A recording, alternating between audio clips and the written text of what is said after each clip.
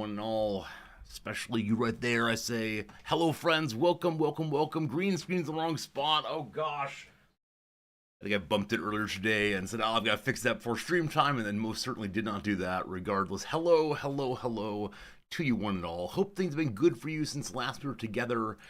I'm a little bit off this morning, not quite sure what, but woke up feeling just a little bit weird. Nothing too out of the ordinary, nothing too ridiculous, but we need to find our way into the old morning, I suppose. One of these days where I had a mug of coffee and just kind of sat there for a while thinking, what happens today? And part of that, of course, is because today is the last teaching day of the semester. We're to the point almost where we say goodbye and have a nice life, and then maybe we never see these people again, and that's just fine. I'm getting close to having to give my summative commentary, where I hopefully sum up the whole semester in a way that's useful to the students, and they say, that's what the class is about the whole time. And of course, as part of this class, this final part happening on Monday, I asked the students, what is it you think the class has been about the whole time? And I asked them to discuss that in groups and hope it works out okay. But we'll see. Some quick hellos and then some more stories, I'm sure. Unnamed comment, welcome. Hello, Putzaru. Welcome, George. Hello, Thorn. Hello, Jim. How's it going? We're having a little trouble with the behind-the-scenes music once again. Why do I pay money for this thing? Genuinely and sincerely, why do I pay money for this program, which breaks at least once a week? And so strange. Oh, goodness. I'm not going to mention the company's name right now, but I'm definitely rethinking my relationship to these fine people because I just want a program where I push the button and it works. All right, it's working again. We're fine. Anyway, hello Pepper, what's up my friend? Darby Cat with 16 months of subscription saying almost 1 year. That's some real resorty math right there. We appreciate the resorty math very much. Just keep working on it. Eventually you hit a year subscribing. Darby Cat, I thank you for your generosity, kindness, and all the rest. Hello to you today, Grulion. Welcome in today, Thorn again. Dark Crystal, hello. Hello, Wizards. Hello, R Squared. Tarek, what's up? Bad Beat Bill, it's good seeing you. Welcome in, Mike. Hello, Toasted Corn. Hello, Bluffing. Hello, Shepherd. Hello, Shadow Avatar, and everyone else out there, whether viewing or no, whether speaking or no, whether vodding or no, that's good. Friends, this shirt is both too bright and too wrinkly. I must suppress it at once. Must hide it under a bushel, yes. I don't know. I think this shirt has weird sheen or something. Sheen, that's a word my students like. They buy all their clothes from Sheen. Hello, Old Gru. Hello, Windy for Sun. Hello, everyone. Old Gru, I think you've noticed previously there is no follow age command, just click your name. It's this cool thing that Twitch cooked up probably 4 years ago now, where if you just click your username, it tells you how long you've been following the channel. Ain't that cool? I think it's pretty cool. Today, another day of what's it called? Another day of Age of Wonders 4, continuing our giant playthrough. We got a lot of territory to take over, a lot of things still to do. If you've missed the playthrough so far, we've discovered two of our prior characters in the game. Like in Stellaris, you're able to make your own race, your own faction, your own leader in Age of Wonders, and then have those characters appear in future iterations of your gameplay. There's a real possibility we're gonna get beaten up on by ourselves for a while in the upcoming game, but that's how it goes, and hopefully the prior iteration of Resorty has a good time beating the dickens out of us, for sure. I'm suddenly warm this morning. I just finished showering a moment ago. Like I said, I'm off this morning. I don't know what it is. Well, that's what I was saying, though. At the morning where I kind of just sat there and stared for a while and said, okay, how do we get past this moment? And it never quite went away. So I'm not sure if it's weird cloudiness, or I didn't sleep well. If it's one of these days I would wake up during the commute, or I'd show up at work and I don't know. You ever get one of these days where things just don't quite feel normal? It's weird. Nothing noticeable is different, and yet everything feels different. I'm sure by the end of stream that will pass, but for the moment, it's sticking there a little bit. So, yeah. had one topic I want to discuss with you. Yeah, one topic is just I want to share with you a really interesting link I was sent yesterday, day before maybe, over on Discord. If you're on the Discord, you probably saw it also. But this link is one to a reverse Wikipedia, as described. Reversed Wikipedia, instead of having all of the answers, it has all of the questions. If I can find it. I had it copied before and now I've lost it, and people kept talking in the Discord. Oh no, there we go, I found it eventually. It's called Wikenigma. Wikenigma, like Wikipedia, but Wikenigma instead. I want to pull it up, I want to talk about it, I want to see how this goes, and yeah, I found it an absolutely fascinating idea. Instead of having all the answers, it has all of the questions. So maybe you already checked it out, but if not, here you go. Yeah, unique wiki-based resource specifically dedicated to documenting fundamental gaps in human knowledge, listing scientific and academic questions to which no one anywhere can currently provide a definitive answer. Now, I suspect these questions are of such a form that we will not be able to understand them as non-specialists, or there'll be questions that are so poorly formed from the perspective of people inside that it cannot be understood. For example, there's a philosophy button there. In a moment, I will click that philosophy button, and I suspect at least some of the questions I will believe are malformed, given what we know so far. We'll see. Like, if it's going to be, why is there something rather than nothing? I mean, that's probably a linguistic problem, but we'll see in a moment. Shay, it's good seeing you. Thank you for being with us. Hello, Blackpoint. Good to have you with us. I think it's a fascinating idea, though, and I wonder if there are graduate students out there who are looking for their life's work and, say, okay, can I find my life's work on this web page right here? I know in mathematics there are some big, the Hilbert prizes maybe, is this right? Hilbert's problems, there we go. This guy, David Hilbert, great hat, etc. A couple of 23 problems back in 1900. And he says, these are problems in mathematics that we've not solved yet. Get to work! And a number of them have been solved, and some few of them are still out. And so I love the idea that a field, whether mathematics or otherwise, be able to say, okay, here are things for us all to work on, as opposed to kind of scattered work in every direction. And I'll tell you right now that I kind of understand a few of these words, but I would not be able to really explain any of these problems. Except for the fact that that I know that mathematicians care about the majority of them. But the things like the solvability of a Diophantine equation, what's that? I have no idea. I like the idea of fields, though, coming up with research programs together. Tyrion, thank you for the resubscription for 12 months. Almost one full year, right? Almost. Thank you for the full year subscribing, my friend. It's good seeing ya today, absolutely. So, I don't know. What are the people in history concerned about these days? Oh gosh, April Fool's Day. No one knows where April Fool's Day came from. Interesting. And so this is drawn from a Time magazine story of the same. Yeah, I do wonder how questions end up on this page. Right? Is it if anybody emails in and says, hey, I don't know how this works, surely no one knows. But look at that. Apparently there's a disagreement on the origin of April Fool's Day from continuation of the Roman tradition of Hilaria. Comic festivals celebrate the vernal equinox, or maybe Chaucer did something. Mentions April 1st as a comedic date, though scholars claim the reference is a printing error. I love this idea so much. The idea that a major cultural institution has come about because of a printing error. Can you even imagine? Is there a random one? A random article of them all. Here we go. The Isthmian script, a Mesoamerican writing system which was in use in the, I don't know how to say that word, area of current-day Mexico. The time of its use is not known. Alright, so it's within a 1,000-year swing or so, discovered in 1907. It's been deciphered possibly, but no one knows what it's from. That's fascinating. I was going to do two more. This is very, very cool. I missed the button. I thought it'd give me the same one twice. Where do zebra stripes come from, apparently? Oh, no, I'm sorry. The function of zebra stripes. What is it that zebra stripes do?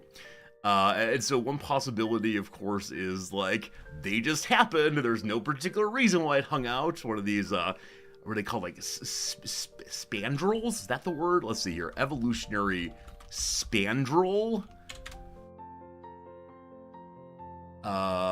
Yeah, a byproduct of evolution of another trait rather than one selected for itself. So things that show up kind of randomly, they're not terribly important, they're just there too.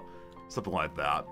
5 theories why zebras have stripes, or what they do. Number 1 might be a visual camouflage against a woodland background. Now, maybe I have an overly stereotypical sense of what a zebra looks like. Thank you, Cameron. I appreciate that. Thank you very much. Zebra, yeah, just image. I think I like the white and black thing. Okay, so I want to put a zebra in woodland. I see it. It's right there. Do you see it too? I mean, I guess I can understand how this might work as a kind of camouflage. Like, it's not nearly as good as, like, human hunter camo, which is why there are 4 human hunter camos in this image right here. Speaking of which, make a note. There's a subreddit I wish to discuss based on camouflage and so on. Number 2, it disrupts the predatory attack by visual dazzling effects. Whoa! Whoa! Whoa! I mean, yeah, if you look at the pattern too much, it starts getting a little bit whirly-giggy. Like your monitor can't handle it. Maybe it's a monitor issue, actually. No, I know it's the case that I'm not a predatory animal, and so it's not focused for me. I'm just making jokes, but sure. Yeah, if I could not see in color and did not know there were, animals there, or a zebra there in particular, I probably wouldn't see them as well. We're just making jokes. Reducing thermal load. Is that something to do with, like, being more effective for not taking in heat or giving off heat or something? Possible. And then having a social function. Hey babe, like your colors. Or lastly, avoiding ectoparasite attack. I don't fully understand what that one means. To avoid biting flies. So maybe the flies don't see it as if... The flies don't see it as a creature worth attacking, maybe? I don't know. So 1, 2, 3, and 4 apparently have been excluded. Little data for the camouflage or dazzle. Heat management is not a driver, and there's no seeming social function. I wonder how they exclude that. Must be some reason, though. Number 5 stays around. However, the fly avoidance idea, if it tested experimentally, the results are inconclusive.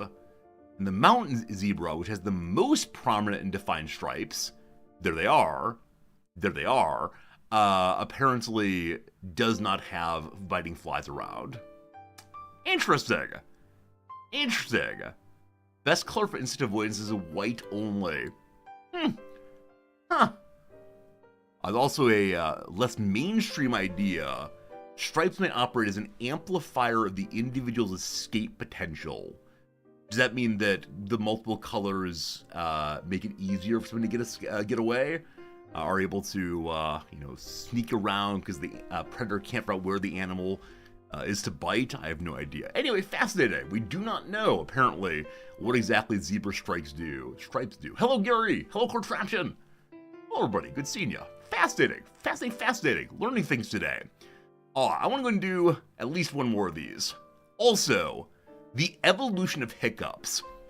If we can find a way to stop hiccups, like, I will take a pill every day to stop hiccups, and probably swallowing the pill will give me hiccups all the way. Yeah, or like a surgery, yes. Because I'm someone that when I get hiccups, they just do not stop. and I've tried a wide variety of the just do this, just do that, it always works, etc. Eating bread starts it the most. If I eat bread too quickly, which is very exciting, and one time I had a hiccup fit that went for 8 full hours during my entire work shift. And the idea of trying to help someone figure out what vacuum cleaner they need while hiccuping every minute or two, pretty awful. Hiccups, as everyone knows, are semi-persistent, regular, involuntary contractions, technically known as myoclonic jerks, of the diaphragm. I think myoclonic jerk is also used for when one's falling asleep at night, and that little leg kick might wake you up. So, period, immediately followed by laryngeal closure. They brought on by a wide range of triggers, that is, say, eating spicy foods, etc. Although almost always benign, they are also symptoms of some diseases. We pause there to say, Maharao, my friend, thank you so much for Tier 3 subscription for 10 full months. Thanks for supporting the channel. I'm pretty sure I'm saying your name wrong still. Every time I say it, I'm like, that's just wrong, obviously. Maharao, thank you very much indeed for your generous Tier 3 subscription over many months. Very kind of you. Myoclonic Jerk's a hot new band name. We actually have a viewer who stopped by occasionally named Myoclonic Jerk. Big fan of that one for sure. Again, thank you, Maharao. Here we go. Brown various ways, hiccups are so common. They're considered to be an inbuilt evolutionary trait. In other words, presumably having some use in the evolutionary past. Here are some examples. One might be an evolutionary remnant of earlier amphibian respiration, something to do with how amphibians consume things, air, etc. Number 2, to facilitate greater milk consumption in young mammals. I'm sorry, what?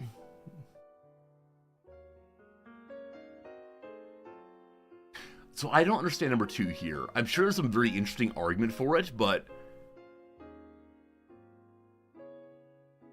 does the activity of hiccuping make one ingest more fully?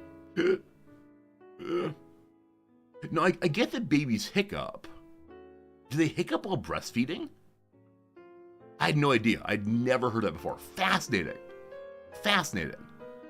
Or last night we just lodging food boluses. I mean, that makes sense, sure. I mean, yeah, you don't want your babies choking to death. The spasm causes sucking action. I had absolutely no idea. Oh, that's really interesting then. Yeah, I mean, that's interesting to learn how that might work. Something with babies swallowing. I mean, how annoying that it sticks with us, and how annoying that it comes about, in very unfortunate situations where we don't want to swallow more and more, maybe. Yeah. Huh. I had no idea babies. This is one of those things that probably one learns by having children that's not in the conversation nearly enough. Also, there are ways to stop hiccups with a drug called, for example, lacosamide, who knows? Unknown mechanism of action. I love these ones. I love these ones so much. The medicine does something. We're not sure how it does it, but just keep taking it, please. Does Cat Fritz have the hiccups? I've never heard either of my cats have hiccups. The 2 that I've had in my adulthood. This doesn't mean that cats don't have them, but I've never heard it at least. I guess. Well, okay. I want to keep going. Well, that seems ridiculous. This is the dancing mania question. Okay. Bellman's lost in a forest problem. Math. We're doing some philosophy ones, potentially. Let's see here. Are any of these interesting even a little bit? No, they're not. I'm sorry. And maybe it's the case that for every other one here, people inside the relevant field say these are not interesting questions. Yeah. I mean, anthropic problem is like, to what degree the world seems very well tuned for us. Why are we here? Brain in the vat. How do you know that you have yourself an access world, not just like the memory of the same or the sense experience, the phenomenological claim there's a world out there, how the outside world really exists. Causality, I mean, on the one hand, everything seems to be determined. I push this and it moves, and you can identify certain hormones that make me move, and the hormones show up because of blah, blah, blah, back to infinity. It's really to free will. Can we really choose to do anything? What makes a whole? What makes a whole, friends? Wholes are interesting questions. Are wholes an absence or a presence?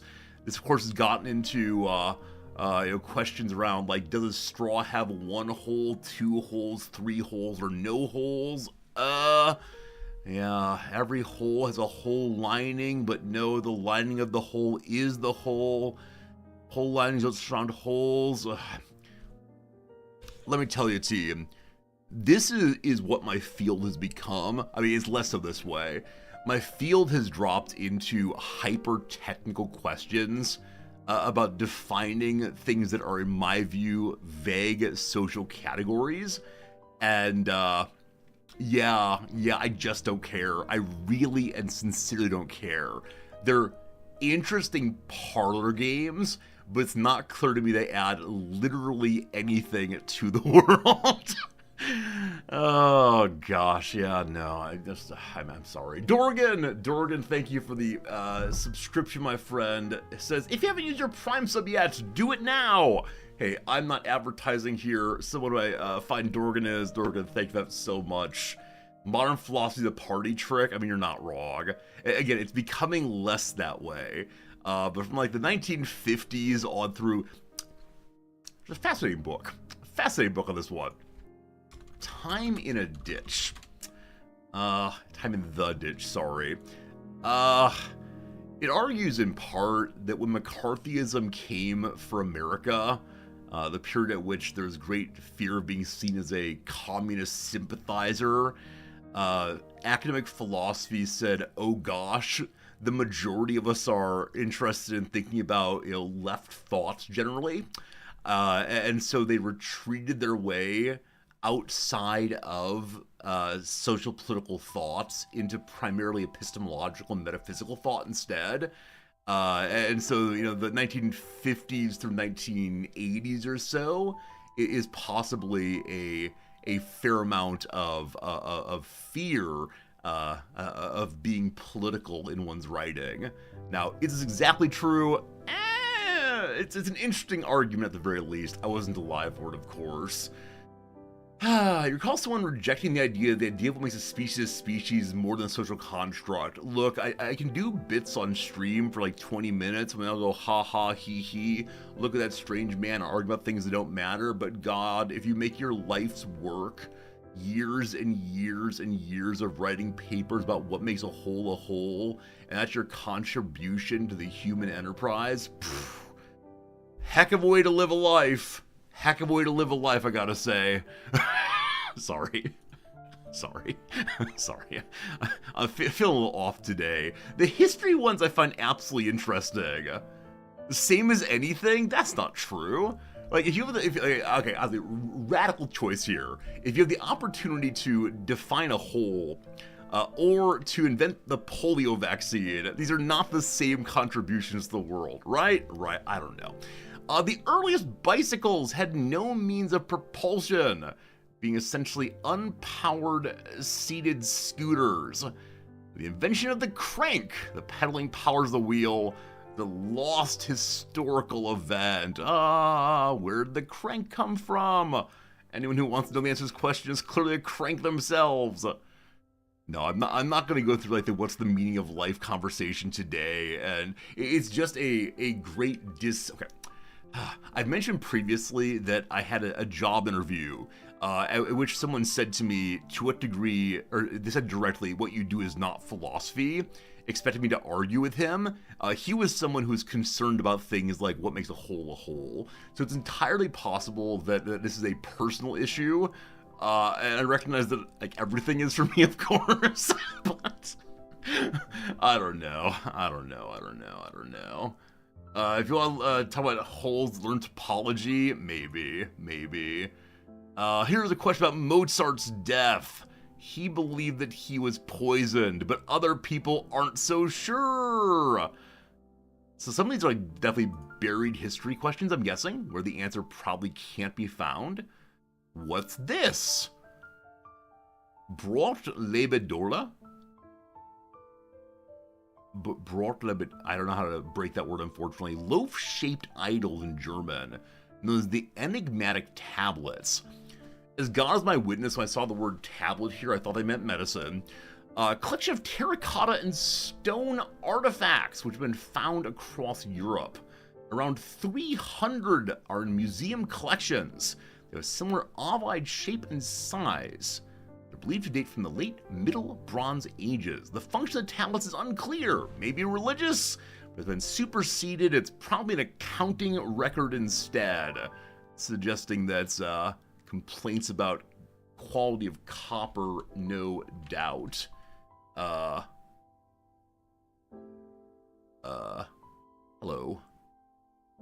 Okay. Interesting.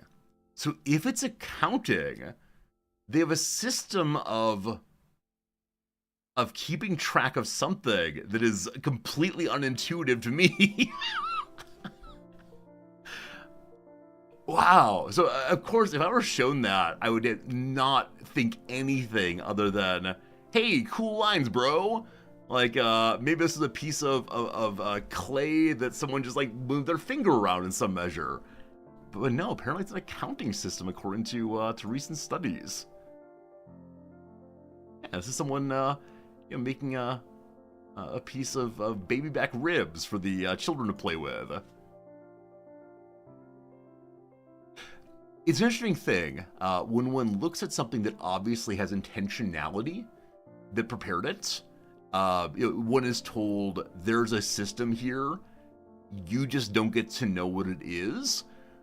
And I understand that's the kind of thing that leads people to, want to go into cryptography and, discovering, how exactly this unknown language works.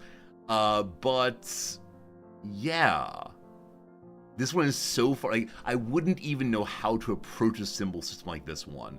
Now, again, it's not my field. I'm sure there are great people working on it in a big way, but like, if I were shown this, I would absolutely think this is possibly just, a child playing, or meant to look attractive, possibly like a religious idol, possibly. Maybe a tally of what's owed, possibly.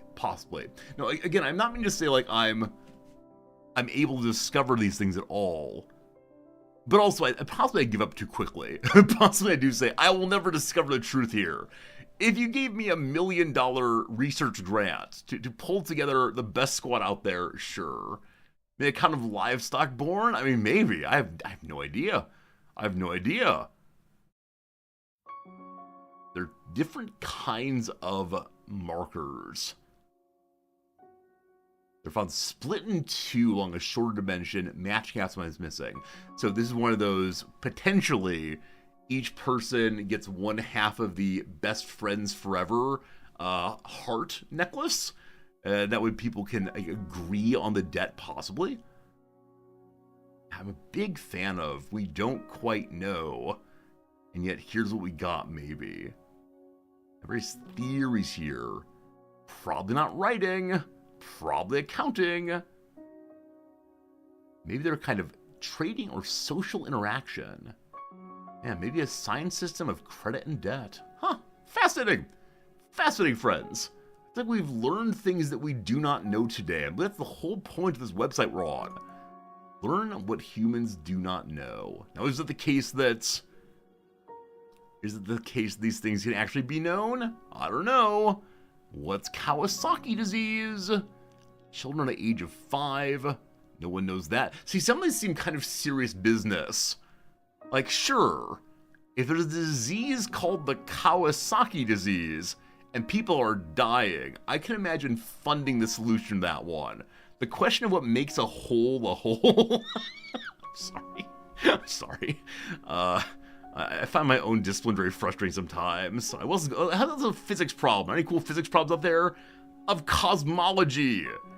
What is? See, this is where it is. Like, I believe that metaphysics has become cosmology. Look at all this cool stuff. Like, what's a galaxy? Here we go. We don't need a definition of a hole. We need a definition of the galaxy, clearly. I want to do one more history one. Randomly selected. Let's do Let's see, the Plain of Jars. A UNESCO World Heritage Site, the Plain of Jars.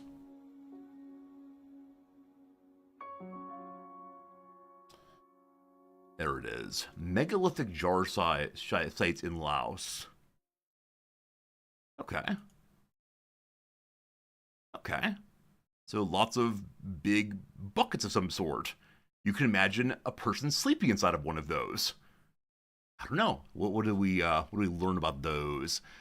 Most enigmatic archaeological cultures. The megalithic jar sites of Laos comprise 1 to 3 meter tall carved stone jars dotted across the landscape, appearing alone or in groups of up to several hundred. The majority of these sites are found in, that's a word, and while collectively termed Plain of Jars, they're mostly in mountain ridges, saddles of hill slopes surrounding the central plain and upland valleys.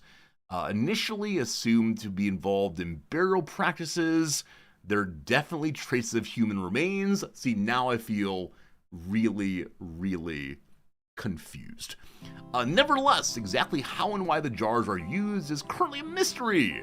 In addition, it's unknown how the extremely heavy jars were constructed and transported from quarries. Yeah, I feel strange now looking at them and saying, weird burial buckets, possibly.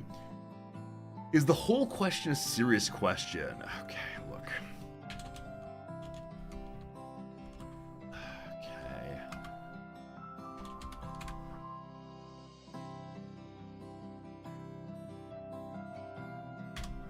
Go live your life, fam. Go live your life.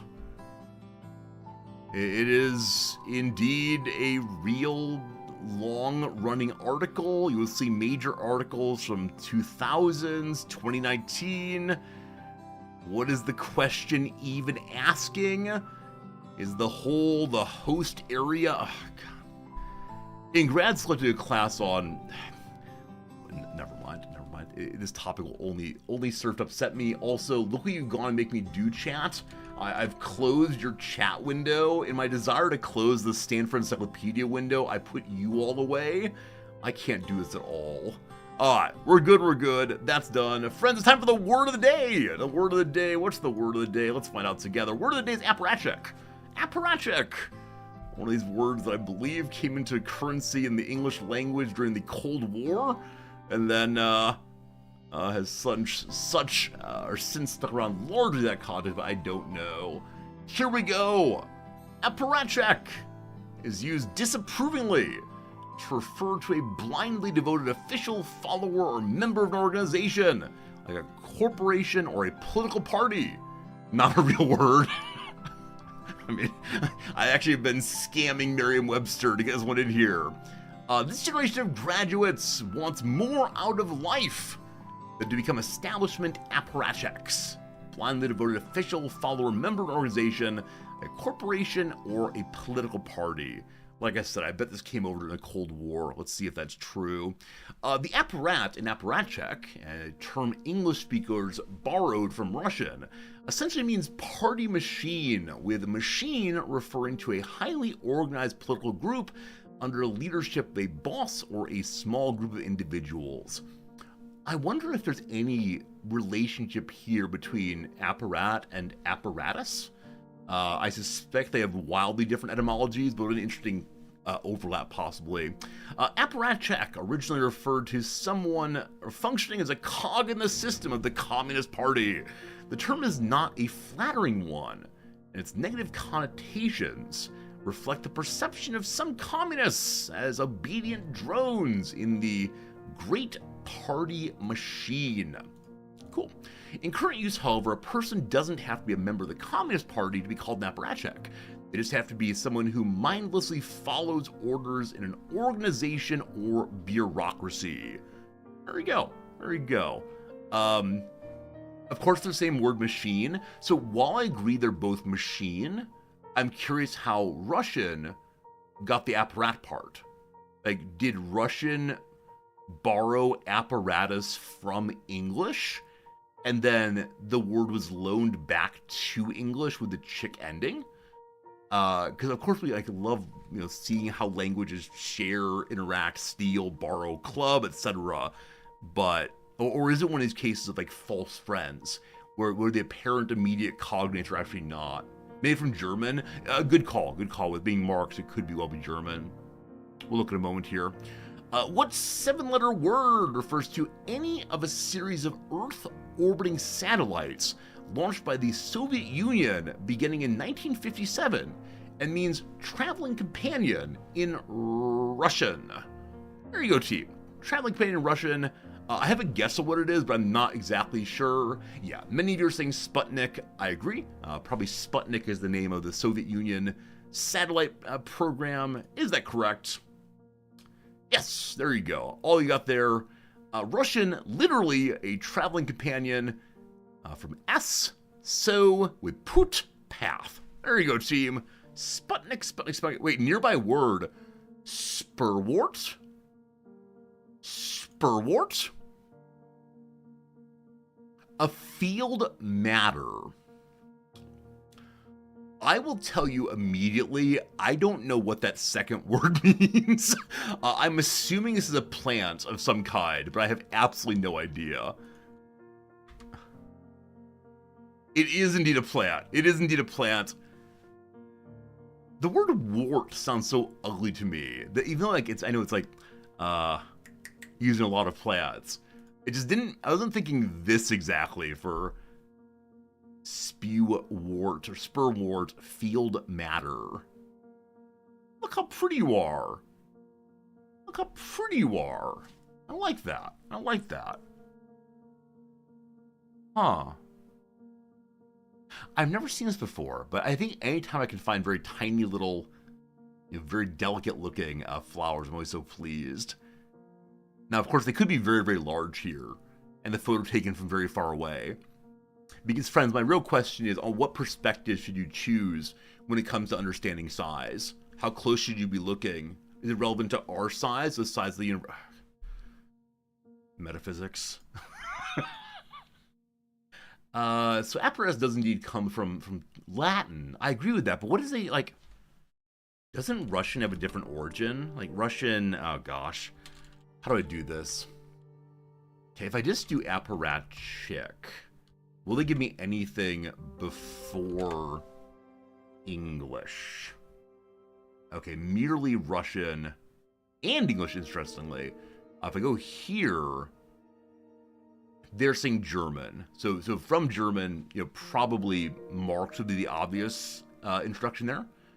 But yeah, who knows? Who knows? Super interesting. Super interesting. I said English before, but I should have said German as the origin there. Because yeah, I think it's the case that Russian and English and the other like Romance language have like different paths, but I don't know nearly enough. I don't know enough about the relationship with these things. But according to this fine website here called Goggle.com. Yes, from German directly. Fascinating, fascinating, fascinating. All right, friends, I mentioned a subreddit earlier, and I want to show you now. That said, I also want to say something else, which is Spa, I believe. Yesterday evening, my wife said to me, Jan Resorti, is it possible that you should have been diagnosed with ADHD? I've noticed that while streaming, I have this strong desire to stop stories midway through and move to other stories and then drag myself back and then pull away again.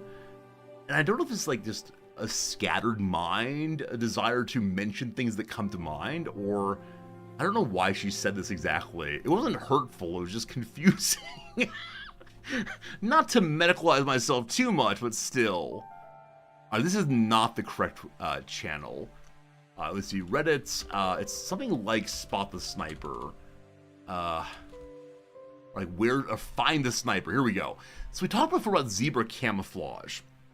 Zebra camouflage does not work well for me at all. But someone said earlier there's a zebra in the desert photo that is quite good.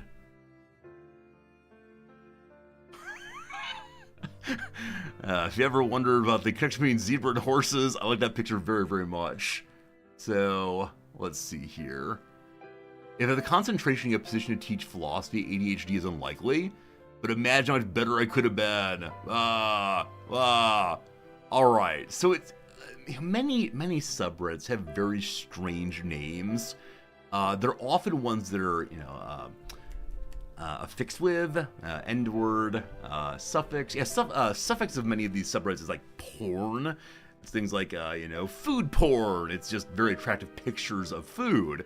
And to find the snipers seems like, a strange thing. But this whole site is, find the cat. Well, this one's a bit of a joke, isn't it?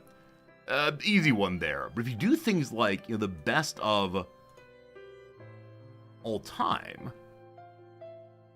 Wait, where's the best of all? Oh, sorry, top of all time. This thing is really, really, really amazing. My kids dropped a leopard toy on the playground.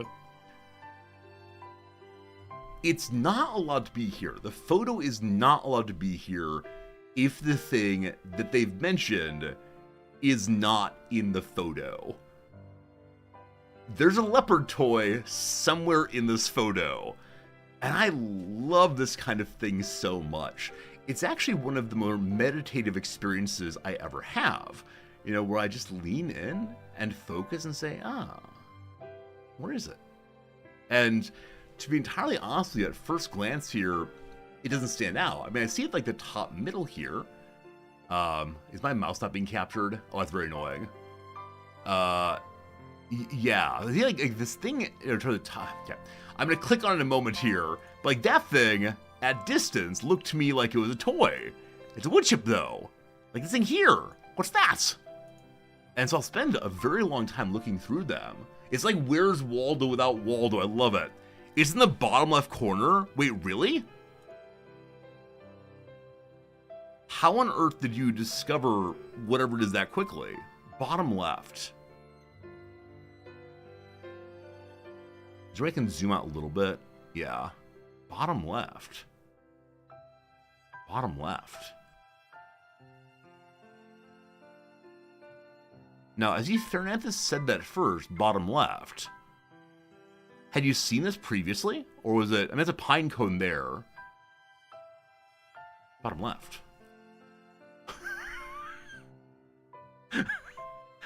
I don't mean to be rude, but I'm not seeing it. At the very, very bottom. I see a rock. Are you all messing with me? Am I being messed with?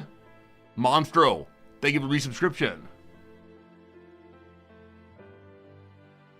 Monstro, again, thank you so much for your generosity. Above the pine cone. Okay, I can't point. Oh, can I? Oh, you can't see my mouse. Hello, mouse. So I see a pine cone here. I go above the pine cone. I see wood chip, wood chip, wood chip. Wood chip. Ah, ha, ha! It is there. It's right here. Isn't that crazy? Isn't that crazy? The whole time. How do you see that this fast, Fernandez? Are you a cheater? Are you a big old cheater, my friend? or are you the world's greatest genius when it comes to spotting things? Yeah, so you can go through these. Find the snow leopard that's looking directly at you. This is one of those you are the prey moments. Find the snow leopard looking directly at you. So the first thing I say with this one is I don't know what a snow leopard looks like. And so I immediately say, oh, it must look like white. But a snow leopard might instead look like gray or brown. And so I'm going to cast my eyes through for a moment. And I want to say at this point, I've already been eaten. Like, clearly, my branch of the evolutionary tree deserves to be just done. Oh! That's, no, that's some very interesting looking, dirt over there.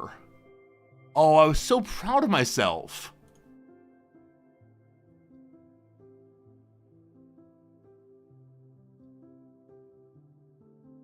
Looking right at me.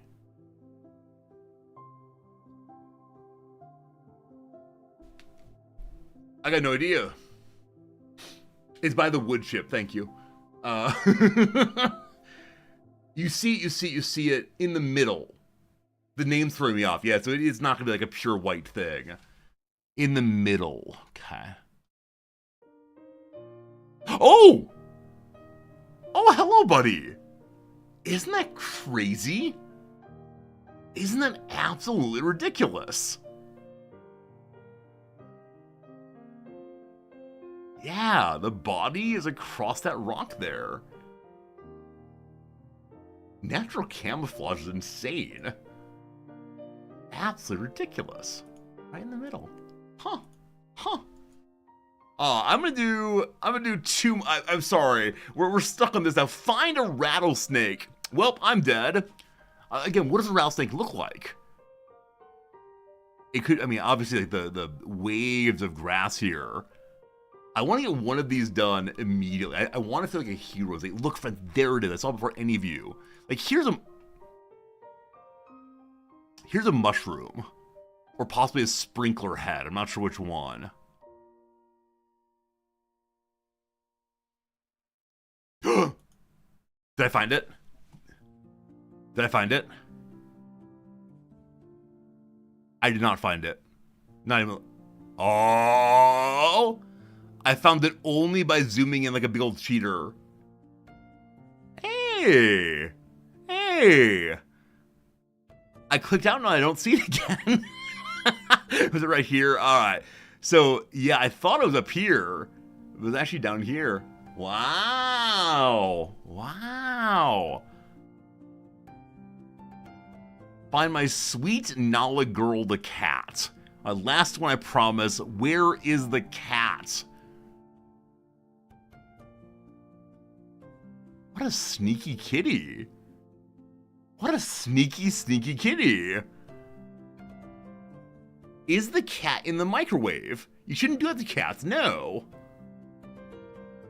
I mean, so I see the items, you know, up here, and I immediately think, oh, that's a tail. Oh, that's a tail. But no, it's like a handle of a pot, and possibly a, well, it could be a lot of things, like a paper towel holder, maybe?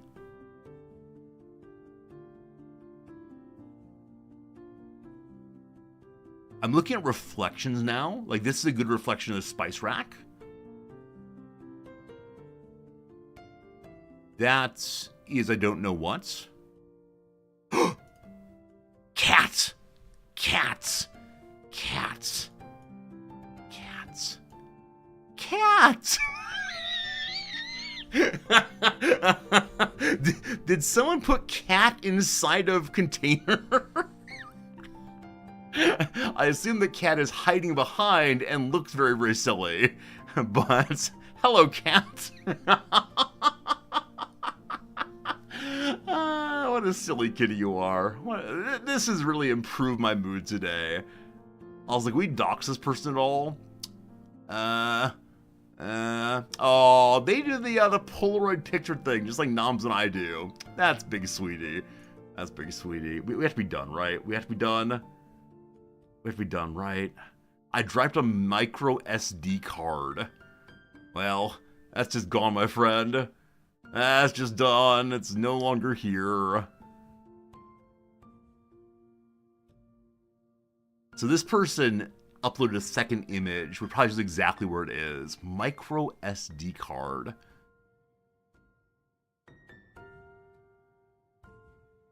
Maybe it's the case where our friend the AI could help us find it faster.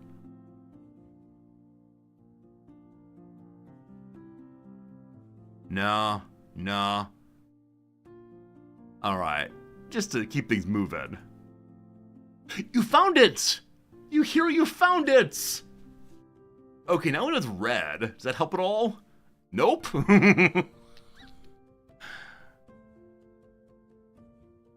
Like I said, I find this very meditative. Meditative. I'm guessing the fellow who lost the microSD card did not feel so happy in the moment. For me, it would be one of these, like, let's pick up every rock and throw it away and start a new quarry somewhere else. Is it in the middle? It's in the middle. The kind of photo this is does not let me zoom in, unfortunately, so we'll go ahead and see in the thread where it is.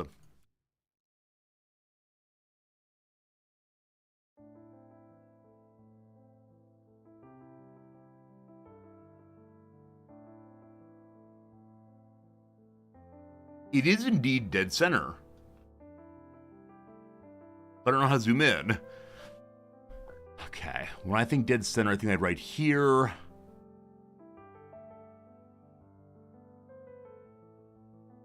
Exercise left to reader. Oh, it's in the light.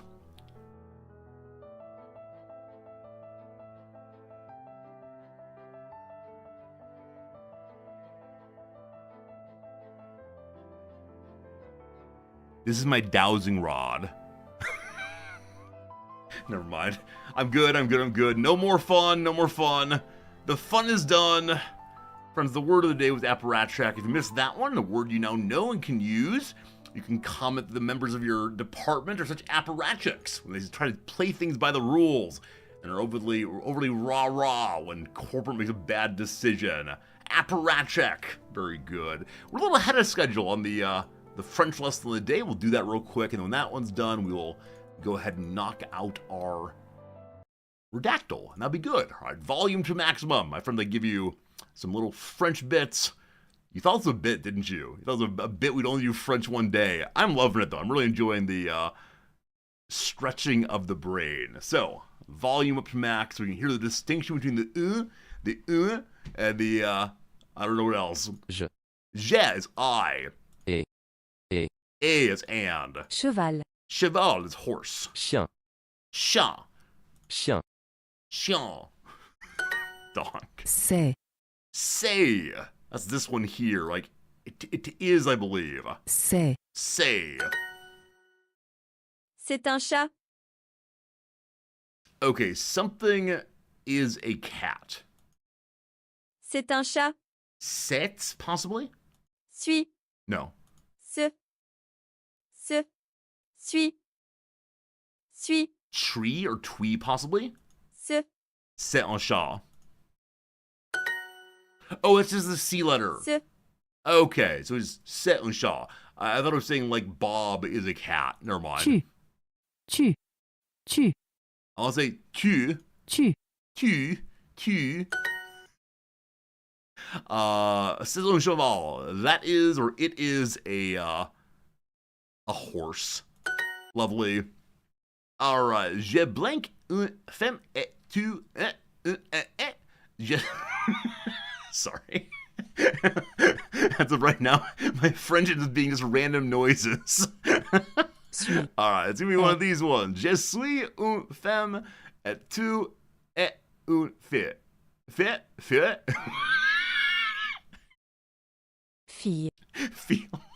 Sorry. Je suis une femme. Femme, unfortunately. Et tu es une fille. Perfect. It's a dog. I mean, okay, so that's C-H-I-E-N. Glorious. Un chat et un cheval. Un chat et un cheval. Un chat et un cheval. What does a normal French speaker sound like? Okay, if we go to twitch.tv, Rezars, thank you for the très bon. Thank you for the generous resubscription. I want someone who's speaking in French right now. French Canadian. French English. I just need French. Frenchman Live. Salut les petits. Hello team, I believe. What do you sound like? You're actually offline. That's fine though. Just give me some French, please. Bonjour, vous vous appelez comment? With reaction stream, watching cops. C'est tout le problème de Padilla et des chasseurs de primes. Comme ils ne l'ont pas, ils sont toujours limites dans leurs interventions. Would you please speak in French? Is this what counts as Twitch streaming these days? Avec sa fille de 9 ans, elle a du mal Really? sur le crâne. Wow! Wow! Okay, I got my French. Wow! Outrageous. Okay, un chat et un cheval. A cat, sorry. Yeah, a cat and a horse. I've been working too hard, it's true. Trying to come up with stories. What the people truly want is just to be able to watch Cops and have someone go, wow, for their enjoyment. Tu es un cheval et je suis un homme. Very good, very good, very good. Un cheval et un chat. One more time, please. Un cheval et un chat. A horse and a cat. Very good. Lovely. Next up. It's a horse. C'est un cheval. Lovely. Are you Alice? I don't know about questions yet. So does French not have a this is a question word? Is it instead like inflection possibly? Tu es Alice. Tu es Alice. Good. 5 more to go. A girl and dog. Une femme is woman. Fille instead. Ou, I assume chien. Great. Are you a cat? 2S. Ooh, I actually don't know what the correct article here is. I don't want to assume that cat is feminine. Ah, cat. That's fine. So it's chat, chien. Are you cats? So tu es un.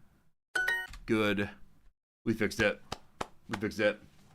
We prefer es-tu Alice instead of tu es Alice. Es, el, done! Done! Not perfect, but good enough for now. This is fun. Thank you, Rodzaris. Rodzaris, do you speak French? Because I always wonder if these things are more fun to those who do speak the language or do not speak the language. I'm guessing those who do speak the language enjoy it more, in the same way that I really enjoy people working on English and saying, oh, they're improving only a little bit. See, right here, we're definitely in the only a little bit stage of things. So, yeah, I think people who understand the language say, oh, little buddy's making mistakes, little buddy's learning. They enjoy that. But it's people who also know nothing and just look at this strange man making strange man noises. That's the kind of thing that's happening. Get more with here. Super Duolingo. No ads. No ads. Thank you. Okay. How many more do we have this thing? We have one more or 2 more lessons until we're done with use basic phrases. Next up will be use basic phrases also, and then eventually use basic phrases. After that, we then learn how to greet people. My doing this got you back to brushing up on your Hindi. See, I wouldn't necessarily mind. I was gonna say I wouldn't necessarily mind trying to learn some very, very basic Hindi, for example, if I knew someone who I could surprise with it. Now, online, when viewers say, "Hey, I'm from country X," I do enjoy saying the greeting of their country, whatever that is. But I don't know anyone who's come out recently and said, "Hey, I'm from India." I'm sure some of you are, but also I don't know anyone in person who is like definitively a Hindi speaker. I have some Nepali students. Is Nepali or Tibetan on here? Let's see here. I speak English. Oh, these are in other languages. So if you want to learn from the perspective of Bahasa Indonesia, you can. Okay, these are all the ones they have. Nepali does not show up. Do Tibetan people speak Elena Tibetan or no? I don't know. I mean, surely Mandarin's what I should learn. Surely Arabic would help. Where do the English speakers start, I wonder? Where do the English speakers start? I am a speaker of the Nihongo. I wish to learn English.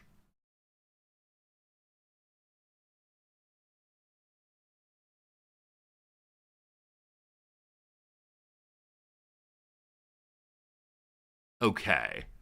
Kohi. Coffee. Yeah! Coffee. Coffee.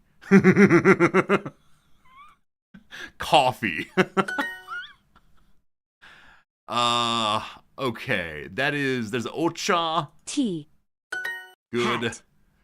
Hat. Yeah, this is a super interesting one.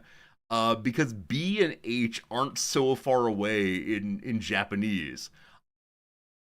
I now begin to feel this, like, I feel for Japanese speakers who are struggling like I'm struggling with Japanese myself.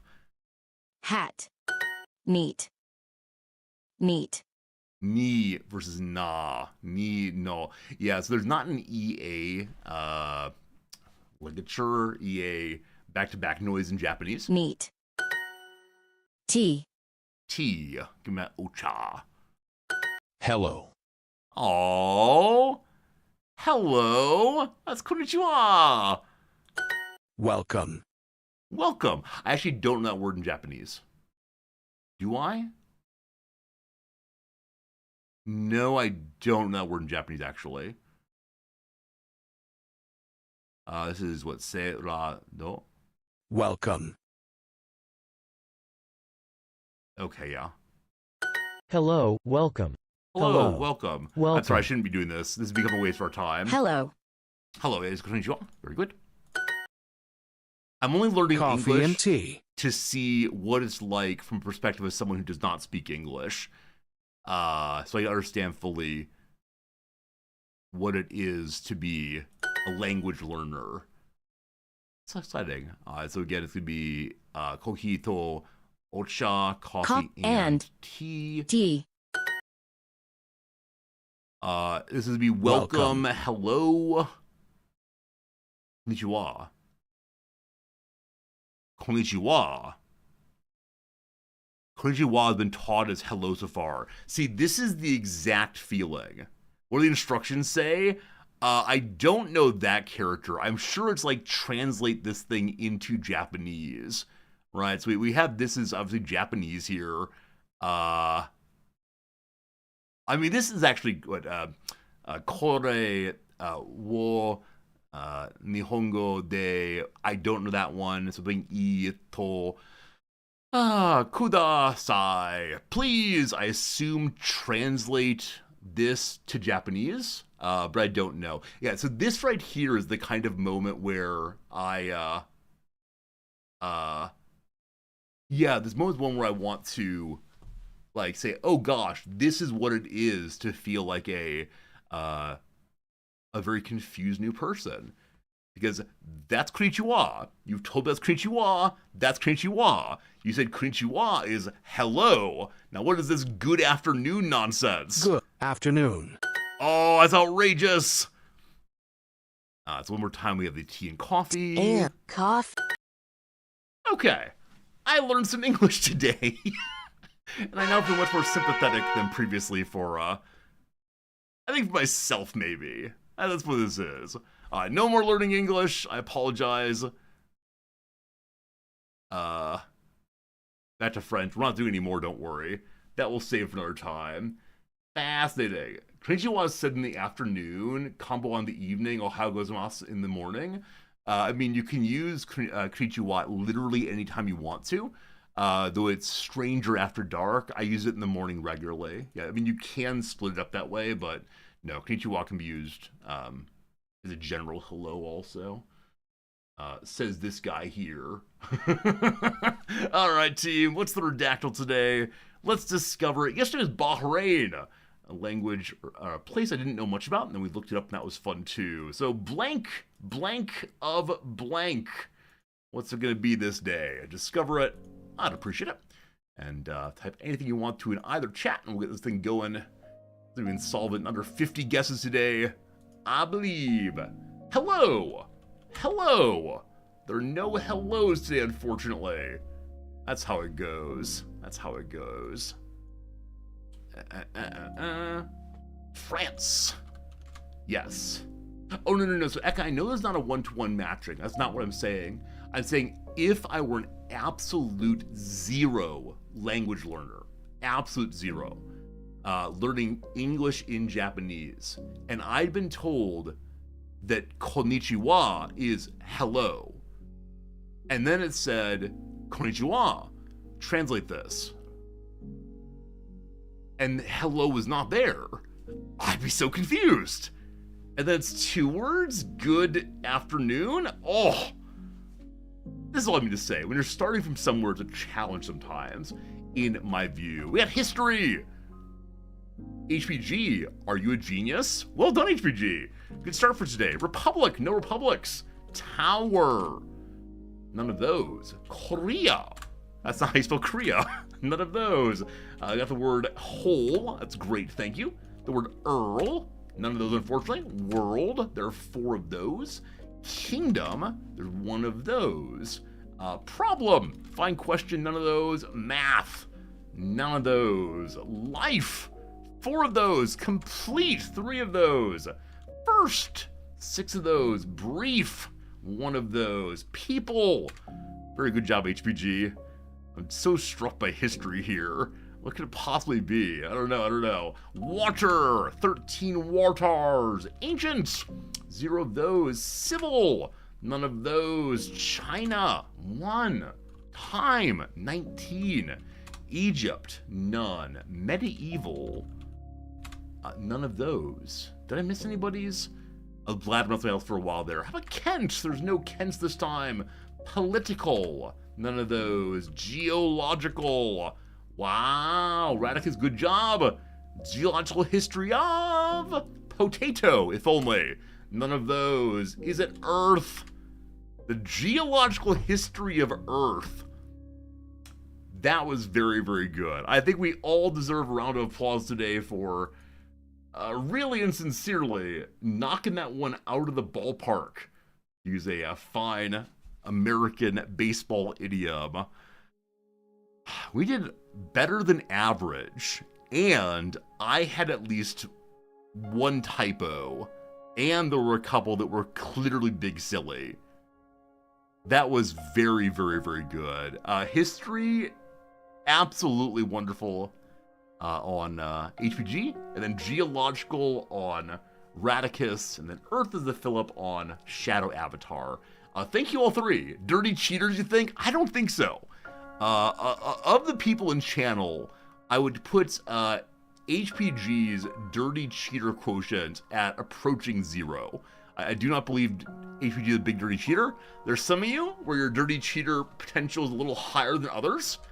But yeah, I mean, history is a good starting choice and really nice constants of things to get in the top there. Oh, the under 11 guess people are the dirty cheaters. I agree with that. I agree that people today might be the dirty cheaters, where we ourselves are not that one. Yeah, I mean, these people down here, this is the literally 1 guess people. I guess 3 guesses here today. Very, very good. Very, very good team. That went too fast. Too fast. I'm going to do a I guess the game? Sure. Friends, what game is this? What game is this? That appears to be a set of glasses. You're welcome to guess as much as you want to. Appears to be a large pair of glasses, maybe?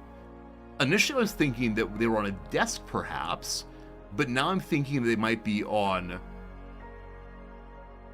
like a museum, possibly? You know, a very large tree, a very large wall. So it's some game in which you play with very large things. I can imagine some 3D, goofy, cartoony character running around here and there. What though? Yeah, what though? I'm gonna go with the Katamari such and so again. Just because, I can imagine you pick up the large glasses. Is that true? That's not true. What on earth is this? I've had a tremendous vibe shift, I guess. So now it's a person running, and this person looks a little bit more realistic. I could imagine this as a, like, Mr. President, the terrorists are invading, gotta get you out of the White House, go, go, go, kind of game. Maybe a film-based game?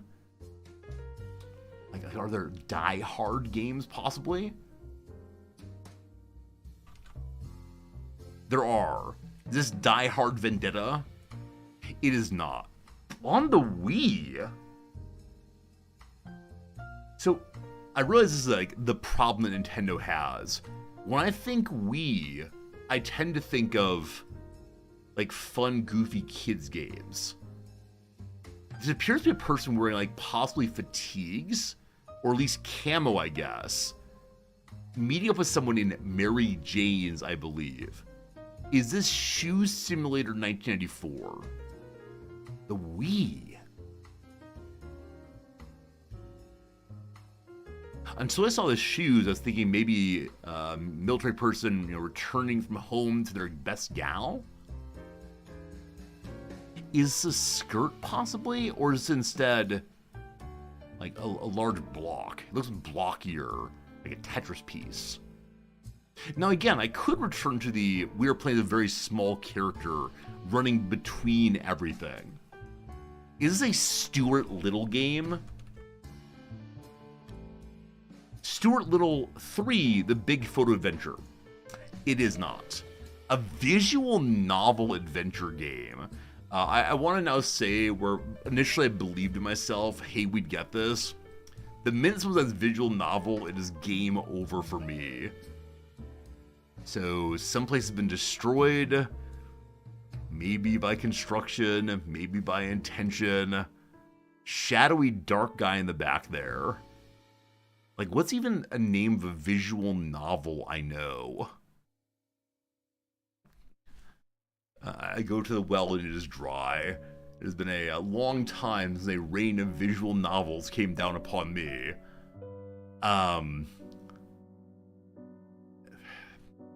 We're gonna skip. I have absolutely no idea.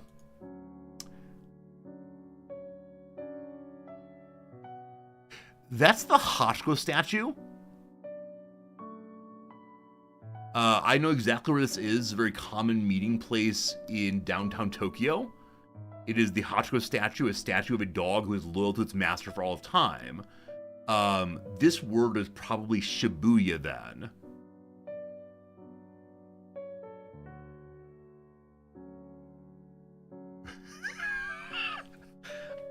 Okay, so it looks like 1990s.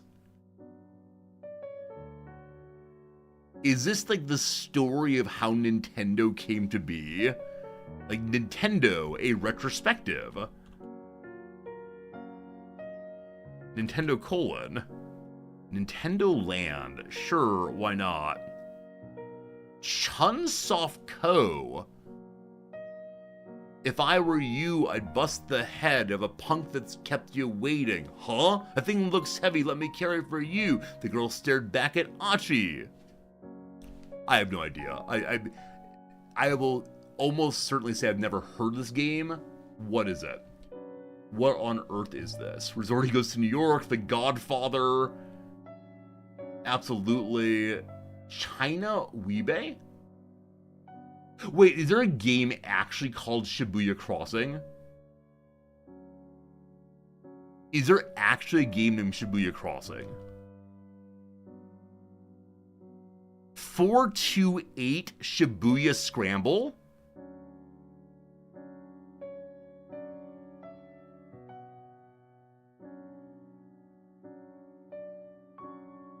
I'm sorry, what?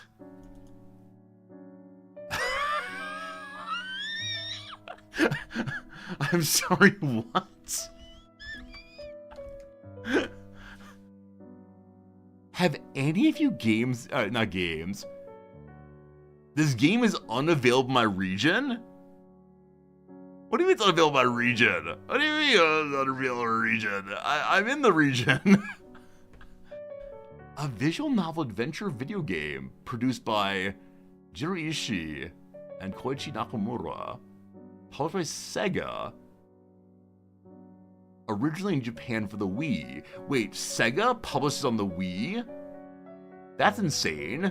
Is that insane? I think that's insane, possibly. The game was ported by Spike to the PS3.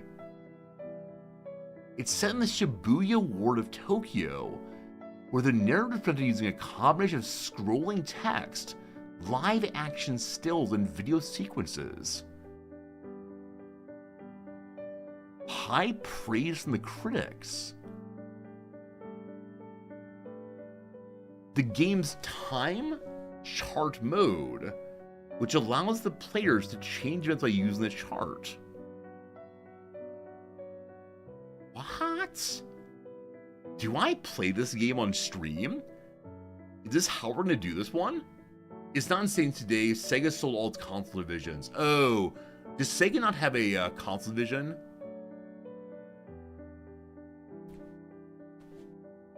I show up on stream and I tell you the truth.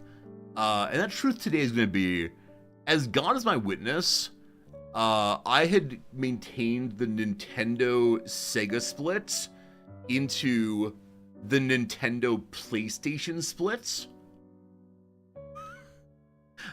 I don't know how that happened, but I think I really thought that PlayStation was a Sega product. Who knows? Who knows? Who knows? Who knows? Who knows? Who knows? Who knows? Psychological horror, slapstick comedy, and hard-boiled crop thriller. Crop thriller? Oh man, your corn's looking kind of little today. Bum bum bum. The Revenge of the Beats. Fascinating. Fascinating. Yeah, I mean, awesome. If you want to learn about Shibuya, here you go.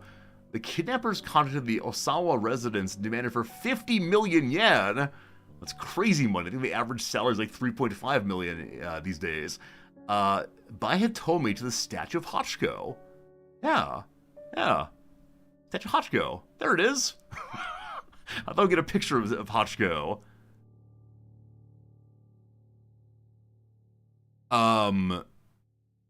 Do I need to go take a picture of Hachiko?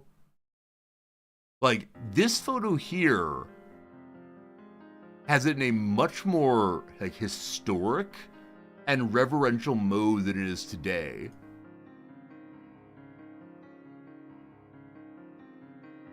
Dressed up for Christmas. Off to the side. This is its square.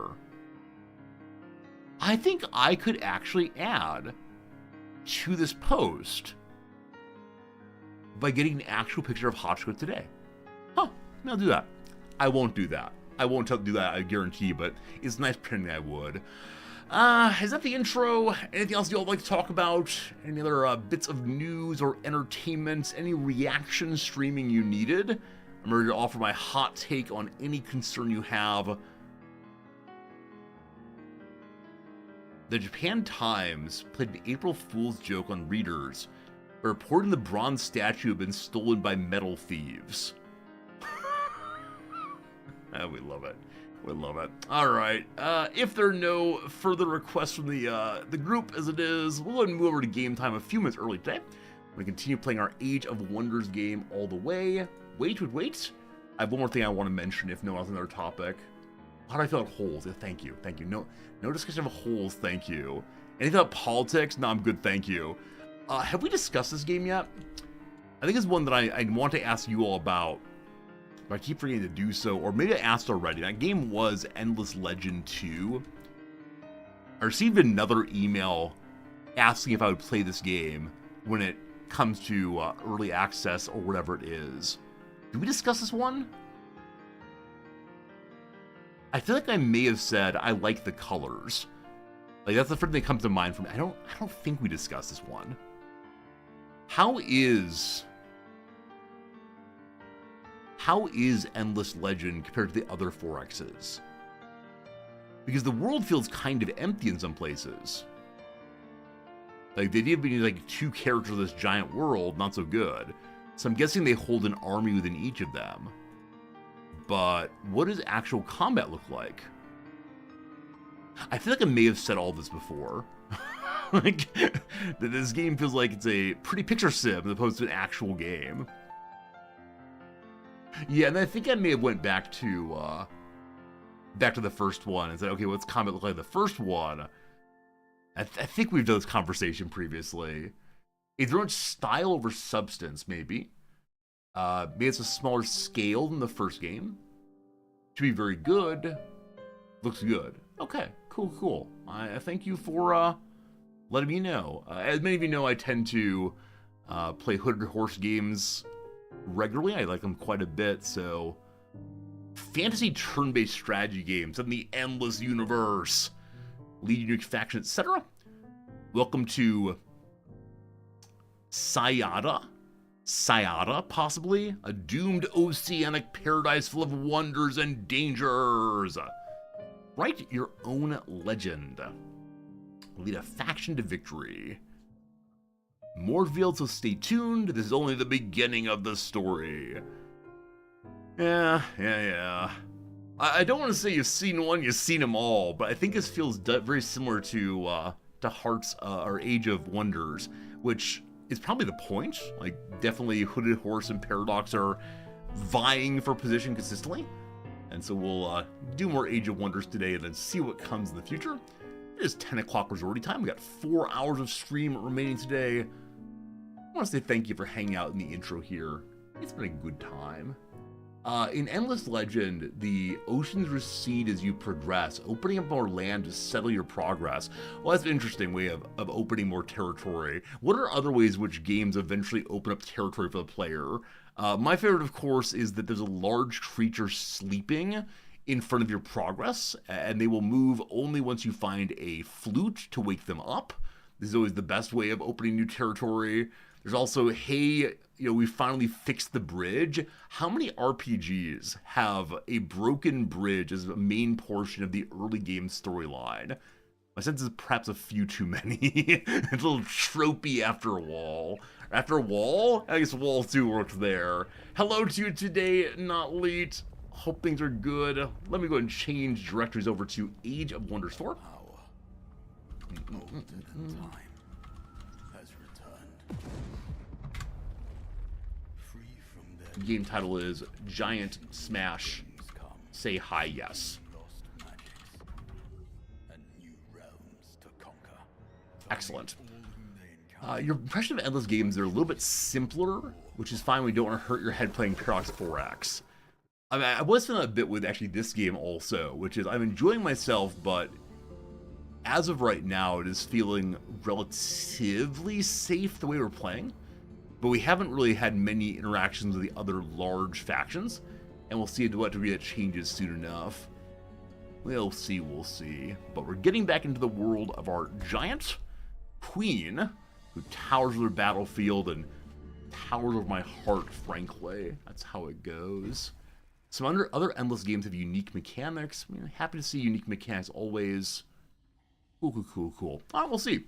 So, what are we doing? Right, our big mission right now is to go into this area here and fight some gold golems. And I've been told the gold golems have a possibility of turning you into gold, and then when you die, you explode in a massive gold. And I don't want that. Notably on my queen, giant queen just finds a flesh and blood kind of creature, or whatever giants are made out of in this world. Stone.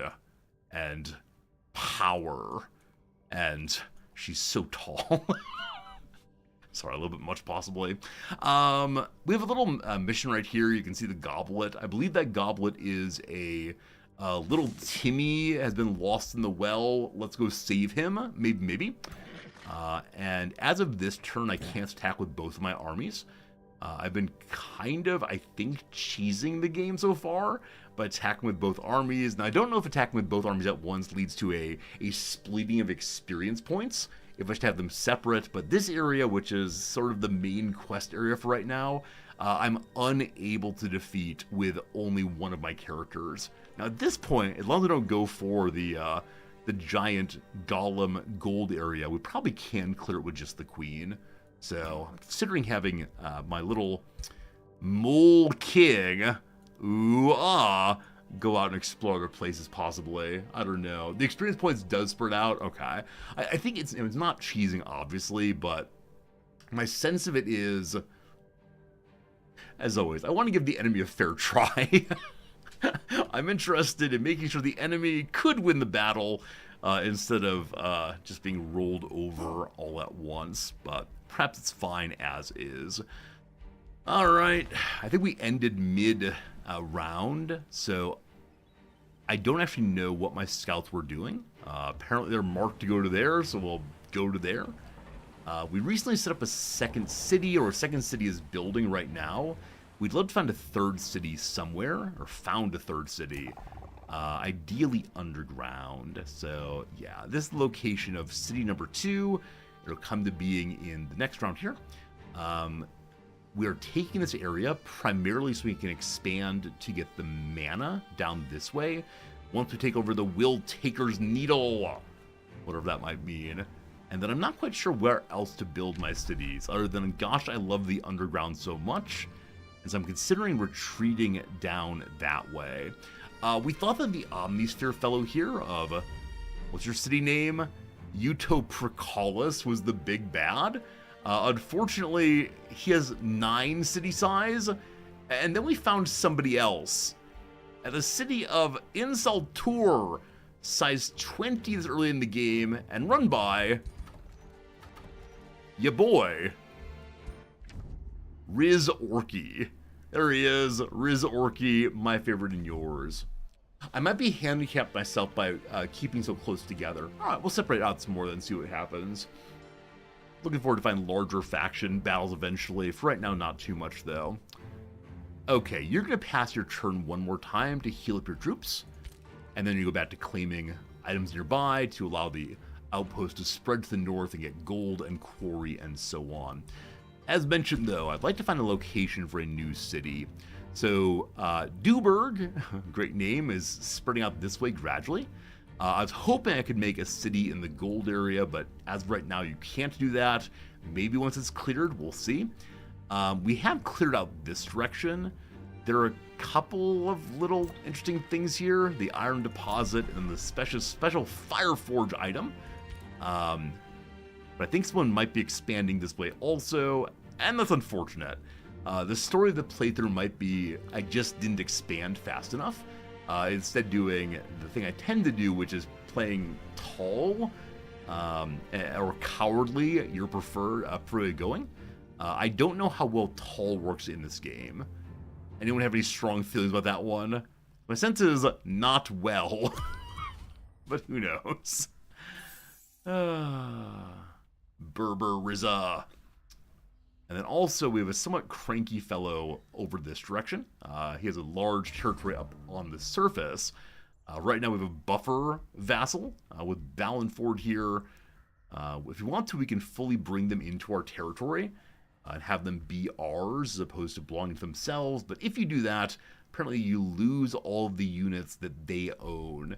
And right now they're a pretty good buffer against the enemy, so we'll see what comes of it. All right, fully recharged defenders and bannermen and so on. And so it's time to begin clearing this territory. I will, as usual, just auto combat. If we lose someone, I'll fight through it. This time, no one has died. Good job. We've cleared a quarry now. Fantastic. Got ourselves 76 building points and a resistant helmet. Tier 2. Bonus to status resistance, cannot be flanked. Wow. Wow. Who should that go to?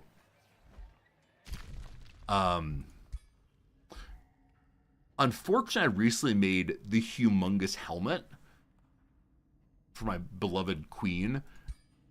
The resistant helmet, I mean, not being able to be flanked seems really, really good. In the process, though, we'll lose 5 HP, 1 resist, 1 defense. She doesn't end up in melee that often. But she tends to be the tip of the spear. We want her out on the very front so she can use her AoE sweep on everyone.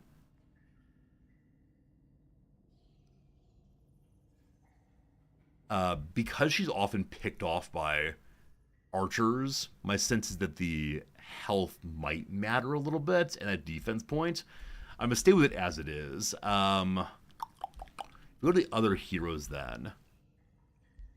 Oathheart is a ranger. It's been moving back and forth between ranged and melee. His helmet is a +1 defense, +5 HP. I'll stay with that also. And then we have a caster, and the caster really should not end up in melee. And they already have a spell that gives more vision and 1 defense. So we could go ahead and smush this weapon and get additional spending points to make new items for our beloved queen. But can't decide if any of these will be good in the future. The Glaive of Elemental Slaying. Unfortunately, my mage character can't use that, I'm fairly sure. We have Frost Wyvern also to use on our next character at some point. Yeah, maybe we can get ourselves another hero soon enough. In 7 turns, we can get ourselves a new hero, or I can go ahead and spend almost all of my Imperium points to get a new one right now. This is probably not a good use of money, but how do I spend Imperium points to get a new one? Does it increase now? Is it on the hero page possibly? Here we go. Okay, I want someone properly in melee, and I want someone who can use the fancy sword also. What's the fancy sword do exactly? So melee strike counts a polearm, so better against cavalry. It does more damage to elementals. It's not nothing. Not nothing at all. Does 18 flat damage. Cool. I'm trying to see who can actually use it, though. These special classes every time. Can warriors and defenders use it? So warriors and defenders can use it. Cool. So which of you shall come with me? Leo Oathheart. A second person of family Oathheart. A conqueror. Wants to go defeat cities. Recruiting governor. So if you have him as governor, get more recruits at higher level. A warrior there. A shepherd character. What's that one do? When in combat with only animal, plants, and elemental on your side. I love this idea so much of having them act as a druid, but perhaps not. Then a burly barbarian. Wow, Alvar Warclaw. Looking like a giant, but isn't. An orc fellow. An orc will come and fight with us. An orc warrior. It's a glory seeker. I've not seen that one previously. Personally slay a legendary rank. Challenger is win against large combat. And Heather the Spearhead, a Death Knight.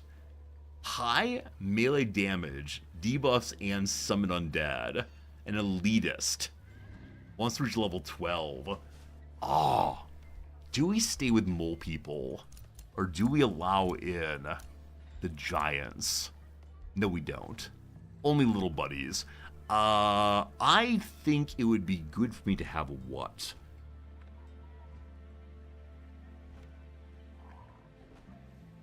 A melee all the way.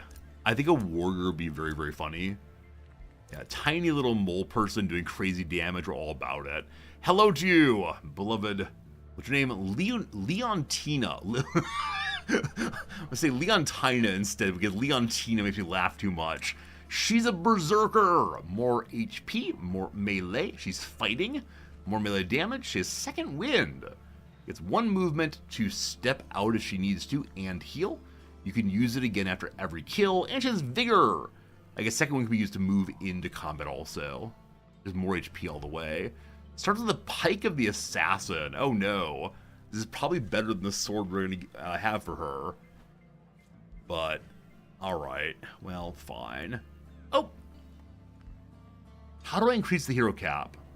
Team, I might need your help on this one. It says increase now to 10.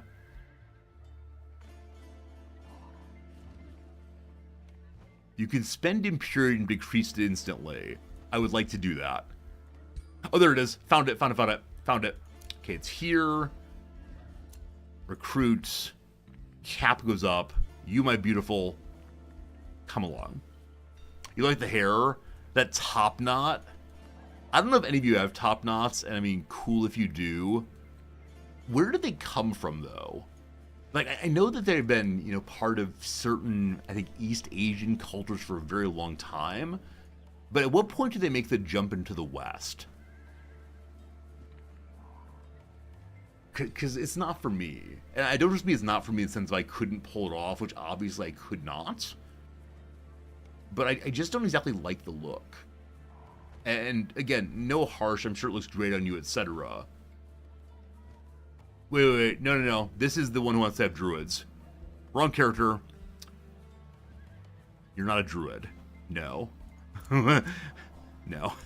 No Drew allowed. So Death Knight's a possibility, or just the Defender. You have Reverse Top Knot, which is mal-patterned baldness. Oh, we love it. Mace of the Chaos Consumer. What's that mean? Targets all adjacent enemies. Deals 12 random elemental damage for each stat effect removed off of them. And steals health. Huh. I don't know how I feel about that, but welcome aboard, brother. A vengeful shield. You know, let's take the little defense guy. He's got a little pony. That's adorable. I love the tiny ponies for the tiny people. Okay. So, you purchased a Flowbee. Flowbee. That's how my mother used to cut my hair. The Flowbee, of course, being the delightful vacuum attachment. Have y'all seen this? I'm sure many of you know the Flowbee well. It was all the rage back in the 1980s. The Flowbee. You can give yourself a haircut right at home by attaching a tube to your vacuum cleaner with a little bit of a guard on it. Hair gets sucked in, gets going chop, chop, chop, chop, chop, and then hair left behind. Seriously, I've used it. I mean, my mother's used it on me. I do not remember anything about it, other than, I don't know, it feeling very, very, very strange at the time. Yeah, and I think it was a way of like saving money around the house. Clearly, though I was not a huge fan of it by any means. it was not the greatest of feelings. Okay, so Leo here has spawned into my army of defense. I don't believe that by any means that's right for you, as you are a purely defensive character. So I think it's time to start making more troops for Fiala's army. So you're going to ride out right now. And then at Dewburg, we can start making what exactly? Offensive folks. I mean, I don't think knights would work well with them, as... I mean, the defender can hold the line, and maybe the knights can go to the back, but probably not. Is it really lame archers? Is it really lame archers? You don't care about how I felt while getting a Flowbee? You wonder about the results? I mean, I was a big old nerdy kid regardless. Like, I've made fun of either way. I don't think I've ever been someone who has been a, does my haircut make me feel beautiful and confident? I don't know. I had long hair and I didn't have long hair. The end. It was a difficult part of life, the Flowbee era. None of these feel great, actually, for what I want to do.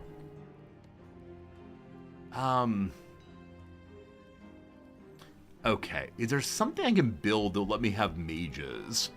Or something of that sort? Because that feels much, much better. The upgraded Town Hall gives longbowmen. The Wizard Tower seems not to give wizard such and so. So maybe the kind of people I'm playing do not have any way of doing magic themselves. Who knows? Was the haircut okay? Look, I was like 14 years old. I do not remember. Never at all. Alright, time to clear more stuff up here. Oh, you've already cleared this turn. Is that true? That's true. Alright, next turn you do something. You, my friend. I'm gonna leave this area. And here's an army of Riz Orki coming into quote-unquote my territory. Yeah. And then you, done with your turn, good. Scout. We're just looking around the edges. There's some item here that is not covered by anyone, so we can go and grab that straight away. So many big, spooky eldritch monsters here. We got 74 money. Awesome. And then new army person. I guess I can give them a couple of the copper golems. One's even already cool. And so I would say like 2 copper golems and then something ranged might be good. Sure, why not? You waste your turn there. Ridgekeep is founded. My friend, they give you city number 2, Ridgekeep. If you give a governor to a city, does that governor no longer, or is that governor no longer able to fight in the field? So I need to find Lucas a place to go mining. There is a mine here, is that true? It's only gold mines, I believe. Or is it every kind of mine? Huh. Quarries are not mines, so it has to be gold-related mines.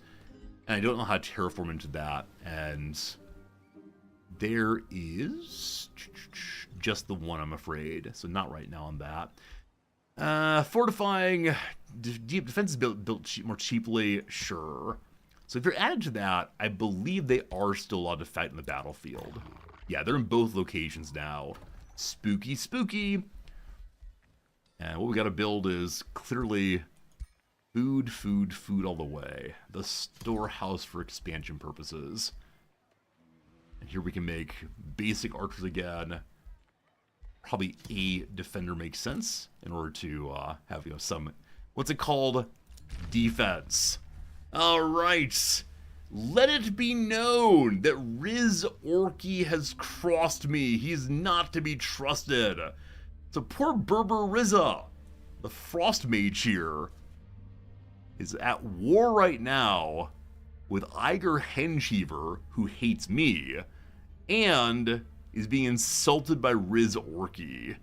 Oh boy. Berber Rizza, they're probably coming for you. That's terrible. Terrible indeed. Hello to you, avatars. Good seeing you. How you doing? The Riz War has begun. I'm afraid so. Afraid so indeed. Hey, someone declared a friendship with me. Who's my friend? Who's my friend, I wonder?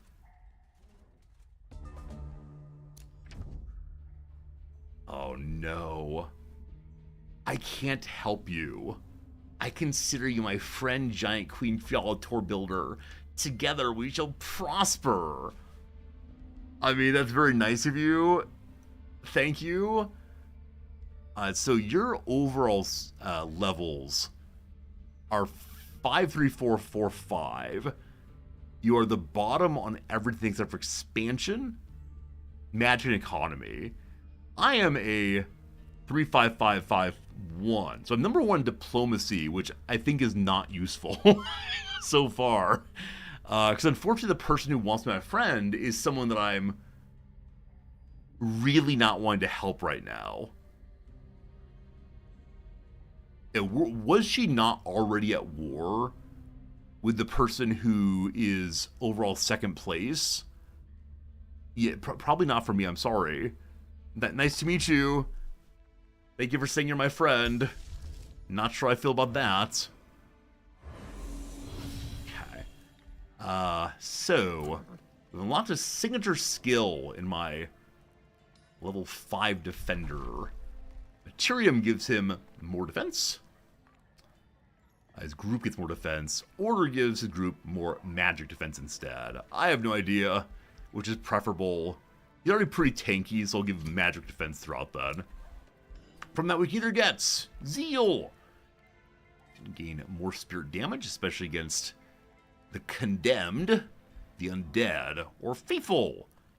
Chance of enemies who attack him losing morale consistently. Sure. The faithful conqueror of all. Oh, right. I got you so I have places to put these new items. Notably, the immune to flanking. So he will not take bonus damage when he's not facing his enemies directly.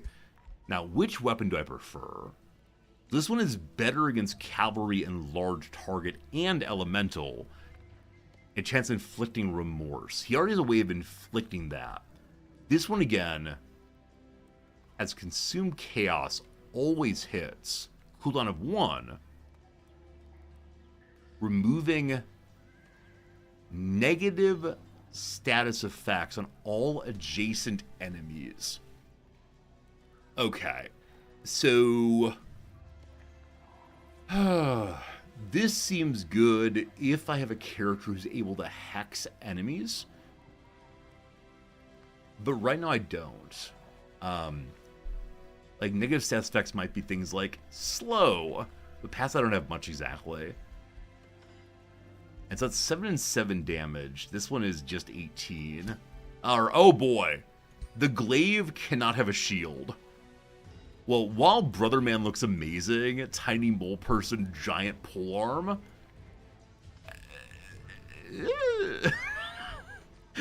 I think I recognize it's actually not going to work given the situation, and so we'll go back to the shield and the mace. And I thought it was a single-handed glaive, unfortunately. Did not recognize what was going on. Unequip that, please. Confirm. There we go. Lead defender like proper warrior. So though a defender can use it, it's not clear he should use it. Understood all the way. So. I guess I could send the defender out with 2 tiny assistants to fight smaller enemies if we can find any. I believe there were some up to the east, so we'll go that way and hopefully find any magic casters or ranged people. You're spawning archers for me, correct? You're actually not. Next turn, I can push out some archers. And we'll do that and catch up, I believe. Up here, say 320 strength group of snow spirits. This is a 215 group of a brewer ogre and 2 snow spirits as well. So, quick little fight there. Oh, here we go. The brewer who's had a little bit too much to drink and, wanders around. Realizes this fight is not for him. This one's a drink in peace. Please leave me alone. And so the other good guys, we say they're welcome to go. Some fancy shoes. +1 resistance and some magic points. We thank you very much. Not being able to beat up on giants or ogres is kind of bad. Natural hatred between the ogres and the giants, IMO. Alright, so +1 resistance on the shoes, not huge. If I disenchant these, how much are they worth? Does not say. Oh, here it is. Disenchant. Only 50 points, unfortunately. Also, I could turn you into a cavalry unit, can't I? Does it make sense to have a defender who is flying? Can move in any terrain. Safely move past most other units. Becomes cavalry, so is weaker against polearms. Moves super quickly. And frost resistance. I mean, sure. Better than Pony, I guess. Okay, so you can move next turn. Good. Out this way, we can take another fight if we want one. This one's probably a little more challenging, but low risk. Auto combat. Do they resolve it? Oh, one of my golems died. Can't have that. We'll go fight it ourselves all the way.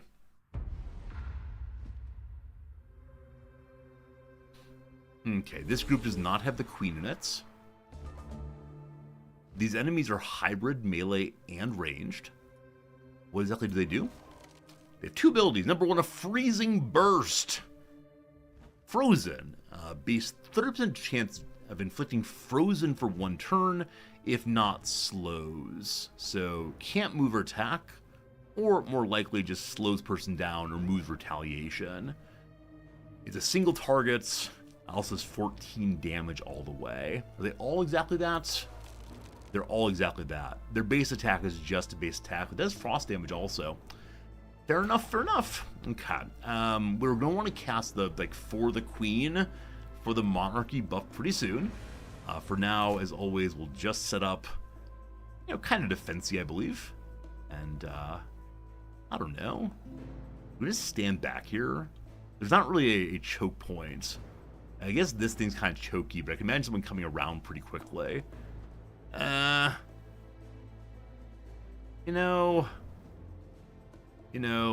Sure.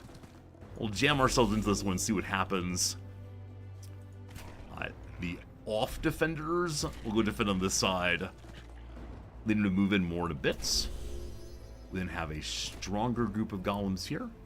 They're both soldier level right now. I moved a little bit too far forward there. I think it'll be fine, but still. So offside here. Healer in the middle. Giving that ward buff to everyone. Could attack right away. Doing very little damage. Sundering defense, but we'll save that for a little later. For now, just give everyone the ward. Delightful. And then comes the queen. Not the queen, the Cedric. I'm sorry, his name is Cedric. I keep imagining Cedric as a witch. Cedric's in fact a lovely little fellow who has studied hard and now attacks well. So Spirit Bolts cause disease. Disease can bounce through enemies. The Curse always hits. It gets a big guaranteed disease and so on. So if we move to here, we can definitely hit. Cool. We'll move to there first. And then cast this one.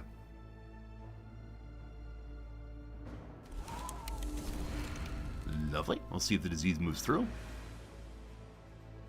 Alright, now what do they do? Other than flanking me entirely. Oh, they're staying at range, actually. I'm sorry. I suspect they might come in a little bit, but for right now, we're getting poked. I probably didn't read the range on its basic attack there. So, no one's frozen at least. Actually, one group is frozen, I apologize. Well, this is okay. Defender's gonna defend. We could use our magic to do a rock blast. I believe hits only one unit. We don't need that right now, though. Yeah, they are skirmishers indeed. I see the indication there. I wasn't thinking about it at all. Like, I'm sure it'll come in. Everyone comes in on me. For now, though, when Call to Glory, everyone gets some bonus morale right away. We're very happy, very excited. Okay, and then you just keep diseasing things, I suppose. Need to move to do so. Okay. I'll probably have my caster... my caster probably heal my defender. And have the defender go to where? I think right here, actually. Is that right? I don't want to step in all the way. But if we don't step in all the way, then we're going to have the issue of being ranged consistently. Maybe not. Maybe not, maybe not. Let's hit the rest of this thing. So, we can make a line of 2 defenders. But again, they're in too close. That's fine. You shield up. Yeah, you're frozen. Genuinely can't move. You're available. I don't know. wish I could move farther. Or take some damage on the way, I suppose, and that's okay. Defender number 3, right up the middle. And is it worth attacking right now? You are slowed, pinned, can't move, that's fine. Yeah, let's just do a little bit of damage, I guess. So the big damage dealer in this thing is my caster in back. Bannerman forward. And these do have spirit resistance, unfortunately. So for right now, just that heal. Cool. And then comes the last character for now, my caster. But Flank Crouch gets the highest chance of doing damage, but it is the case that you will then probably be rushed on immediately. So let's go to here. And we'll start casting kind of randomly. Just do more disease. Nice. Nice, nice. Okay. What happens? Who flanks where?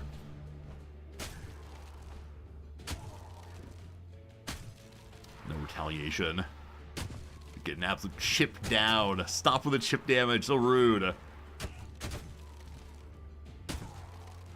Alright, not this turn, but the turn after. We'll definitely be doing a little bit of healing.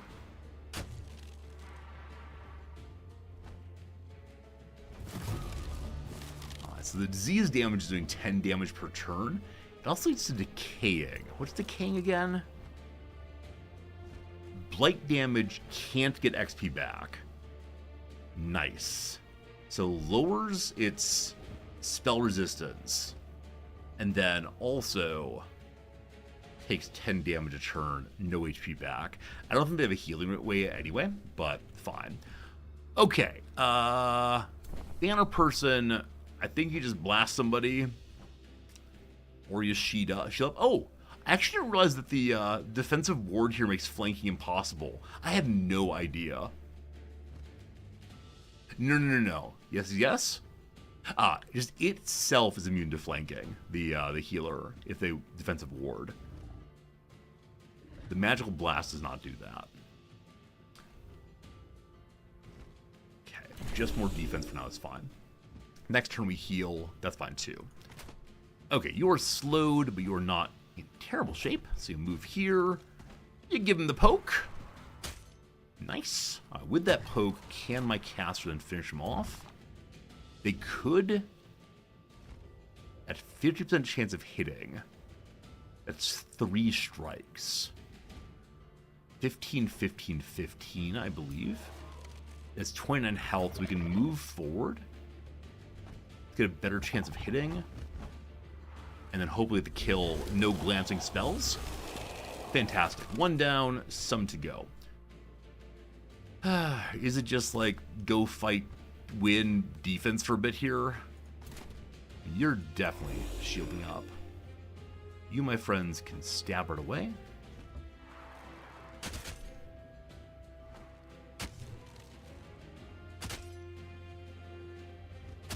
Okay.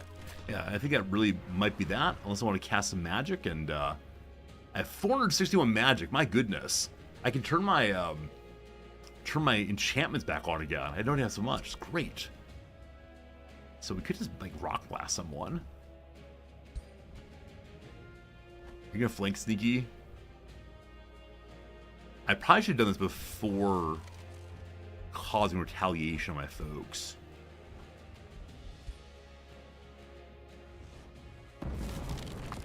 Okay, so now that that one's retaliation's off,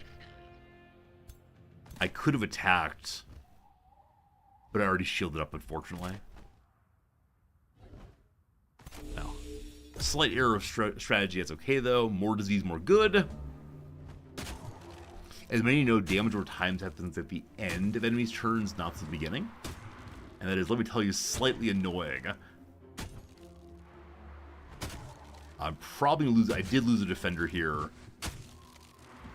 We lost 2 defenders now. They're gonna be fine. They're gonna be fine. All right. So healer, gotta heal buddy in front.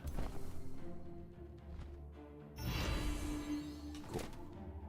So the caster can definitely finish off the weakened one. That said, it's taking how much damage right now? Oops. It is not diseased anymore. Okay. This one is. Need to spread it more. So because this one's diseased, it has less spell resistance. But not enough for a kill, unfortunately. I believe that casting the big curse is the way to go again. Oh, wow. So with 90% resistance, or 90% chance of hitting, they resisted 2 out of the 5. It's okay. So, you weak buddies get the kill here. I could have casted the remove retribution. Didn't though. Okay. We're going to blast this stone skin. I'm going to blast you instead to get rid of the retribution. Cool. And Stabber's going to stab.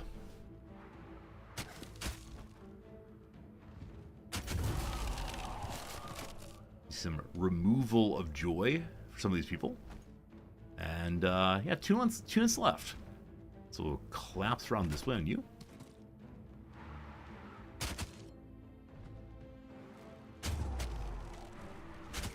Fumble. High morale fumble. Nah. That's not how this works. Nah. Might have been better to proc the retaliation with people higher defense, most likely. We'll get thinking. Alright, do you finish your flank? What are you doing? Are you running away? Is this unit just passing its turn over and over again? Why? Oh, there it comes. No idea why. This is not a healing turn. It's going to be a blasting turn.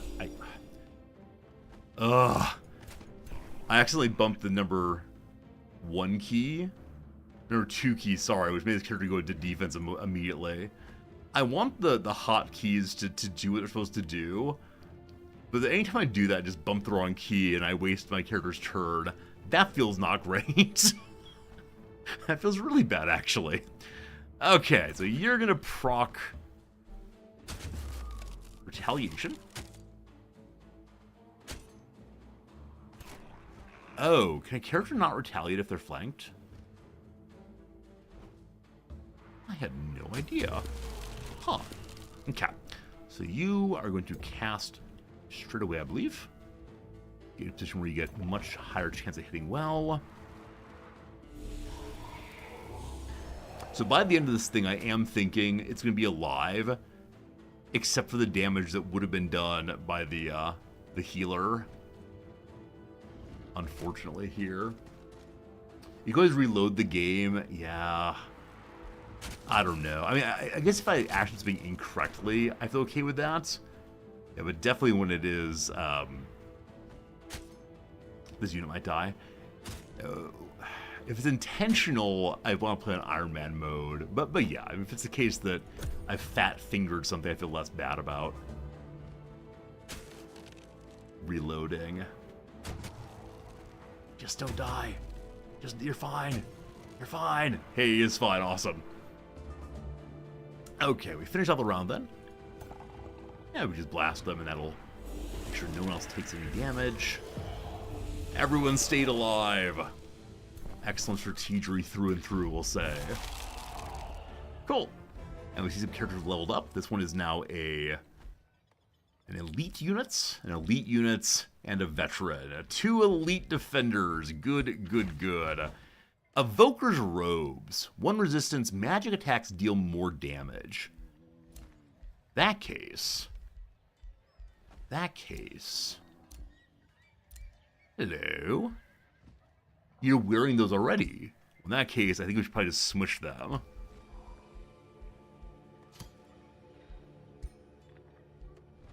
Okay. I might smush the glaive also. You know, I'm going to smush the glaive. It's a tier 3, but I can't find anyone to use it. I'm so grateful this character could not use it. If I'd misselected, that'd be a real problem. Chaotic Chickens, thank you for the resub. How's it going, Chaotic? Ahoy, Captain, you say? Well, ahoy hoy to you also, Lieutenant. Why do I have these hats? Why do we have these hats? Why does this keep happening to me? I don't know. Alright, down below. Little, chitter Lucas heads forward.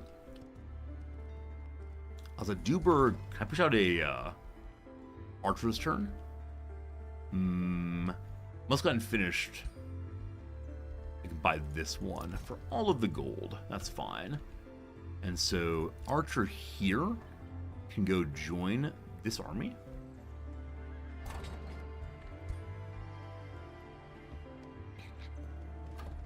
Other one here waiting for longbow people and archers and so on, but the army of little Squeaker McGee, Leo Oathheart's getting stronger. Okay, I probably don't want both of these going the same direction. Where else were there enemies? I mean, there were some over here, but I believe they've been cleared by the AI most likely. It says go upstairs and then didn't do so. Huh. Well, let's ride along, see if we find anything. Alright, and then time for your queen to get smashing. The Treasured Brother, a location. Upon arrival at the Gold Vein, it becomes clear the spawn of a caustic worm hatched a few days ago. The Gold Vein is overrun with the writhing bodies of young caustic worms. Their corrosive mucus oozes into nearby fissures. The screech of the sire can be heard echoing from deep tunnels from which the young caustic worms hatched. The young caustic worms have been feasting on gore-tusked piglets. Oh gosh. Judging by the number of dissolved remains that litter the area. How could anyone survive the infestation? Is it foolish to believe that Cedric the Spellbinder's siblings alive? Attack to clear the Gold Vein, lure them away. So the city upstairs loses growth for 6 turns or give up. Of course we fight them. Oh boy, this is a case where I probably should kept the other army nearby. We got this though, we got this. Manual combat big win. I think I see some spellcasters. This poise might be pretty unfortunate. Deeply hoping that more and more tiny worms not come pouring out against us. Tell me your stories. So Hunter Spider has an ordinary attack which can immobilize the unit for 1 turn. Can't move, can't use movement abilities. Can still use ranged abilities though. 14 damage. Web. Enemies in a 2-hex cone are slowed, are maybe stopped entirely, and take 16 damage. Wow. So spread out a little bit. And then jump. Jumps to a location up to 3 away. Fair. Number 2, the ice spiders of a frozen web, which will certainly slow and might freeze. And then there's the caustic baby worms. They have charge. They have charge. Okay, 18 damage. That old big boy here has a charge of 24 damage. Caustic Eruption deals damage to units in a 2-hex radius, which almost certainly sunders defense. Burns through the armor. Alright, so jumpers are probably in backline. The other ones will burn through us. We'll see how this goes.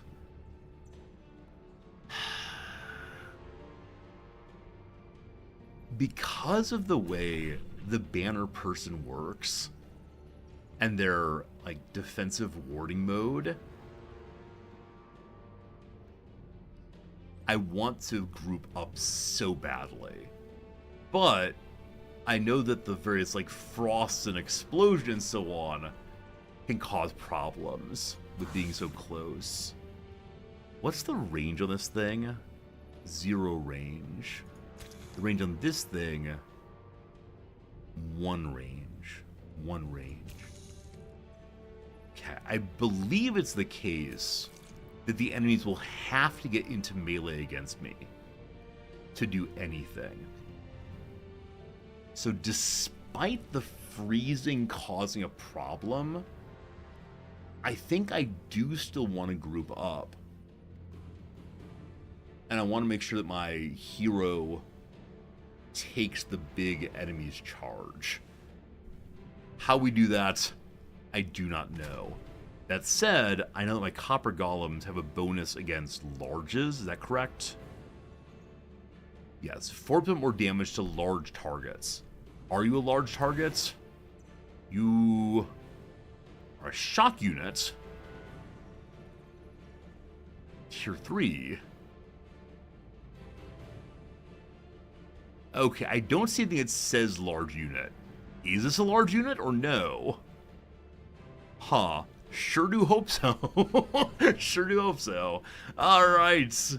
Give me the standard opening. I probably have the Seminole Sword also.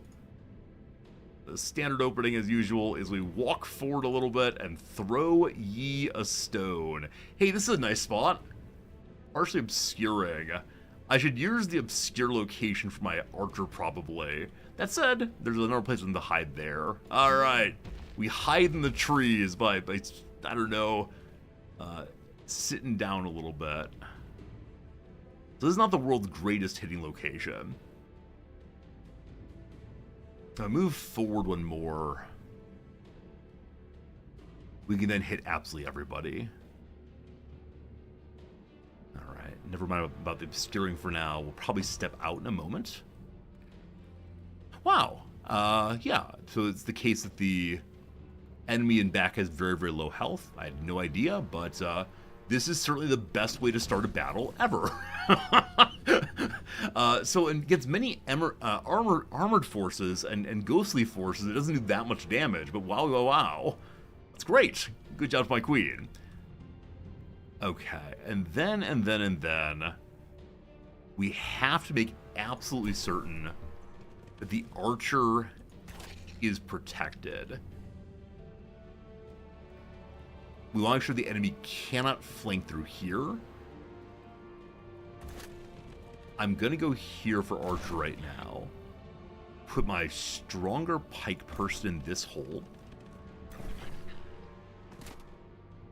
And then on the weak side,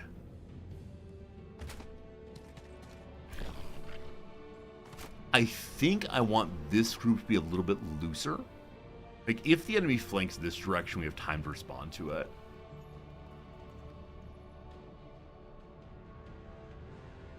I'm gonna... So we know that the spider's gonna want to jump back. We know it can jump up to 3.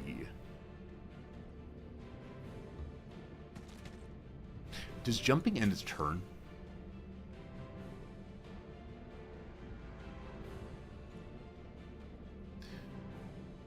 It's a darker color, that dark blue color. If it could jump in, attack, there's not much I can do. So you're going to stand here and hopefully get onto anybody who might attack them. And with that in mind, I'm actually going to heal you first. And then next turn move into defense position there. Because I don't think they can get in and attack this turn. The thing I always say, and they always come in and attack. Let's see. Time for the jump. Hey, the jump. And they did get an attack. They can't move. Which means also that they can't attack this turn. Every time we get the Scylla's Stone buff, where the character gains defense for not moving, that sound of thunk, I think is someone attacking something every single time. I could cast Stone Skin onto the archers. What it does again is lots of defense. Okay. I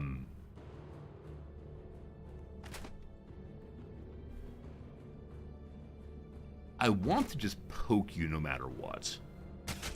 They don't have retaliation.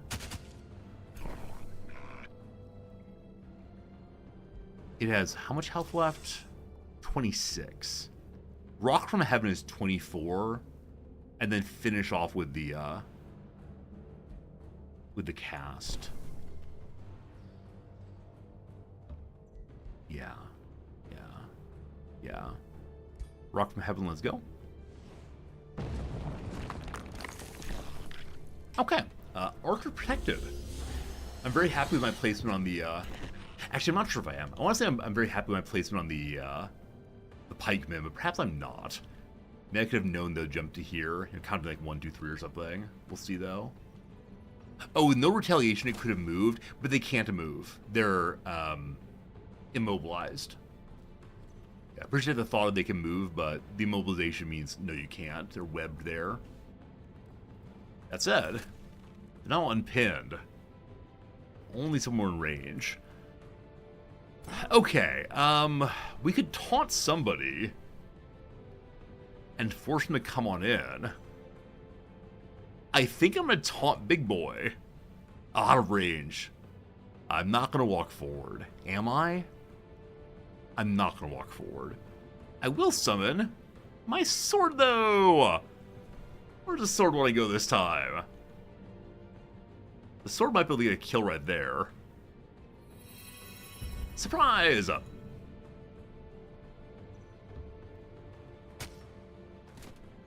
Gonna attack once. Next turn, chop chop. Okay, defense there, defense there. This one's something a little more strategic than prior. Cool. Eaten turns.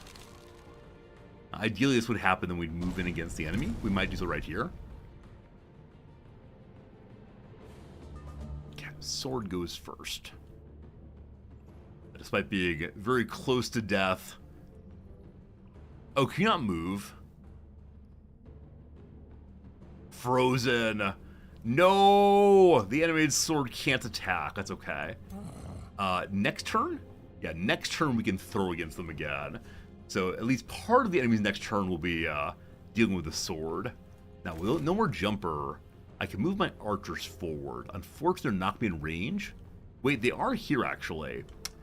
I think this is a safe space from which to rain down hellfire. Such as it is. Cat. The giant can walk in and hammer two of them. That will make the big boy unable to charge. Yeah.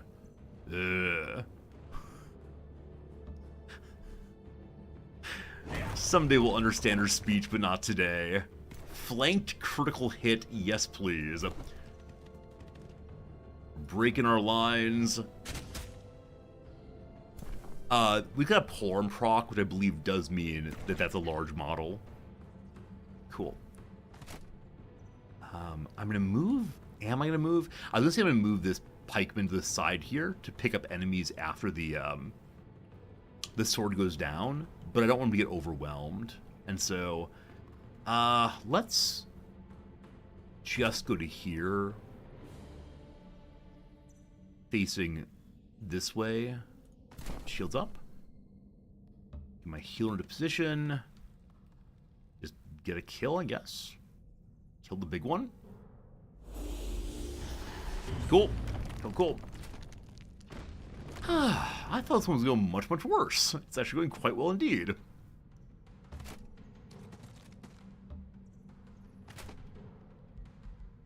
We could throw a rock if we want to. We still have so much magic. Sure. Deal with the other caustic worms. Excited to see if the little boy is still alive. Hopefully my hero is pleased that I tried to save the little boy. Even if it's the case, the little boy still dies. Goodbye, sword. Fair dues. That was not a wise choice on your part. Only one more to go. Of course, want to see death via Hulk Smash, so we'll fire here once. And that should be enough for Hulk Smash death. Those of you know the game better than I do, and I expect that's many of you, do you recommend taking her off of a Warhammer? Like, I'm all about the swing. AoE is great. But maybe I should have different weapons for her based on what we're fighting. So if we're fighting against something that's like a huge single target enemy, it'd better just have a single target attack. What do we get? Do we find the child? Oh, what's this? Hey, our archer's a champion rank now. Champion Metal Eagle Eye. One more range on physical range attacks. 10 more HP. At one more level, it gets more damage and becomes a longbow person.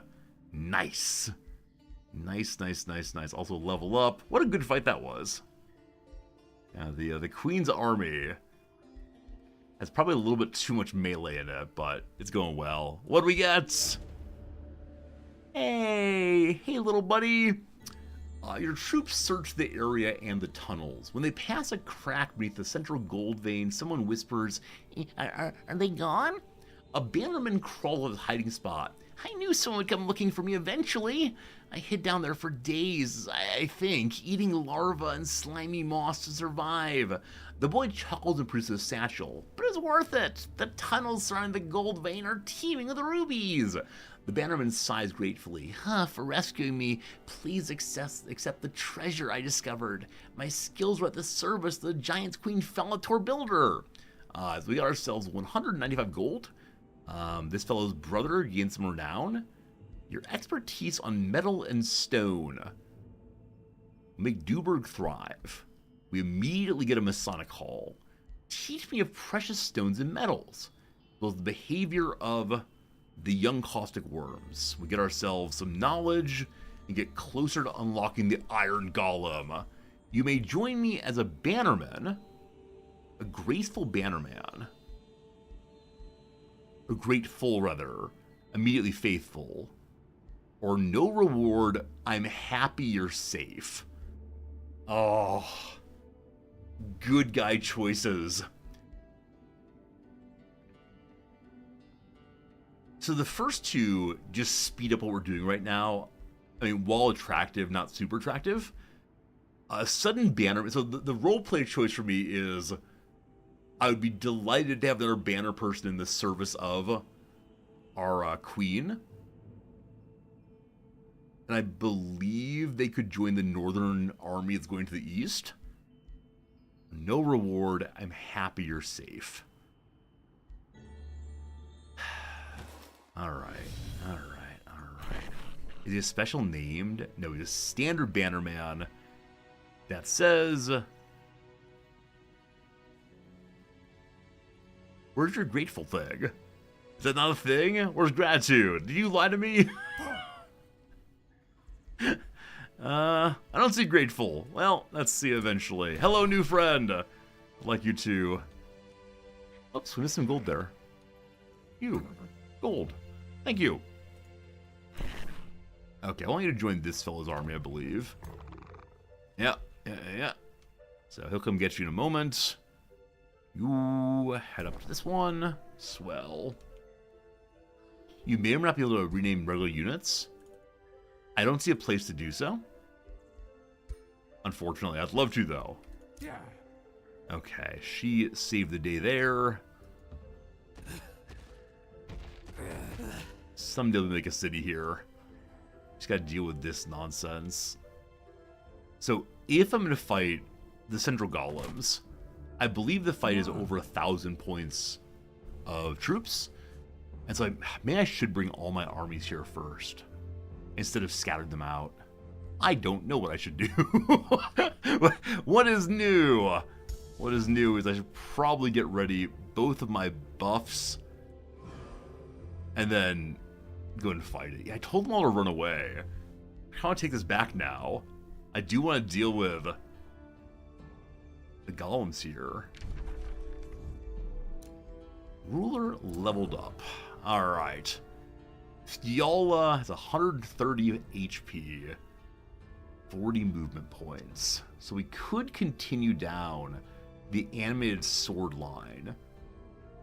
When conjuring the animated weapon, deal 10 physical damage to the adjacent enemies, so it spawns in swinging.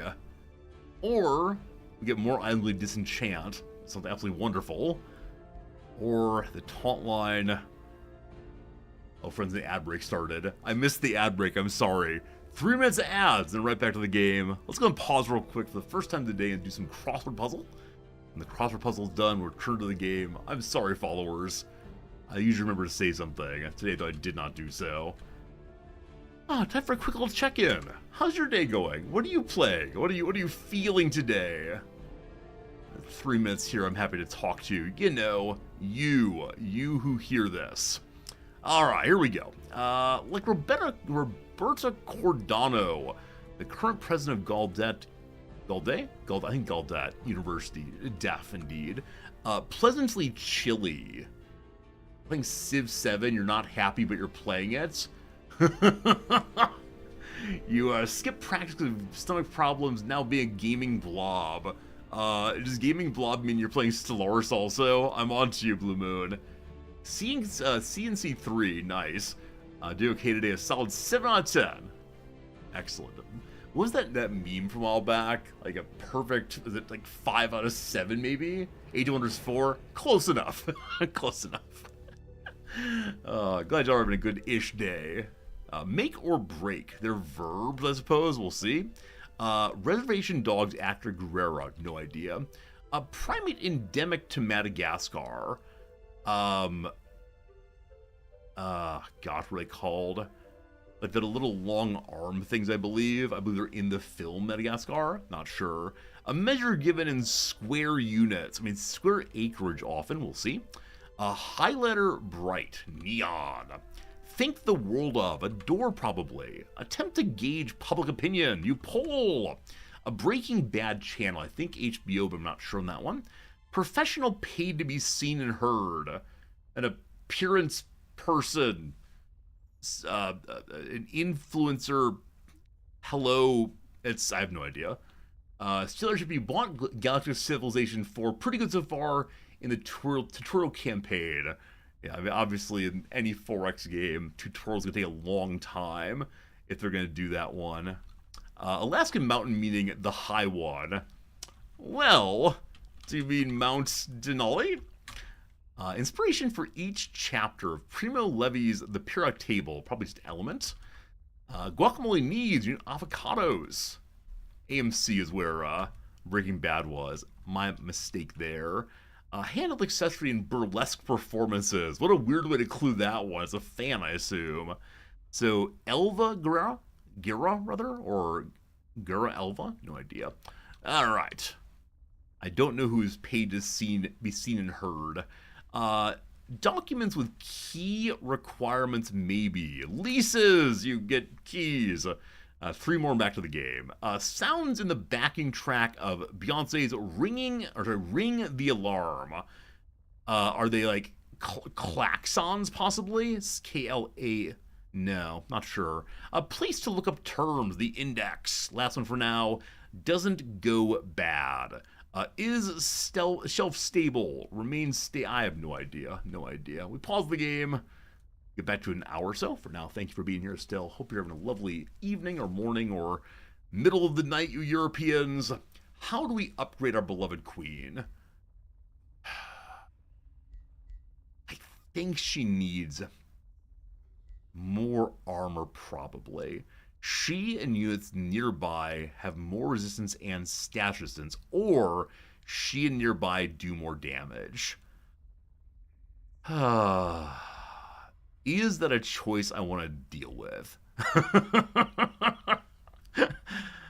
Do I want to be big offensive person or big defensive person? I just can't decide, so I like my sword. I'm going to choose sword upgrade. So do damage when we spawn the sword. Ideally spawn it around lots of people or between lots of people, but we'll see. And then, level of renown on Cedric. Level 2 renown leads to governor bonus, better stability, and unit morale increases on everybody. Cool. Speaking of stability, how you doing, Ridgekeep? Plus 15 right now. How's the city down below doing? Haven't looked in a while at its actual status. Plus 5 only plus 5. All right, we need to then make a new source of alcohol and such, I believe, which is the bathhouse. Sorry, not alcohol, but makes you look happy in general.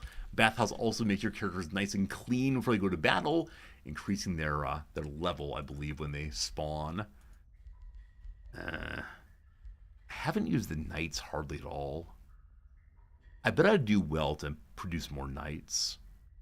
That said, in a moment here, we're kind of hard on magic consumption. I mean, to keep it as it is for right now. Scout grab the free item there. Does Scout move, I don't know, up to the north? And the big red evil is expanding more and more and more. It'll be fun to go fight through it eventually, but Right now, we're terrified, thank you.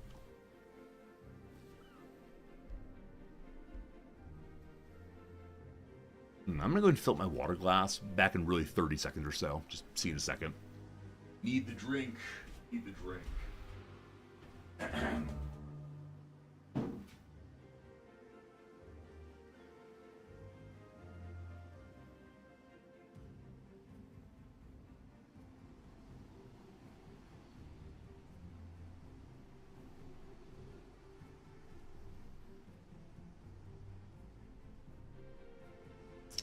Every week I listen to one and only one podcast.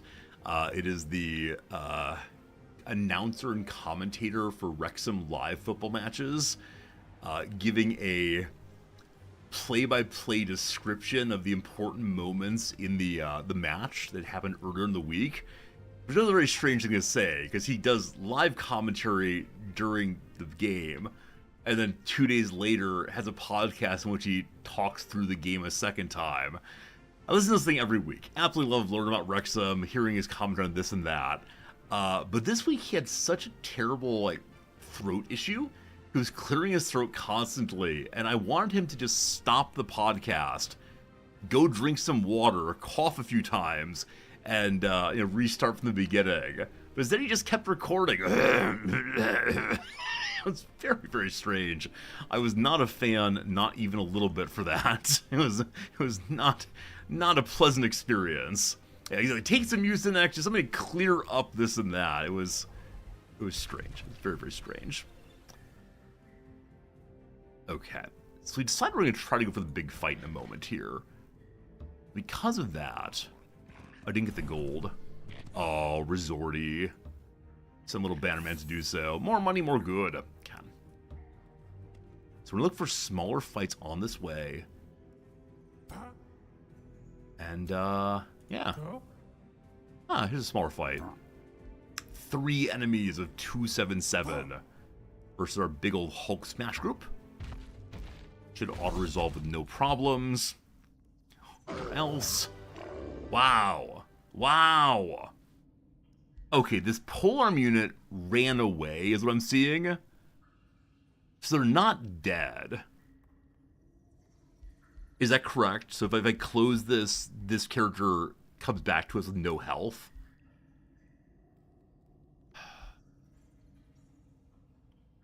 They're routed. Okay. I think I need to fight this myself then. Can't trust the AI to do anything. We go back to the capital. I need him right here, right now. Alright, let's do it again. I believe in you. What do we got here? We got some defender people of some kind. Number 1. Some shield rocks, I believe. The Dawn Defender. Are they actually dwarves? The dwarves down here, they have a defensive tactic, +1 defense, +1 resistance, and 10% evasion when standing next to a friendly unit with defensive tactics also. They only have the 1 for right now. They can attack. Very good. Number 2, Lesser Stone Spirit, upgraded. They have a bigger attack that does bonus damage against things that are immobilized or slowed. And shield wall also. Then up this way, the River Troll. What's the River Troll doing on here? There's no river at all. Number 1, he's wet. Number 2, a Razor Net. Always hits, immobilizes. So, the combo here is immobilize plus Stone Spirit attack. I think we're fine. Just like flankers, not flankers, pole arms against the big boy? Sure. Cliche, what's up, my friend? Good seeing you today. Just go throw the rock at them, I think is how this thing starts. Oh, no, okay, gosh. I thought I threw her at her again. Occasionally I do this. Okay, if we go to here, that close enough? It is. Not a lot of damage, but slow their advancement. Cool. And then you might end up trying to flank the top. I'm going to put my pike arm people in between for right now as a let's see what happens. This position does not seem great, but still. See what happens there. Have my healer kind of out in the middle also, helping absolutely no one for right now. Archer, much the same.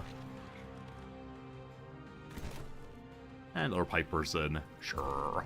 What a terrible initial organization. I think it's not a big deal, because these two are slowed in this one. Oh, let's come to my main drag also. Come to main drag. Okay. So my hero is immobilized. But my hero has the swords. Is this the best moment of my life? Here is the sword. Immediately takes 10 damage off of each one. But they had armor apparently. Not the worst thing, not the best thing, that's okay. Alright, polearms could rush in. I don't necessarily mind that, but it's probably better to defend the giant for right now. Archers, if you go here, you can do 90 damage. You'll probably do just that. Not 90 damage, 90% chance of hitting, rather. And we know that you do 20% bonus damage against the immobilized character. But we also know that you're stuck with the sword for right now. I think it's a good thing. Okay. Healer, healer, healer. If you go here, you're helping multiple characters. Get your weak to spirit. I was gonna shields up. I think as long as the sword is there. As long as the sword is there, we can miss, I guess. Hey Matt, you don't like the screen shake? So what do you like to like about screen shake? Does it lead to motion sickness for you, or is it just like a general annoyance? Like, what is going on there? Also, I've jammed myself into too small of a corner where my pikeman can't do much. Now, it's possible that Fiala here can go step on the rock and get rid of it. I'm not sure, though. Yeah, it's possible the game does have a way of turning off screen shake. It doesn't bother me at all, but I can see why it might bother someone. Lone pikeman going forward. I hope they had a disable item. I'm going to check and see if they do have one. Let's see, let's see, let's see.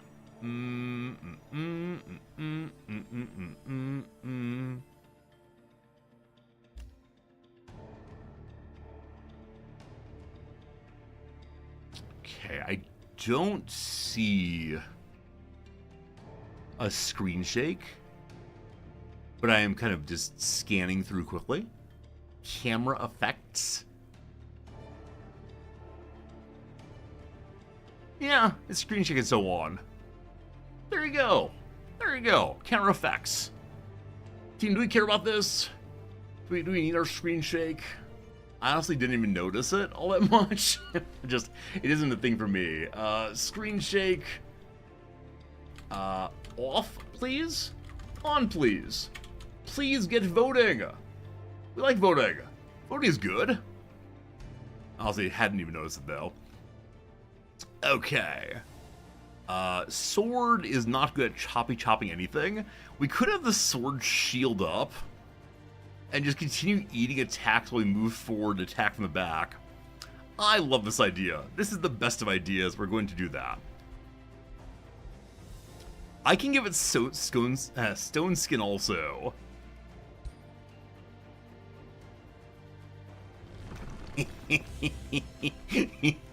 Good luck with the swords. Love it. Yes, attack the sword, you fool. So it goes away, I believe, 2 rounds, but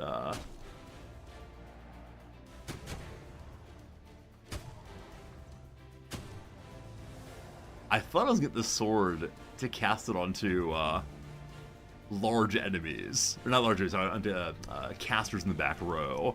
If it can actually tank, though. So very few votes. 3 in favor of on, 1 in favor of off. We don't believe in voting at this point. So that's how it goes. No one likes the poll.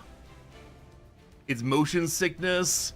If I turn it off, it'll make people happier. This is a moment of like talking about inclusion. We believe in inclusivity.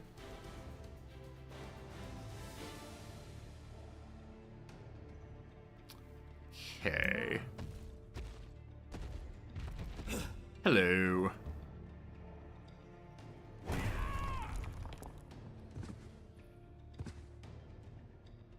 Okay, and then I'm not trying to get the pole arms onto the big dude.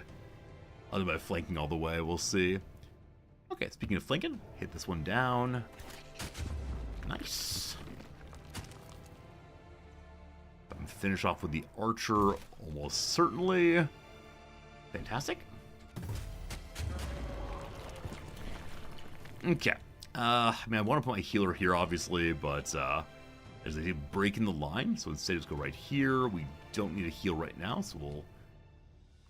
Oh, if I walked in all the way, I could heal my swords. That seems ridiculous. Let's not do that.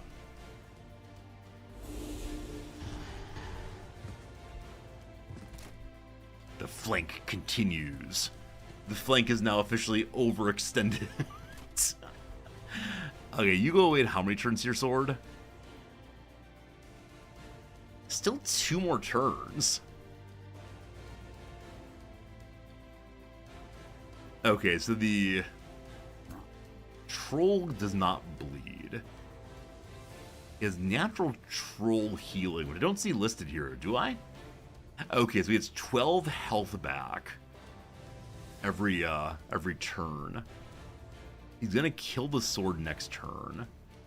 This is more than 12 damage though, so it's all to the good. Well, except for retaliation, killing the sword. Oh well. Well. Alright, hop on forward, everybody.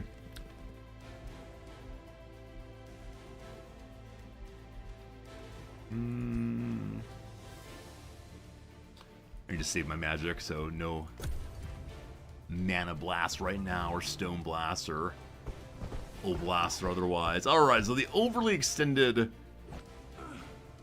character might be an issue. So we do not have immobilized on a giant again. Don't mind that so much. We actually managed to kill the units that were... Yeah, we managed to kill the units that were doing bonus damage to immobilized characters. That's great. Okay. Surprisingly not quite a kill here. So I'm going to have my archer? My healer? Let's see. I believe my healer should do this. After moving out of the way.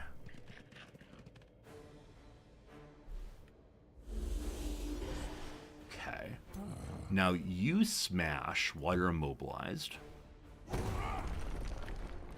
Cool. And now I can get Pokey McGee in line here. Go. Cat. You get a retaliation next turn, I believe. You will get there next turn also. Not sure if flank was actually necessary, but glad I did it. And we have a 100% chance of shooting him right here. I expect he's going to pivot around to the archer, though. So instead, we'll go to here. Hit the 45. Unfortunately, the line of sight there makes it possible we'll shoot our little buddies. So if I go to here instead... I might hit. Don't hit the buddies! Buddies unhit. Actually, everyone hit, unfortunately. Little baby militias still ready to go. I gotta stop calling them little baby militia, because they are, in fact, leveling up more and more.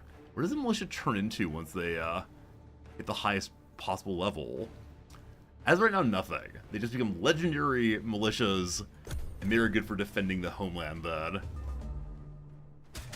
He is running out. You're running the archers, aren't you?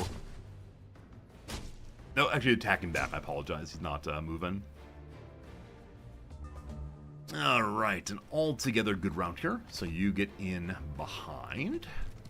Pokey.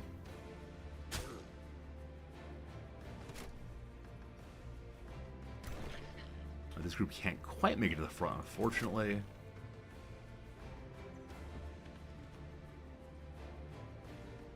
Might sunder the armor here.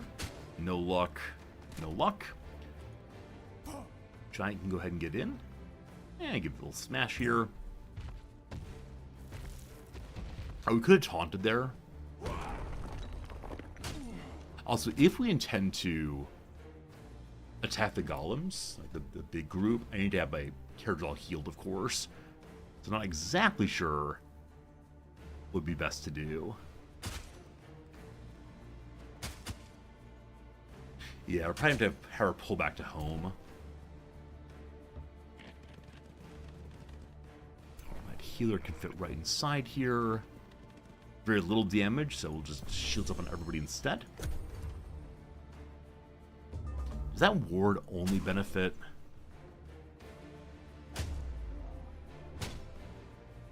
Not going so well for the River Giant this time. Not doing well even a little bit. Does that ward give only... It doesn't give physical defense also. From the back then. Very glad to have all the pikemen here. And we finish as you always do.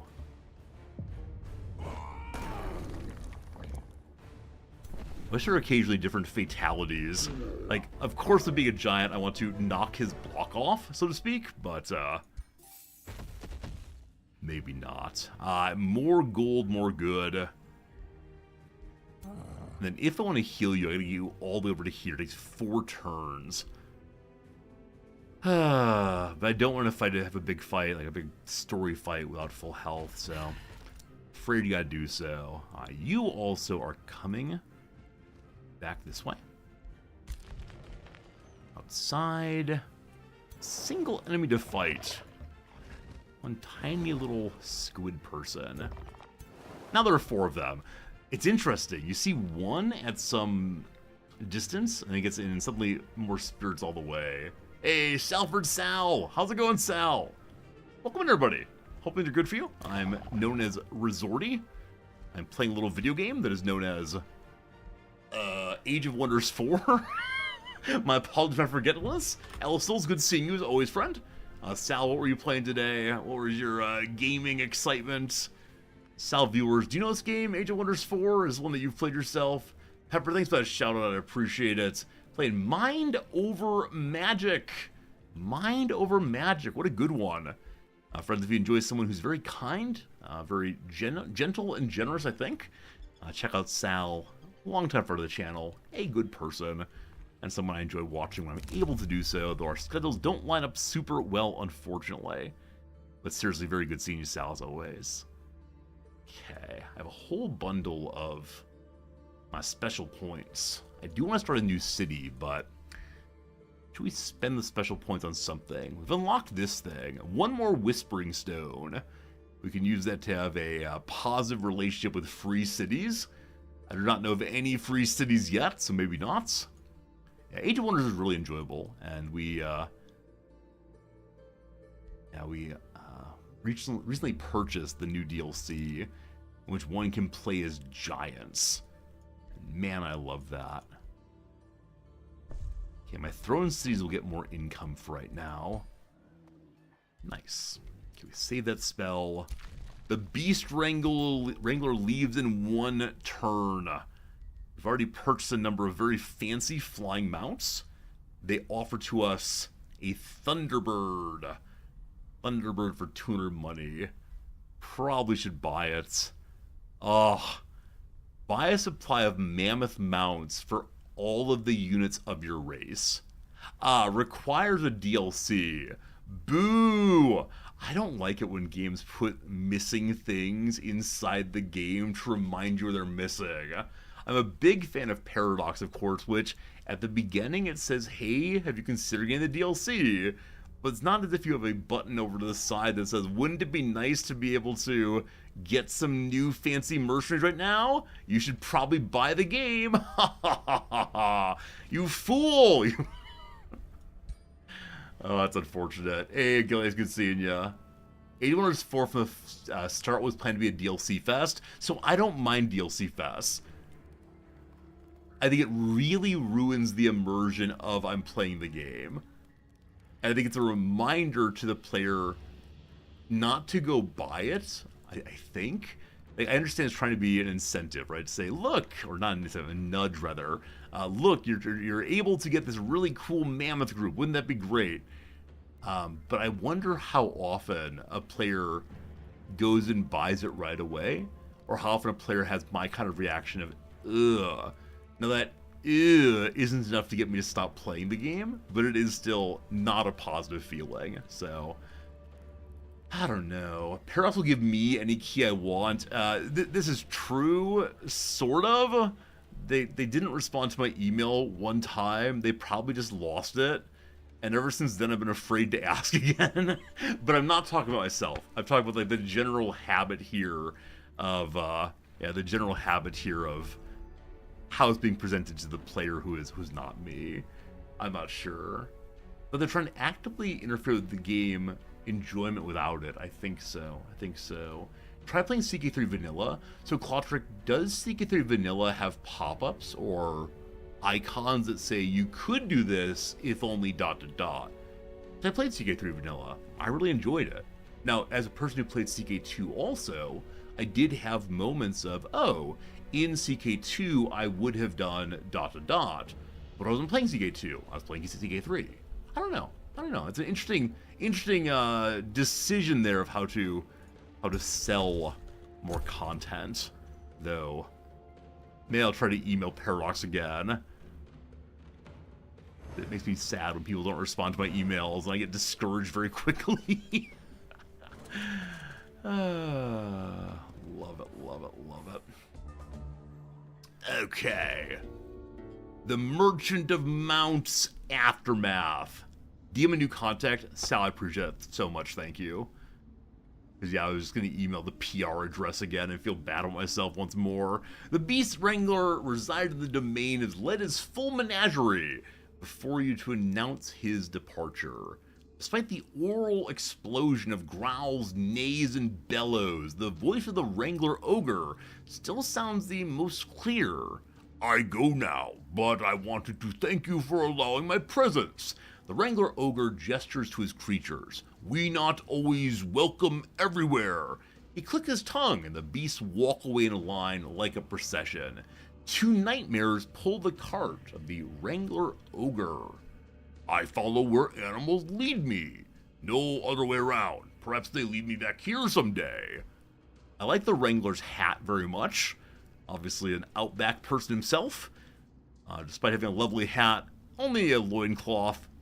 You do you, fam. You do you. Alright, maybe we'll return someday, maybe not. Let him stop by, though.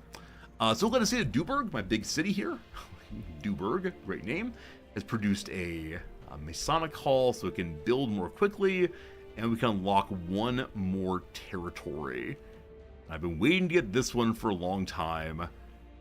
Give me mana, give me a conduit. With a conduit, we're now able to make something. What it was, I've forgotten. It's the monolith. So we can get more mana income if we build the monolith. Probably end up doing that. You can only have 2 guilds in a city, though. I have the Farmers Guild already. There's a Workers Guild instead. Wait, only 1 per city? Huh?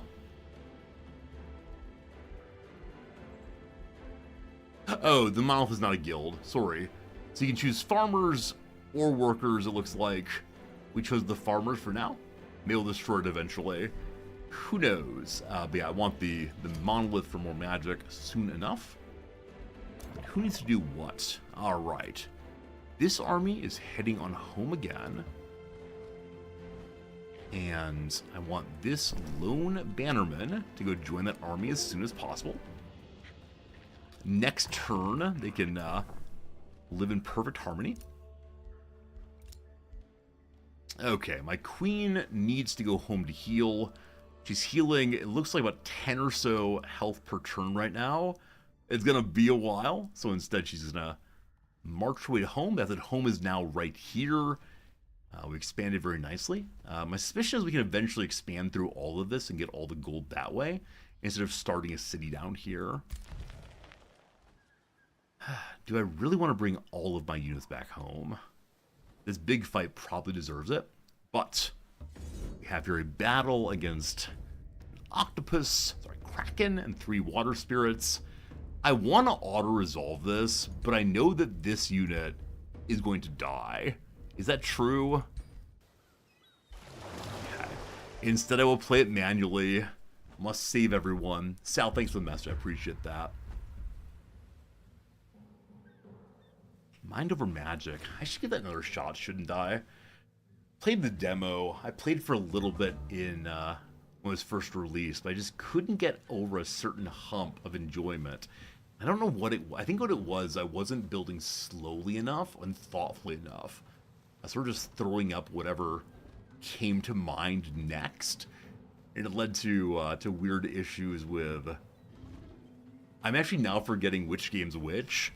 Is Mind Over Magic the one that has the little mushrooms in dark rooms that cast evil magic at you and steal your character's mana? Something like that? I didn't do a good job of building lights fast enough. It led to some terrible, terrible spiral of I don't know what exactly I'm supposed to be doing here. That's the one.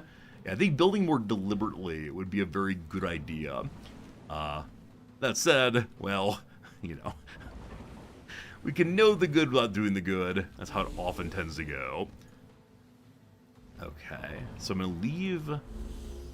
Actually, I don't need to leave my poker out of the way. I just need to heal them right away. Yeah. Have you move forward, immediately heal. Cool.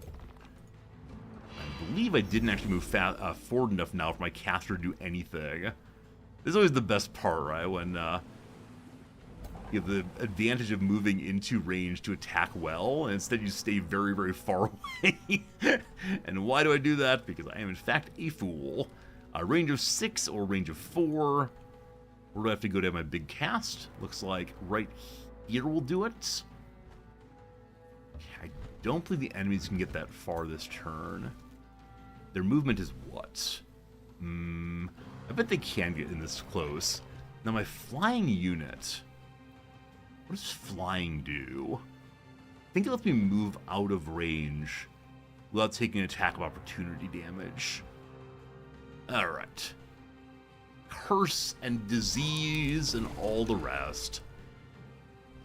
Hope that disease moves from character to character. We'll see how it goes. What's up, Vera? Good seeing ya. So those of you who like Might and Magic, or have watched it recently or played it recently, what do you like most about it? Like, what's the really enjoyable part of it? What brings you back to it if you played it more than once? It's very adorable. I think that's like thing one to say is it looks really cool, as most clay-related games do. It's so pleased these are only melee units, so they can't get in on my caster if she pulls back again. She will in a moment here. Okay, the Kraken spawn is a small unit, so no bonus against it from my pike people. That's going to do 24 damage, it looks like.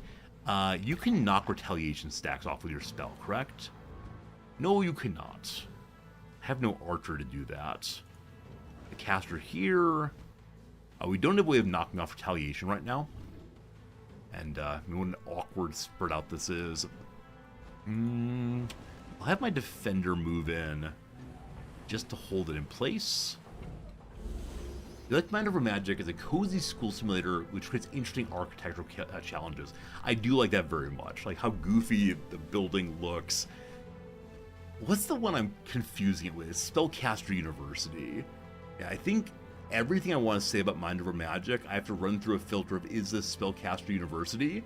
And I haven't played that one for long enough, like, I can't remember exactly what it entailed.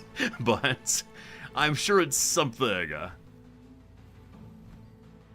Okay, for right now, I'm going to have my Copper Golems hold the line and spread out a little bit.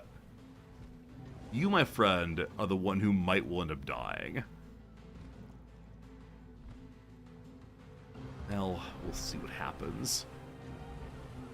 Okay, and then you're gonna stand here to give both of them a bonus. And then you, last friend, are going to stand here. And we'll see what comes of it. Caster, if you go to... this is a 90. Might be in range of some damage. That's okay. Yeah, a little more. More disease, more weakness. That weakness means they do less and less damage. At the, and now 30% less damage overall. Probably should have cast a spell. Probably should have casted a big spell there. Yeah, unfortunately in range.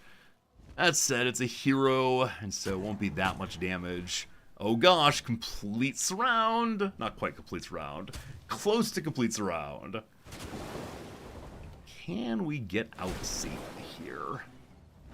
I believe flyers can. Is that true? Yeah, maybe not. May attack opportunity time. Oh, here we go. Yeah, move the units. Maybe? Are you slippery is the real question here. Well, what's the most damage you could possibly take? 9's a good amount. Alright, 20 some damage, that's not great. I mean, someone to jam themselves into that hole most likely. Or keep casting Eternally. Here's the big weakening curse. Fantastic. My healer could roll out. Okay, if we get a kill here, then you can roll forward and pin both of them. As of right now, you're free also, so you actually go behind them if we want to. So close to a kill. How do you not get the kill? You're a soldier level. You are also. This is a flank attack. Alright, I'd like to go around this way. Hey, Discla, how's it going? Thank you for the follow, I appreciate it. Okay, if you get the kill with that flank fun, awesome. Then you, defender guy, can pick up one of them, and you can pick up the others. Healer forward. We worry about this character's ability to stay alive, so shields up and hope for the best. Caster can heal you again, fantastic. Somewhat defensive setup this time, but it is working okay anyway. This defender just shields right now. And now time to cast. So, I believe we need to start doing some offense. So we're going to go ahead and blast somebody. Excellent. I enjoy this kind of strategy game very, very much. I mean, it's not super strategy. It's not like really heavy strategy by any means. But I'm a fan of it, both at the 4X level and at the strategy level. Like, I wish that Civ had a little bit more interesting combat. And I recognize that's just not what Civ is, right? Civ's a game where you take over stuff on the world map, and when you take it over, you're able to, make for yourself, I don't even know what, make for yourself a lovely city with different resources and so on, but the combat is just comparison of numbers. Oh, it ran away again. My casters have some problems here. We can't have a hero die, of course. Humankind is Civ with better tactical combat. That is the one I've not played yet. And maybe it's time for a Humankind playthrough. Is there a DLC anytime soon? Because usually I move to a game that's been out for a while but I haven't played yet when a DLC for it is released. And I do not know when that will happen. But I'd like that to happen. That would be nice. Okay. If defensive character moves in, they do get the kill as long as they don't miss or graze, whatever. I really should probably just get back to my good old-fashioned Paradox games. I think those are perhaps where I stream the best with the, thinking and such. Okay, if we kill the fellow to the north, that will ensure that we can unpin our better defensive character, but I really need to find a way to keep this slippery tide spirit in place. Not actually slippery, but still. This is more interesting combat and fantasy mechanics. I absolutely agree with that. I absolutely agree with that, Glitch.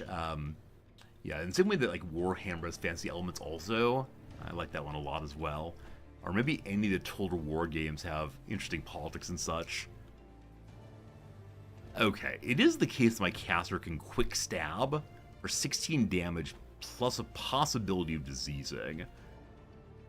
We just need to run away again, unfortunately. Hey, I missed that time. Alright, turn and blast. Good. Yeah, I think Civ works for me is just a let's think through problems kind of game, as opposed to anything else beyond that, which I think is fine for what it is. What do I really want to do here? Ideally, I wish I'd set up in a way where I could have my healer protect both of them. Better to do this, I believe. I'll definitely play any of the Civs when they come out. You know, as is the case, they're the most popular strategy games, and so, you know, a lot of people want to see them and want to learn them. And I wonder if it's just early, like, first in the unit, early adopter, whatever you want to call it, in which a, you know, the team that makes a game first, of a kind, gets to set the rules for it. So had, you know, CK1 come out before Civ had come out, you know, how did that change the conversation? Or is Civ the right level of complexity to capture a lot of people's imagination and play style? I have absolutely no idea. Okay. We'll Rock Blast here again to weaken it going next turn. Please don't move. Thank you. Thank you. My hero is diseased also. Next turn we can heal though. Yeah, sort of awkwardly scattered fight this one. But it allowed me to keep my hero alive, and gosh, that's what counts. Alright, you have a lot of health. Get a kill, please. Thanks. You have your cast. Cast, please. Hey, thanks. You have your cast also. Cast, please. Beautiful. Worked out so well. Nobody died this time. What do we get as winners items? We get just some gold in production. Alright. So this area has now been cleared of all of the demons spawn nearby. There's more down south, and then there's this Will Taker's Needle special Archmage's Seat. Difficulty of 3 in the exploration. I don't know how strong that is, but it sounds pretty unfortunate to me. We head to the south here. We find a pile of Caustic Worm, a warrior, and then 2 ogres. Ogres have previously surrendered to me. Will this one also surrender? It does not. My auto combat. You can do it. You can't do it. So at what number of overwhelming will the AI be able to auto combat victory, but the enemy does not immediately surrender? This is my question. We don't have any polearms in this group, unfortunately, so we're not going to do big damage against taller units. The Brewer Ogre, first round, drank there. Gains more strength, 20% more damage, removes 2 defense, and gets a Frigid Belch ability. So you have to drink before you get the Frigid Belch. 90% chance of freezing units in that 1 hex cone is 8 flat damage. Got it.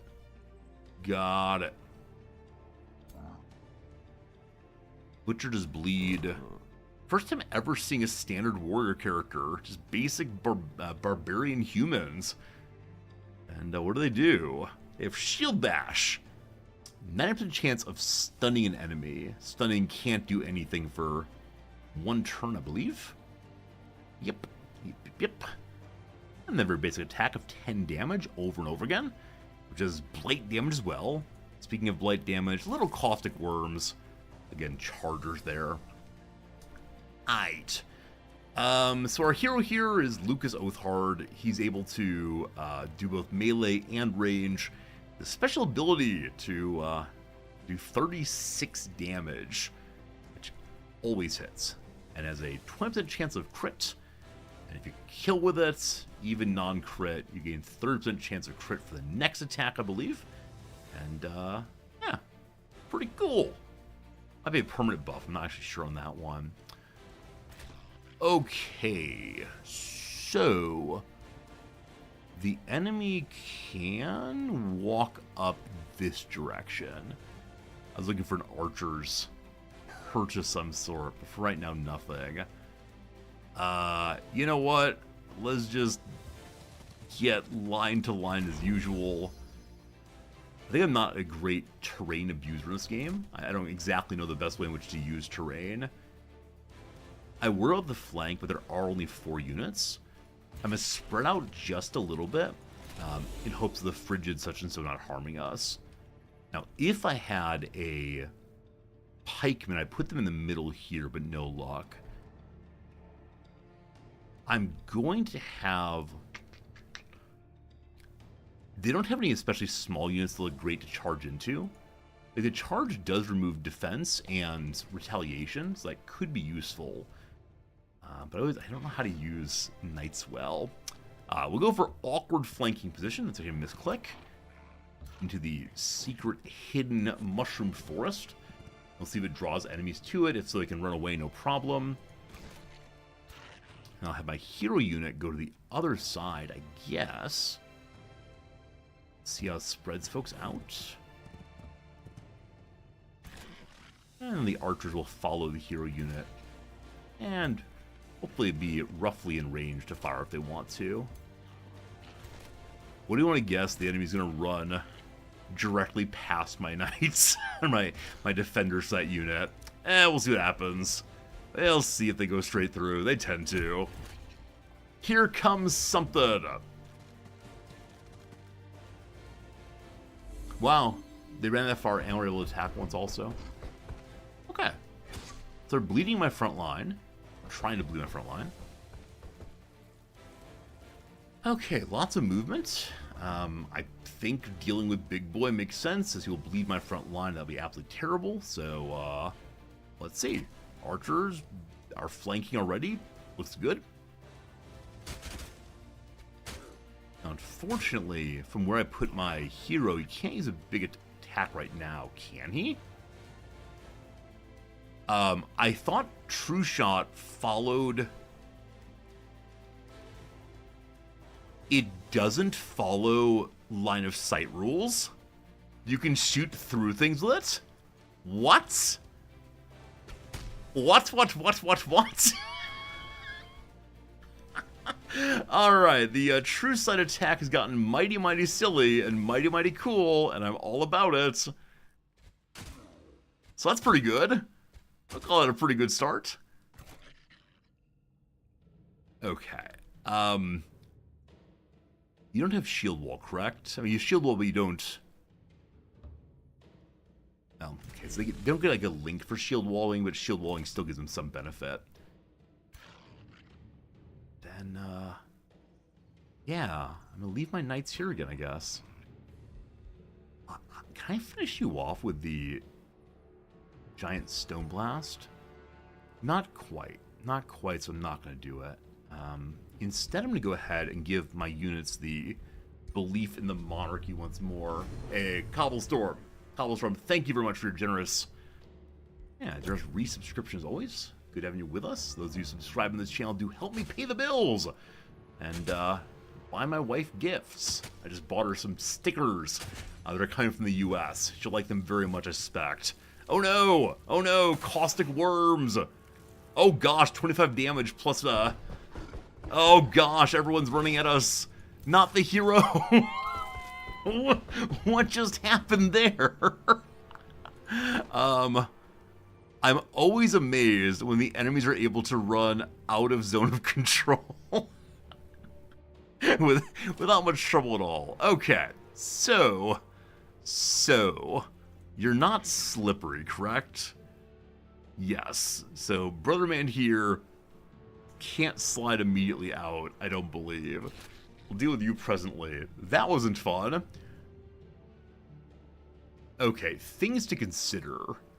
This unit is free. They can't get a kill, but it might make sense to move around and stop Big Boy here for right now. They'll get rid of the shield wall pile. But yeah, stopping this fellow from piling onto my hero, I believe, is the correct call. So you all face him directly, shields up, thank you. And then my chargers can't quite get to this turn. I move them a little bit closer. And then the more distance they cover before attacking, the better it is for them. Okay, we certainly need to kill this one. Good.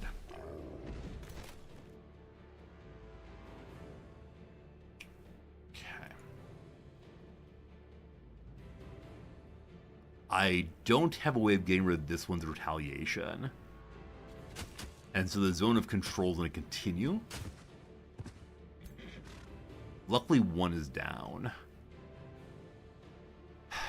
You're at 40 health. You're not really much of a meleeer.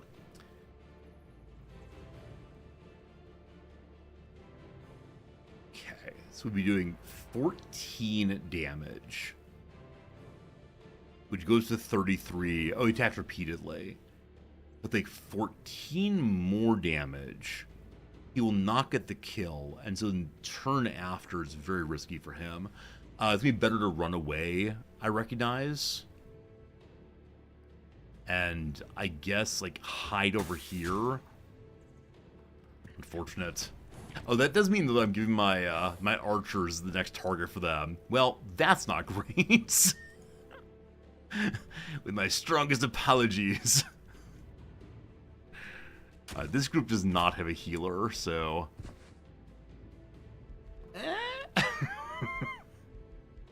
so we could Stone Skin on someone here. I gotta protect the healer. Sorry, the hero, rather. Also, for casting on him, he gets bonuses to his damage. Every cast of them, I think, procs chest plate or something. Okay. Gotta stay here, unfortunately. Let's begin doing some damage.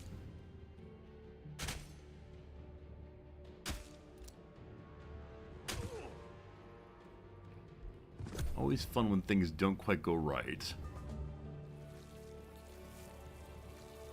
Go to the archers, as kind of expected.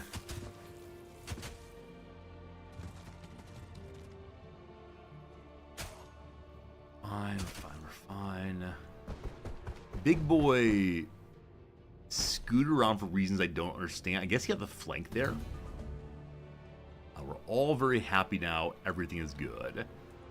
My charger is in a good position to cancel retaliation. Unfortunately, it's not going to be a huge matter on either of them. Give me a moment on that. The charger can't get to the worms, correct? Yeah, definitely too far away. Okay, we'll think about you in a moment. We can True Strike against next turn, but not this turn, unfortunately. So, we'll want to use the 2 archers. Do I? Okay. We're going to go pick you up.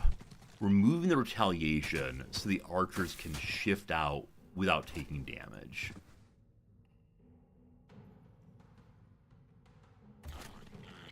They then turn and fire. Oh gosh, they shot their friends. I mean, is that really in the way? Huh. I thought it was a straight line question. And our friends are standing here, so, not understanding that too much. I don't know how aiming works even a little bit, unfortunately. That time we're good. Gotta train these people, not shoot friends. Okay, so we're gonna trust our defender there to keep defending. You then just do your range attack.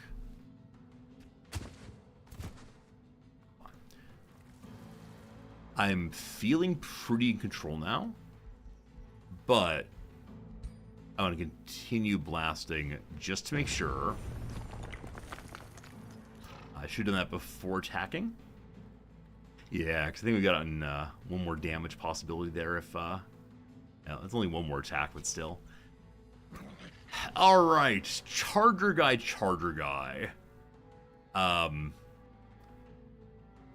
Is there a way I can say where I want you to attack from? Oh, it's a 20% damage bonus only up to 3 hexes. Oh no, bad move. Ideally, I don't want to be standing here. I'm going to be standing here instead. Maybe it's... this is fine. They're going to get belched on. Retaliation removed. You then face this way. Good. Okay. Hopefully... they're not turned well at all. Why'd that happen? Oh, because they got shot by their friends, they turned to block it. And so turning, they gave their back to the enemy. Oh, shooting one's friend, not recommended. I'm trying to think of like childhood stories. I know I had one friend in middle school who was shot with a BB gun by his friend in his like leg, I believe. And the BB was deep inside, and he asked us if we wanted to like touch it, and we're like touching his leg and feeling this little ball moving around. I have no idea what he's up to these days, but that's something. Alright, so True Shot returns on you. Cool. I believe it's the case that my friend may have been intentionally shot in the leg. It may have been one of these, like, dumb kids do dumb things moments. In which, like, he and his buddy are like, hey, how much could it possibly hurt? And so they I don't know all the ins and outs. I don't want to, like, make up the story too much. But definitely it was something like that.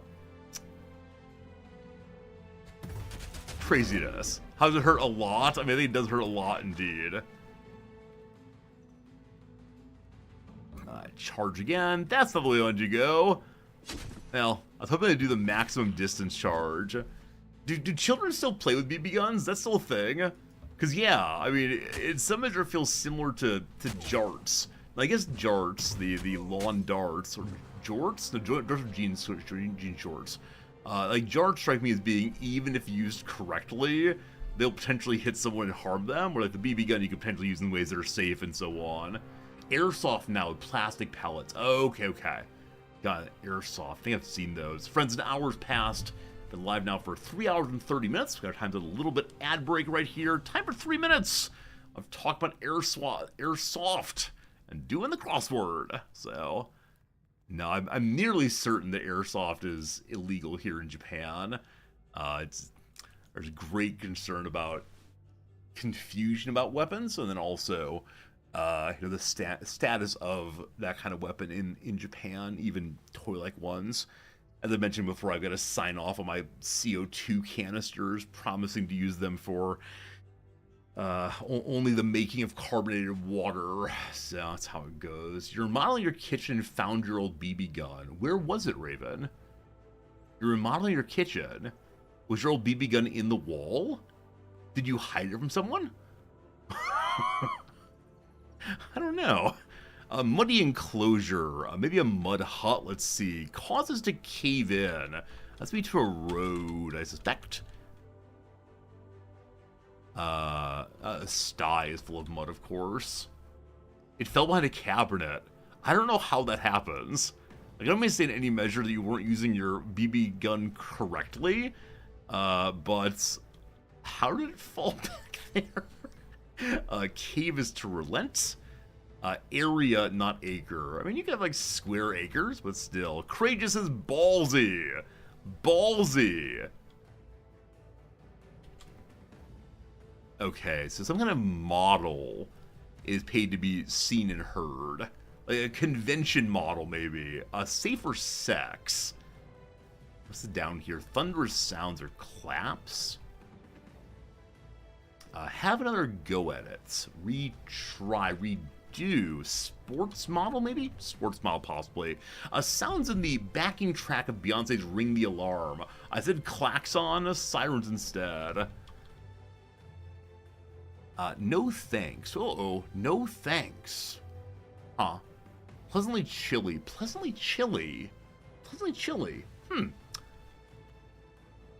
lemur is the primate in Madagascar, of course. No thanks. I'm okay.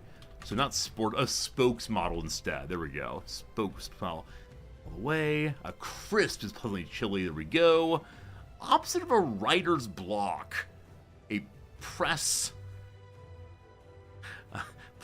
circle, press gaggle, produce aisle sprays, the mists. I have not seen vegetable misters in Japan. I'm sure there's somewhere, but does your local grocery store, if it has the misters over top of the produce, number one, I don't know if that does actually, but does it play the song Singing in the Rain before it goes off? So I remember many a joyful boyhood trip to the grocery store, standing in the vegetables and like seeing what lettuce my mom wants, and then we'd hear a little bit of Singing in the Rain, and the misters would get going, and my mom and like, oh, step back, but I would try to stand in the mist. I enjoyed that very, very much every time. It does not make the song. It sprayed your 6-month-old and he was not happy. A 6-year-old, he'll surely be happy, I'm sure. Outdo is to top. Nostalgic tint is sepia. Doesn't go bad. Still check on that one. Unconventional in a way. No idea. Word after hacker or work. Hackerathon, workathon? Hopefully not. Hacker chair. No idea. Clear the board. Clear the board. Like reset maybe. Get it now. Doesn't go bad. Not sure. Not sure. Okay. Determine the concentration of an acid or a base. pH tests. Determines the concentration of, not determined. Or determines, rather. That's probably wrong then. We'll look in a little bit. Okay, a runner who won her 2023 marathon debut and her 2024 Olympic marathon debut. No clue. Greeting that's affectionate but not touching. Affectionate but not touching. How about an air hug? an air kiss probably. Air kiss all the way. Nope, that's not gonna work, is it? Like air high five, air dap.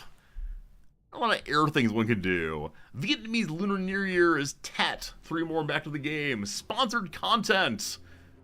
Let's say an ad. Sponsored content. My Friday stream. Sponsored content. What is it? I have no idea. Rolls blank. Why is it Rolls Royce? That means that reset is wrong for clear the board. What else could be other than Rolls Royce? Terra Firma. Yeah, I guess Rolls Royce is right there. I'm going to just add this in and then we'll stop, I promise. Very good. There are people in Tokyo who drive Rolls Royces. Always a little shocking to me. I know they're just a car, but yeah, like the semi-conspicuous consumption I'm always surprised by, because on the whole, Japan does not do that. there's a certain set of like nouveau riche and people from other countries who are a little showy with their money sometimes, and one of the richer Japanese families I know has a nice Honda, like everyone else. All right, so no one died this time, though we did have not exactly great moment with our hero, but there you go, mission accomplished. Any fun items? Just a pile of gold. Very well. All right, who's ready for the next mission then? So you all are now very poorly in health. Did you go home and fix that? You all are still just exploring anything you can, so we're gonna head on south. I believe we still have one unknown faction. I'm guessing in the far south. Also, a new rally has started.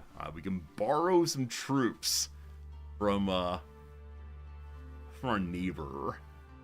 Unfortunately, all they have is super defensive. I can give them their own troop or take a knight for myself. Let's learn to use the knights. Thank you. I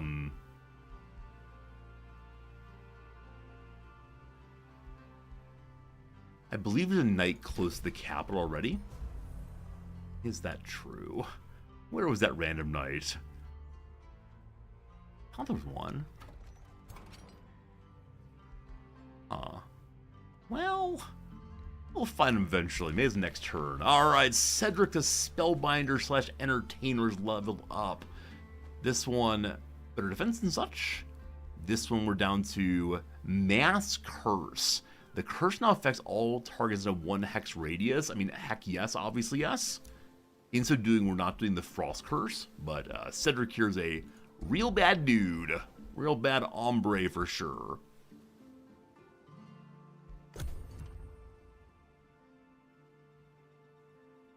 Okay, and to get everyone into friendly territory. Heal up. I think 3 armies downstairs makes at least some sense. So have they leveled up enough? Faux pas! Oh no. Oh no. During diplomatic negotiations, the Duchess Luthia Oathheart of Valenford approaches you, quaking with anger. This is an outrage, Lucia Oathheart shouts. I received reports of your hero Cedric the Spellbinder bad-mouthing me, insulting my appearance, even doing an impression of me while wearing a dire penguin mask. I mean, you have a little goofy nose. You probably do, like, squeak squeak a little bit. What sound do penguins make? Are they honking birds? Possibly honking birds. Cedric the Spellbinder seems to think he can hide himself behind you, his giant queen. But I demand there be consequences. There is a lot of space to hide behind us. Absolutely tons of it. Lucia Oathheart seems deeply insulted by my hero. I could say, when it comes to minor people like you, Cedric the Spellbinder can say anything he wants to, or we're gonna discipline buddy. I'm okay with them becoming slightly disloyal. They're still very, very close to supreme vassalage, so he can say what he wants to say. Woo, free speech. Also, woo, we can now make our very own Iron Golem. Neat. Upgrade defensive units, possibly. Alright, better shields. All shield units would get, with enchantment, 1 more magic resistance, or the scouts move faster, or you can get little stone spirits. Charge about. Shield unit with good defenses. Probably don't need that for right now. I'll go with the spell shields. Only 2 turns to unlock that then. What are these doo-doos here? Oh, if we want to rally more characters, we can. I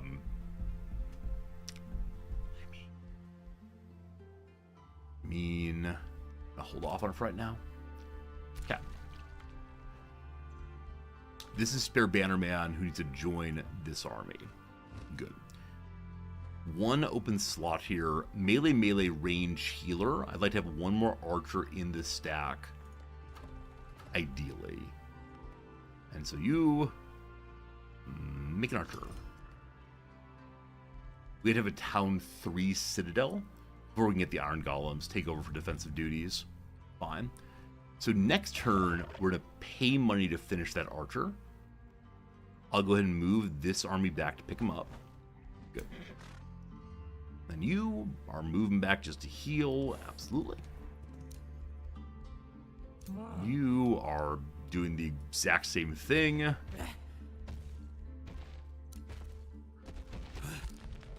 You, unfortunately, the exact same thing. Hey, we got one defensive unit in good old Ridgekeep here. You finished making a building. Good job. So we have the storehouse up. Next comes the granary. We'll have another expansion in 3 turns, it looks like. Can't wait, can't wait. New bounty if we want to. We can ask someone to destroy a pirate cove or an astral rift. As of right now, I think I'm good to go on that one. I'm not sure which one is. Not terribly important to me right now. The pirate cove is over here and taking over absolutely everything. Sorry, I'd say astral rift rather. The pirate cove is this one rather. Yarr. Yarr. I only have 1 functional scout. Is that true? Wait, where'd my other scouts go? Huh. I wouldn't have destroyed them. They must have gone somewhere. Question mark, question mark, question mark. I had 3 at one point. I think some of them were digging downstairs. Just forgetting right now. Just no idea at all. They're now healing. Probably 2 turns and good to go. You step in. Probably 2 turns and good to go. And then you the same. Probably may have heard 2 turns, then good to go. Archer friend, we want to push out right now. Cool.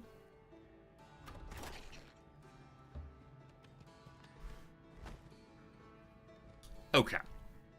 So, this is the lowest ranked army. Their hero, though, is a defensive unit. I would not mind that. So, defensive units, Ranger, Giant. Looking through the armies, I see a nice balance of everything, except for shock units, the horse people. Against golems, I think the horse people might be kind of important, as they probably have a lot of retaliation, a lot of abilities to turn us into gold. I appreciate if you wouldn't do that. Appreciate you to leave me alone.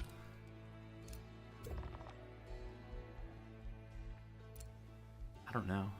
I don't know what we're doing. Something of note this way. 1 single unit and a place for us to pick up some tasty, tasty treasure. No, it's not. We missed the enemy there until a little bit late.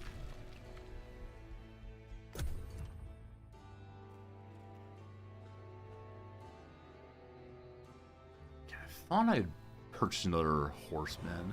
I guess I actually didn't do so. Unknown ruler. There's someone out there still. Someone's doing stuff I don't know. We'll say next turn you're fully healed. That's great. We need to cast our buffs in a little bit here. Most essential. 1 turn and Duberg can expand again. Nice is nice is nice. I think we want to get the Citadel, so we make longbows, and then also the new golems. Let's go push out some knights. That might be useful in a moment here.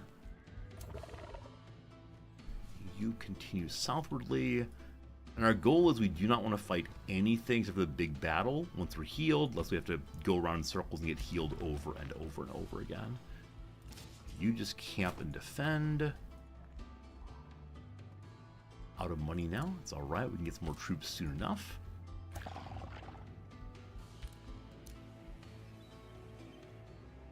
There is a way of casting to make my scout able to see a little farther. would not be the worst thing, but getting bamboozled by spots like that appear to have no enemies, and then suddenly, ta-da, enemies. Not the best of feelings. It's the Blighted Tree! Council of Forester, more mana, more knowledge per Forester in the domain. Wait, really? The tree's cool with me cutting down its friends? I don't like that. Not at all. It's a 3 difficulty exploration. Scripture describes how the first elves visited all the worlds to see them with life. The magnificent tree stands a testament to that age. It said the souls of the first ones still reside within it, sometimes manifesting themselves as the entwined, eternally bound to protect some growth. Neat. I'm surprised though it's okay with me cutting down trees. It is blighted after all. We're ready to cast. We unlocked the shields to cast if we want to. These are both ready. In a couple turns we'll cast those. Cannot forget to do so. And I believe it casts instantly once it's ready. So we won't have to wait a further turn to actually cast it through. Alright, what comes next? Artisan Fortification. A tower structure that grants a city a bolt repeater tower during siege combat. Currently I'm behaving like no one will ever attack me. But a minor race transformation. Make the mole people begin gaining rock growths. Feels so gross, man. I don't know. I always feel very strange forcing my mole people or otherwise to have strange mutations. Like, why can we not say you're perfect the way you are? Not to be like overly eugenicist, not to be overly like focused on racial purity, but having the mole people grow rocks out of their bodies sounds absolutely violent and perhaps even vulgar. Day 46 is upon us. A largely pacifist playthrough. Which surprises me. Another pirate cove, or perhaps a continuation of the same. Yeah, it seems like the above water world is full of like really unhappy situations for everyone. You're healed up. You're healed up enough. Okay, my 3 armies are healed up enough. There are more and more enemies spawning here. I understand I'm busy with something else right now, so I cannot fight you. Oh gosh, I sure would like to. Advice. Running out of gold. Nah, refill all the way, don't worry. Infestations will spread on their own. Yeah, I mean, down below the world, we're doing well. No problem with infestation here. Upstairs, things are less great. Okay, we're going for you in a moment. Kind of guessing that these 2 lovely ogres will surrender to me. Dewberg can expand again. So right now you have the Rune Carver's Camp. That gives the bonus of bonuses for quarries next door. I believe we can't make our quarries right there unless we terraform something into rock. This is not adjacent, unfortunately. Can't expand any farther this direction. Thought that might happen. So I guess we just take more food. Who likes farms? Ridge Keep upstairs take more also. Wow. So this Pearl Reef automatically gives 7 gold and 7 magic, no matter whatever else we take there. The Nautical Research Post would give 5 more knowledge, faster unlocks. Or just increase our magic production. Yeah. Yeah. New skill developed. Way down here. What are you? Gain 1 siege project. Where here we almost can get special province improvements are cheaper, or all current units permanently gain 1 defense and 1 resistance. I'm sure some of these are really important and good, but I'm not sure. I need to build More cities. More vision range to go spend some money right now.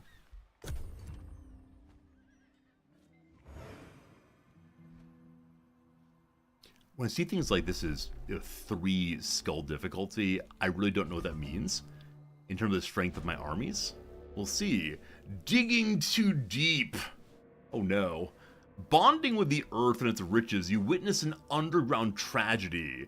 The ensorceling, I'm not sure, I think ensorceling, goblins have mined too far and too greedily into the depths of the earth. This is not me. Their drilling stirred up a dread spider matriarch. Oh boy, can spawn hatchlings. Along with a horde of underground predators.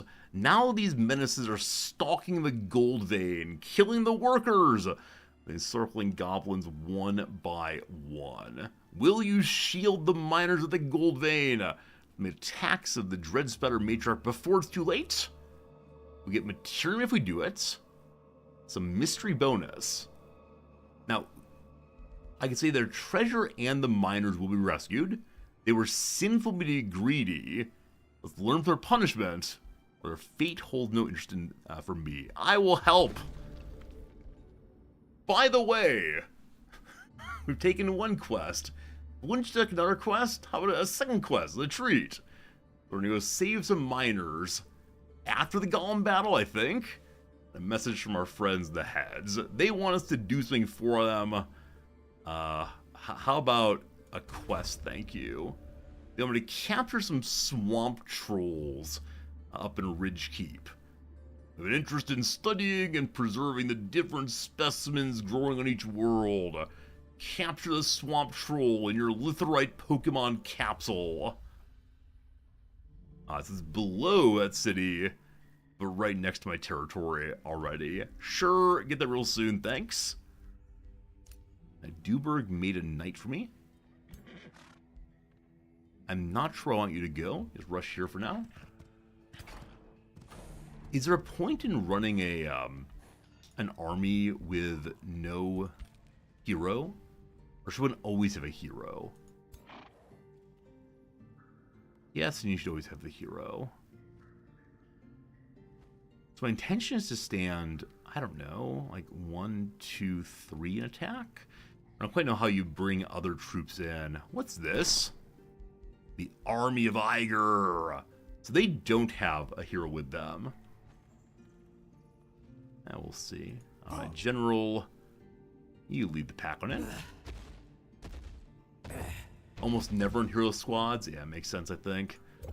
Especially because it's expensive to run any squad at all. I hope we can get everyone in here with no problem, but we may have to have people on all sides instead. We'll find in a moment.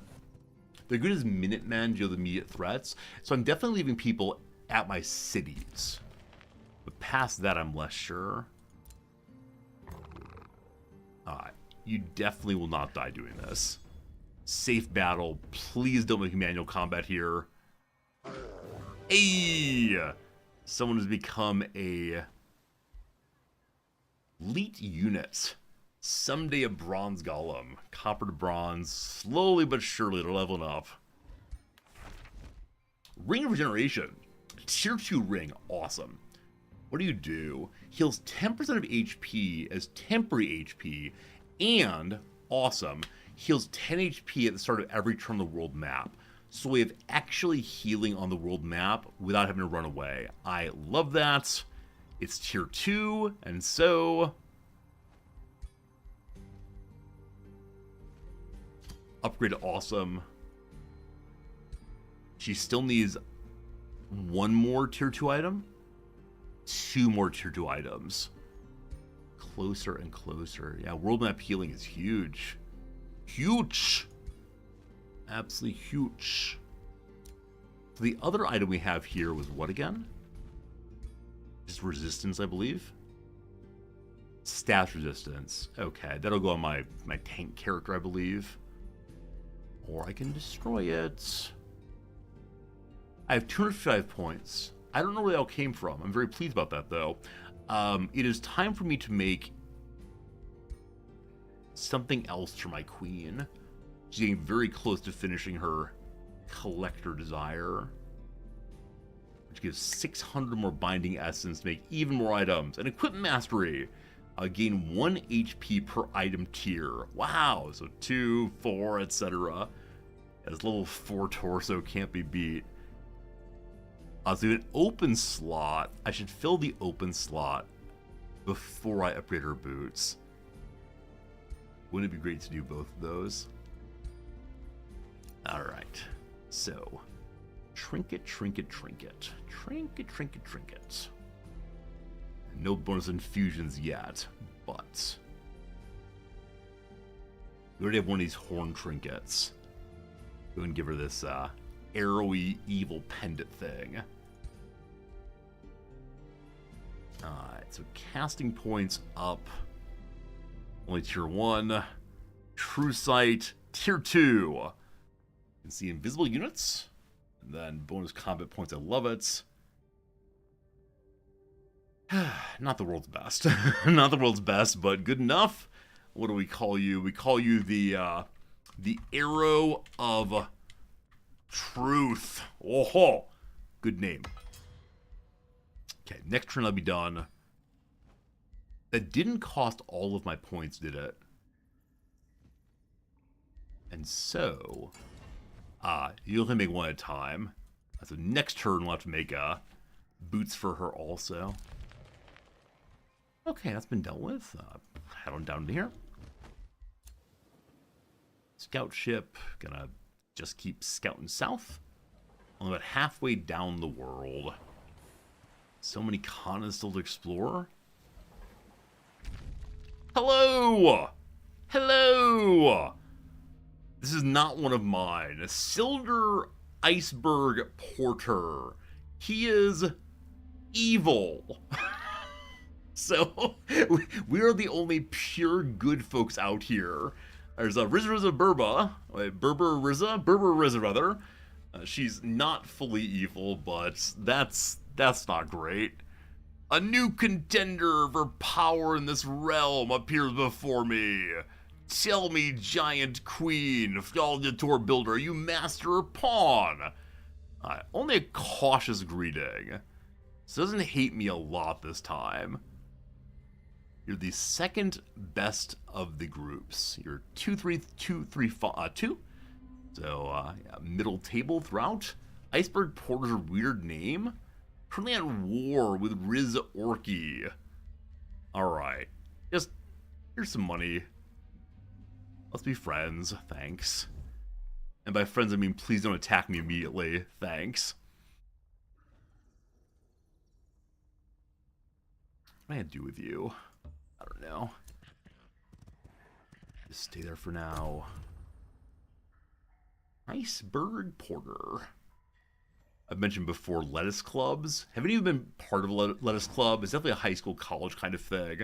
I have not, but one of my students asked me to be this faculty advisor of a lettuce club in which they would the students per part would get together and attempt to eat a head of lettuce as fast as possible, each of them having one. Whoever ate it the fastest became the head lettuce, whose job was to make this contest happen again the year after. Pure sophomorery, sophomorism, whatever you want to call it. The arrow of truth is ready. It goes right here. Never heard before in your life? Yes, you can Google it. It's true, I swear. Lettuce clubs. High school, college, that kind of thing. Probably can't afford to make new boots. So I can junk something. Random helmet we do not need. Tony Mount, I'm sorry, goodbye.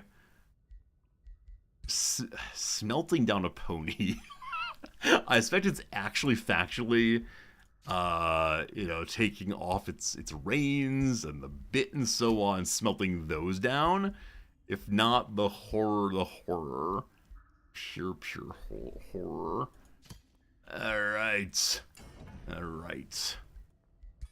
How about some good enough boots? Did I miss boots? I did not.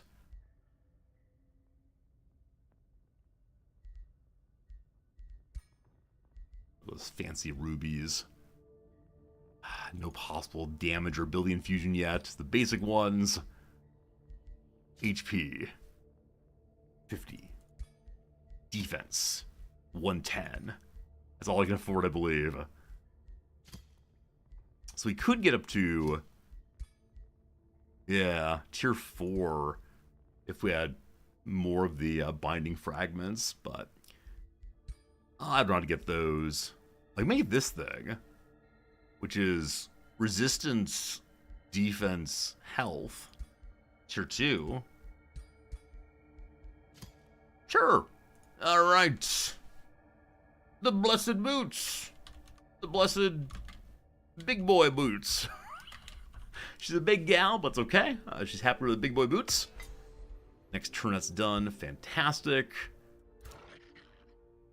All right. Not for you, the army. You're just going to post up there still. Okay. How do I get everyone in here? You can stand there. Yeah. Actually, the spot to stand I didn't see. It's right here. Okay. I need to do a few things. Number one, the free city of Valenford is now supremely invacillated. All magic materials, half its income, cheaper trading, etc., etc.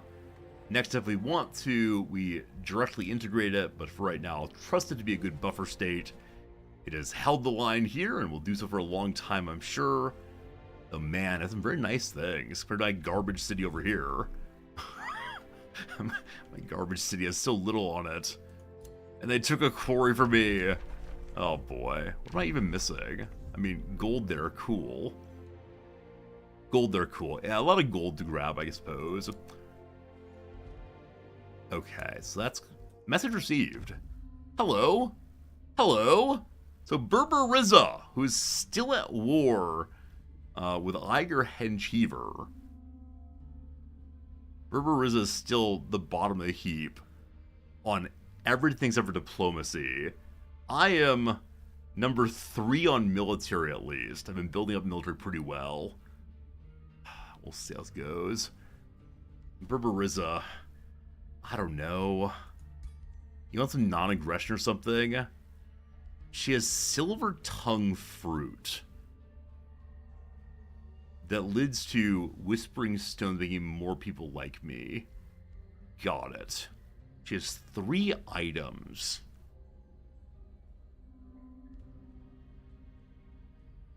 Hardy Helmet. Piercing Amplifying Mantle. What's that one do? I think it's the same as... Oh, it ignores 2 status. That's slightly better than my current magic armor. Or the enchanted armor! Tier 2. Rune of Protection against Frost. Cannot be frozen. Okay, I would like that. They want 89 gold. Is that all? Sure.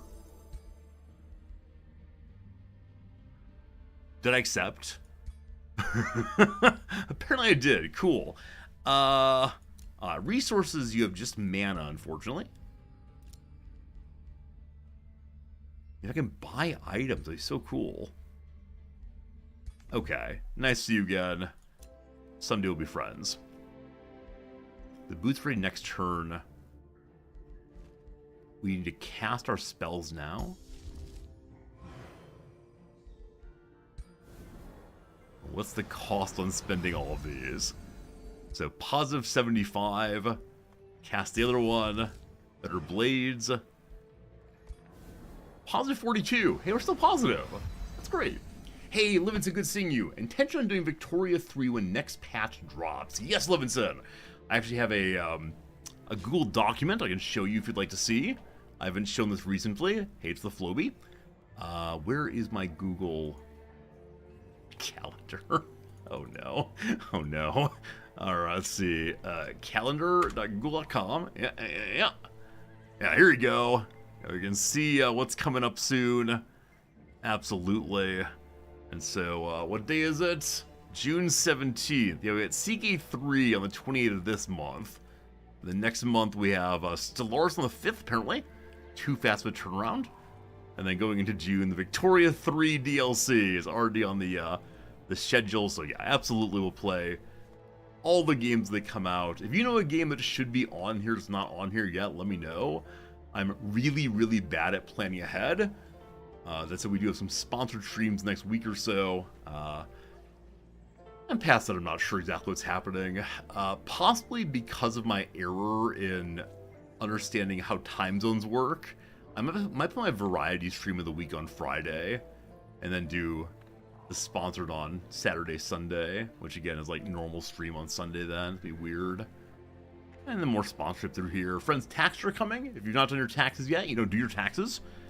Don't want the IRS coming for you. Maybe you do. I've heard that some villains want to be captured. One never knows. So, pass this turn. Please auto-resolve. I don't want to fight you. Awesome. I'm getting ready for the big victory in a moment here. JST is Eastern Standard Time plus 14. Yeah, the problem was not how numbers work. The problem was... the problem was how exactly do I figure out what day this marketing company was talking about when they said, hey, we want to stream on the 11th. They knew I was in Japan, so it was Japanese 11th. It's fine. It'll all work out. It's just a little confusion on Resortyville for that one. You pass the turn. Pass turn. Scout. So we met everyone now. I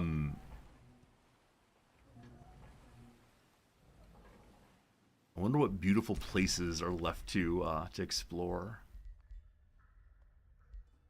Okay, with 168 money, we can make the town hall. And I'll do the mint though, just to get more cash coming in. I'm having hundreds and hundreds of cash to what we got now. We got a bunch of gold down in the gold cave here. There's still a little bits left, I believe, somewhere. Including the giant pile we're soon about to take over. Or die trying. Alright, it's all come to this. Our special quest before us. Alright, Leo Oathheart, my little tank buddy. He wanted to be a conqueror, to take over big cities. But no! He might want to be a crusader. Crusaders, I believe, get bonus damage against evil dudes. I want to kill tier 4 undead or fiend, or an explorer. Find a golden ancient wonder. Crusader, sure, if you want to. Okay, we got the big boots. They go to you. With this, there we go. Major ambition's been met. She has all of her tier 2 items on. We immediately get 600 binding essence and equipment mastery. So she has a bunch more HP off of that. With the 600 binding essence, we can almost certainly make a higher tier item if only I had enough of the second kind of mana need be. But an absolutely gigantic hammer would make me very, very happy, I suspect. So let's see what's doable, if anything, right now. This might require passing another turn. Let's see. Let's see here. Giant weapons. I think, unfortunately, we just stay with the absolutely huge Warhammer, except Giant Axe comes with a heavy charge strike. So move up to 3 hexes, gaining 90% damage if you do so. 24 plus 90 is a lot. So heading like 44 or so, I believe. That's pretty cool. Okay, unfortunately that means after the charge strike, we just have the basic attack off of it. It's only 24 damage on a single target. As opposed to the sweeping melee strike does actually less damage, but it is across multiple characters, just one. You really give the leaders charge weapons. 2 definitely leave them vulnerable. You're absolutely right. But can you imagine seeing the giant charge? No, of course you're right. We need to play this thing cool, play it carefully. All good? Okay. So we had 61089.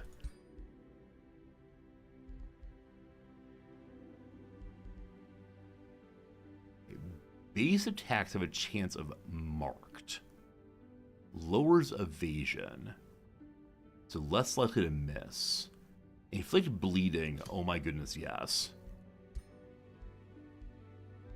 10% crit. Oh my goodness, yes. So there's so many locked ones that require different special crystals and items we don't have yet. Okay, tier 2 on heavy bloodletter.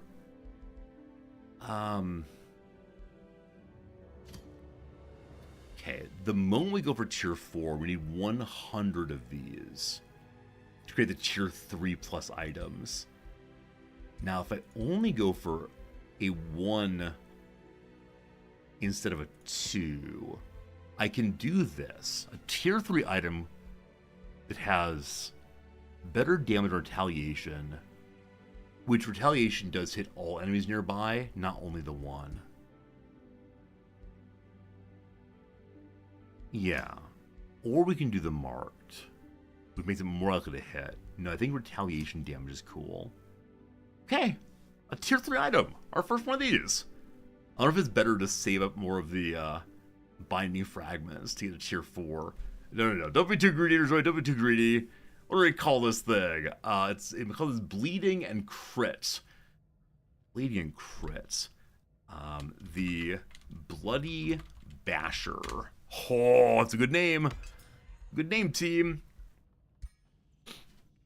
Potentially 2 turns of doing nothing then. Nah, I refuse to do it. Also, level of renown. Top renown bonus. The units never die to retreating. Cool. Cool. Get more spells ready if we want to. We have quite a bit of magic available. Is there anything that I really want to do right now? One thing we could do. Yeah. One thing we could do is begin terraforming the uninhabitable territory where our second city is.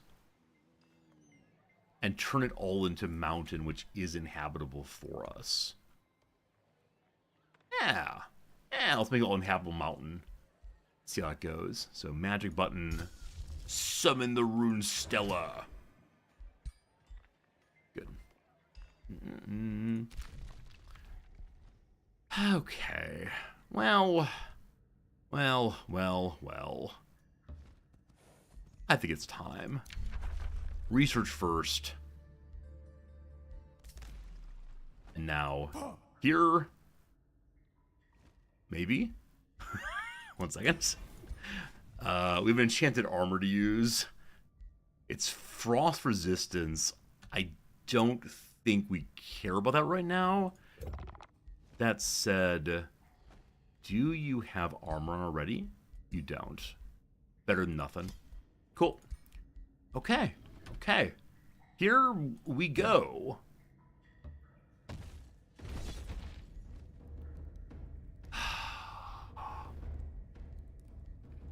Video game believes we're going to lose this one. Golden Golem Mythic Units. Iron Golem Shields. Bronze Golems. Animated Shields. Animated Ice Glaives. Copper Golems all the way. I mean,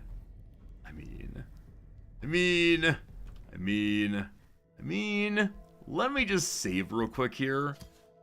But I'm feeling it. So turn 50, attempt at boss. No period allowed. Fine. We gotta believe in ourselves. We do not believe in video game, we believe in us. Here we go. Here we go.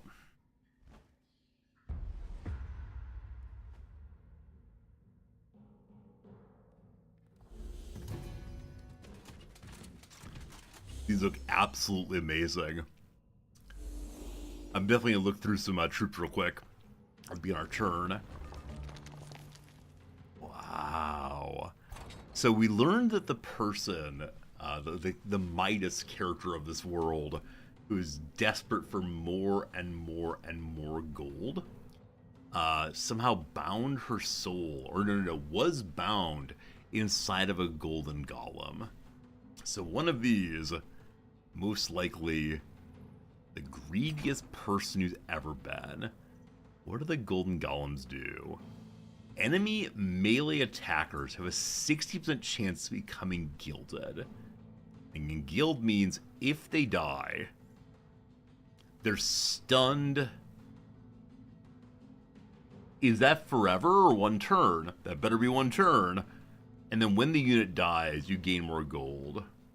Hi.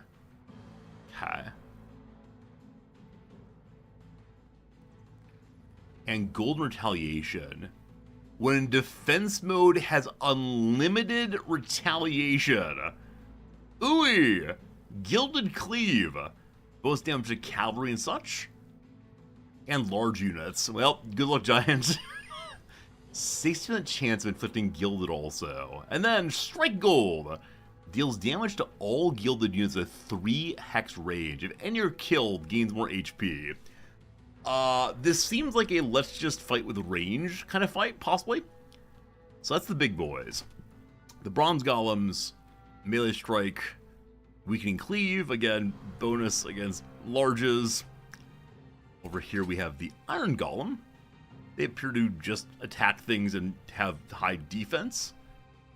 Then the magic shields, they can only melee single strike, might stun things. Cool. Floating Stormglaive. Storm Strike moves 4 hexes forward. Enemies in the way sustain damage. So you go through a line of enemy, you're probably jumping into the back row.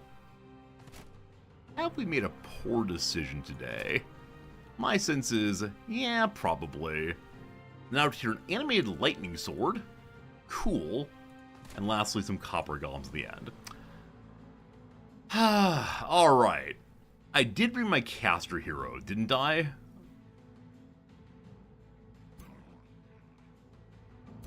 Okay, so the character I'm most useful here is my caster hero. Who do I not have? My caster hero. Oh, this may not be good, team. This might not be good. Well, we saved the game. We're going to give it an attempt, and we'll see what happens. Anything melee against them causes a golden stun. I'm feeling like World of Warcraft raid boss here, which to say, spread out the giants if possible. Unlimited retaliation is a huge concern. Team, is it worth trying this? Or do I just say, 1, I need my caster, obviously. 2, find a way to get more ranged units where we do this? Cause come on. Oh, goodness. Okay, so you all to the left here, you are my rangers. You're gonna try to draw one of them over. I don't have a taunt to force it, unfortunately. But hopefully nearby buddy will try this. You wouldn't trust an overwhelming force? Yeah, I'll see how it goes. I'll give it a shot. And again, we can definitely be a save scummer if it does not work out. We did so well with everything else down here, and then suddenly, maybe a little less so, we'll see. Okay, so the Aspirant Knights can knock off retaliation. But these, when in defense stance, have unlimited retaliation. Does this also drop off defense mode? It does. So charging in can stop retaliation. So having more than one Aspirant Knight could be a very, very good thing. However, I have one Aspirant Knight. That's all we got for right now. So next turn, you're definitely true-shotting. That is your desire, that's your goal. Good luck.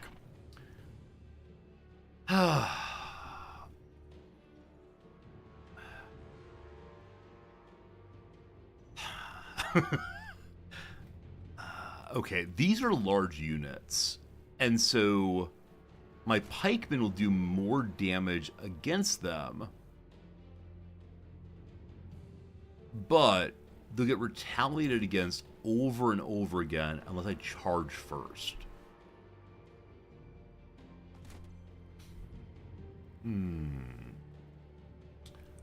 I'm kind of considering daily USB noise. Hope you enjoyed that. No idea what it is. I'm kind of considering staying back here, hiding until we get one under control, and then repeatedly slamming them with the pike people from behind after the charge. But I would need some way to draw all the rest of it away.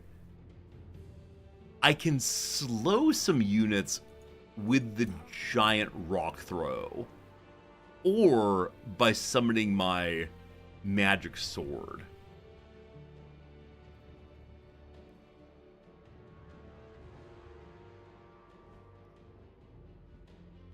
The slow there would be hopefully just enough time for these units to get a kill on one of them. It has 185 health, so I just don't know about that. Okay. If I want you to throw your rock, you step forward. Oh, don't do that. No. No!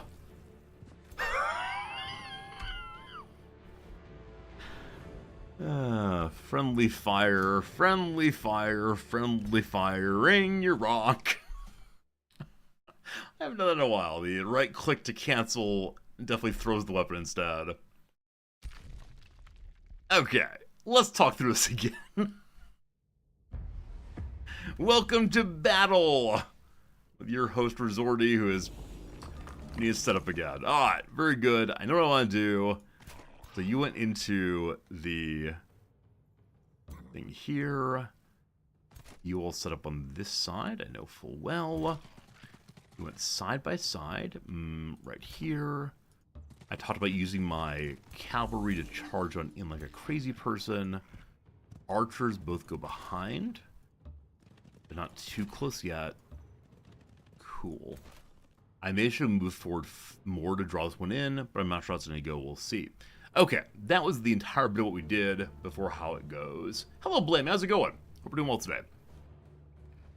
Not that I'm trying to hijack my chat. Hey, anything you say in chat's cool. I appreciate conversation with me or with others, and welcome in as always. Yeah, not having the caster feels bad, man. Okay, like I said, I sort of want to leave these back until we're able to get onto a large target. Now, speaking of large targets, we really don't want the giant to be fighting face-to-face against any of the, frankly, any of the golems, but especially against the goldens.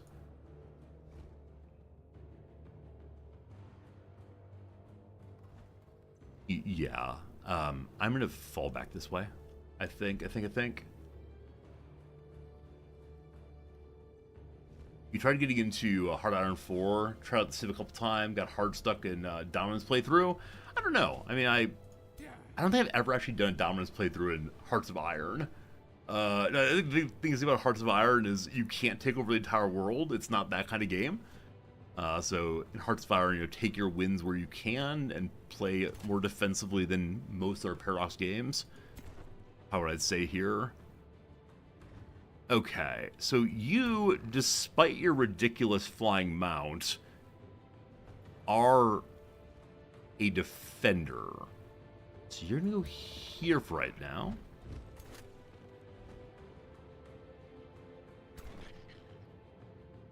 We have too many pikemen.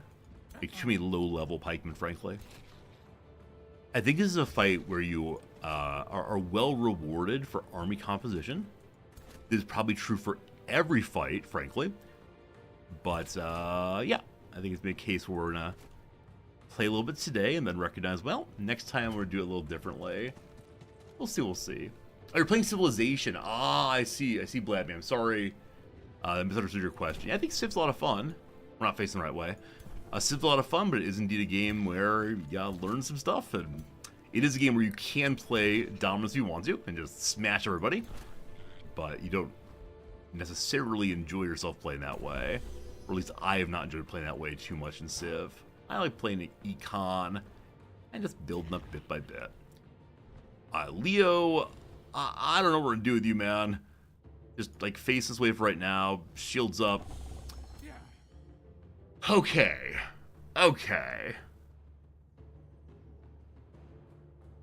So, we want to move over this way. And throw first. Can we throw from there? Not really. Okay, step back again. Would it go forward this far? I definitely blocked out some of her movement. I mean, it's better than nothing. Cool. Militia. Oh, tiny baby militia. Poor tiny baby militia. Move here. Again, I don't think we can get you one turn. Bannerman. I don't know. I'm continuing saying I don't know for a while here. Ranger, you hang out. Archer's cool. Defense. Archers. Call it a turn and see what happens. The couple, can you actually make your own giant from scratch? You can. Okay. We've been engaged. Big boys coming in. They can't attack yet. Giants taking in some attacks. Okay. Is this what I wanted? I don't know. I don't know what I want here. Oh, it's not on your faction list, so you can't play as a race of giants. You can have a giant hero, but there's not a giant race, unfortunately. I think you can make your own giant from scratch. I'm pretty sure I've seen people do it. I myself have not, so I'm not sure, actually. Okay. So now we summon our sword here in the hopes that the sword will just distract them for a while. Oh, speaking of swords, one behind us. No one likes that. Okay. Gotta kill it as fast as possible. It'll definitely do real work on the hero otherwise. There's still my dude's bigger than normal height, making them all probably more susceptible to being taken out by pole arms. We know how this goes. And so which 4X? Question for the chat. Which 4X do you believe has the most satisfying victory conditions? Like, which 4X makes you happiest to play it? At the end of it, you say, ah, that went well. I'm glad it went that way. Because definitely Millennia's victory conditions are the worst, in my opinion. They're really, really unfun. Not to be rude even a little bit, but them's the facts, team. Them's the facts. Speaking of them, the facts, it's now 1 p.m. my time for a quick little ad break. We'll go ahead and pause here. I don't know. I realize that in some measure there's no way to ever fully present the, the journey as destination all at once, where you like achieve your goal and you say, show me some beautiful ending screen that makes me feel as happy as playing the game did. Probably no such thing in some cases. For you, Age of Wonders 4 did it. Okay. I'm thinking specifically like the ending condition. Like in some 4Xs, just get as many points as you can and call it a day. Not a huge fan of that kind of ending, but are giants cooler than dragons? Almost all giants are cooler than dragons. The only dragons that are cooler than giants are frost dragons. That said, frost giants are cooler than frost dragons. There you go. Stellaris late game is pretty fun. I've actually never played super late game Stellaris, except for one playthrough where I played as a group of people who wanted to cooperate with some being that was taking over the universe. And I thought her messages meant that she would cooperate with me and we'd help her take over the universe. And instead she consumed our life force. That was unfortunate. I didn't like that at all. Saw Behind Closed Eyes. Saw Behind Closed Eyes. A Saw is a story. Or an old story. Like imagined? Not sure. Baby Tabby. That's a kitty cat. Is Kitty then? No idea. Source of funny uppercase S stories. Funny stories. No idea. Explosive yellow substance. Is TNT yellow? I had no idea. That's not true about me anymore. I changed. I'm a new me. No idea. Crumped up. A rose, possibly. We'll see. Main accompaniment. A solo, possibly? Not sure. Taboo Casually is a no-no. A French name that means born again. Can't we get the etymology and work backwards? Born again. Noel. That's not true. Never mind. Singer Apollo with the 2024 album God Said No. Is there an Apollo Ono possibly? Maybe. Is it a singer? I don't know. Camera shutter onomatopoeia. Snap. Loved ones. Possibly deers. Well, that's ears. Possibly deers. We'll see. And then lastly, more or blank. More or less. To the downs. Opposite of a writer's block. I don't know what you want from me. Unconventional in a way. Word after hacker or work. Okay. Determine the concentration of an acid or base. It's probably not pH tests. I don't know what though. Hacker. Clear the board. I wanted reset. With the E ending, I'm not sure. A Wheel of Fortune for one. Some kind of board, maybe?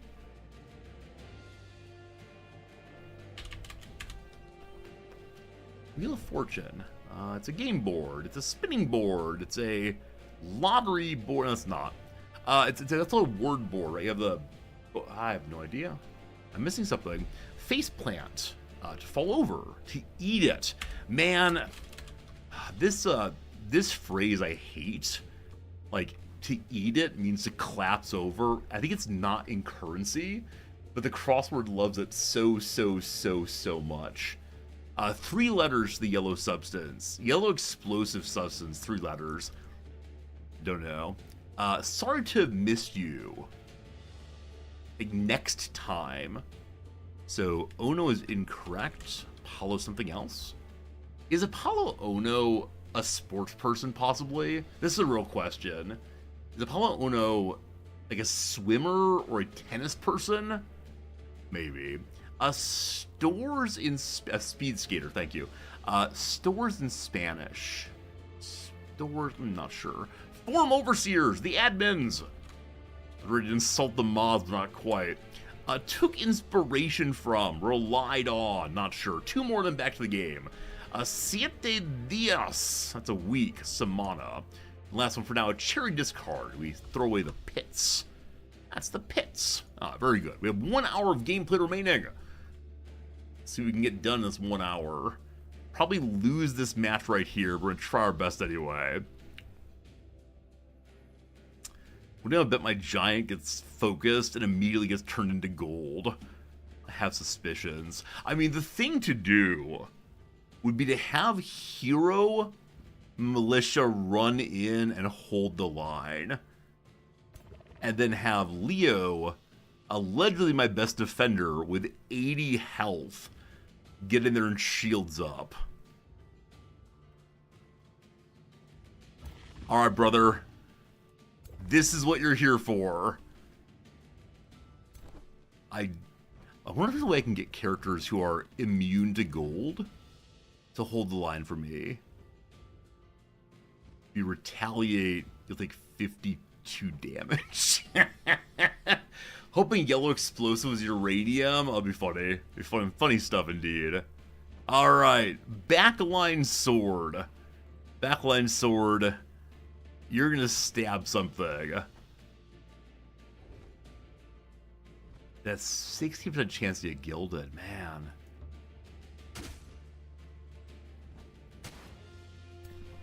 Okay. So my healer units can... Oh, I wonder if some unit has a way of removing negative stats effects.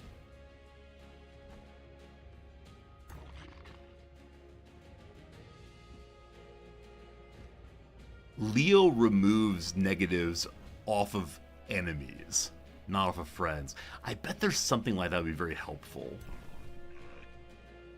Okay, as usual, you're gonna go here. You got Champion of War, wherever that was. What is Champion of War? Is that you? Champion of War? Oh, this is the War Banner bonus. Got it. Okay, we can't overheal.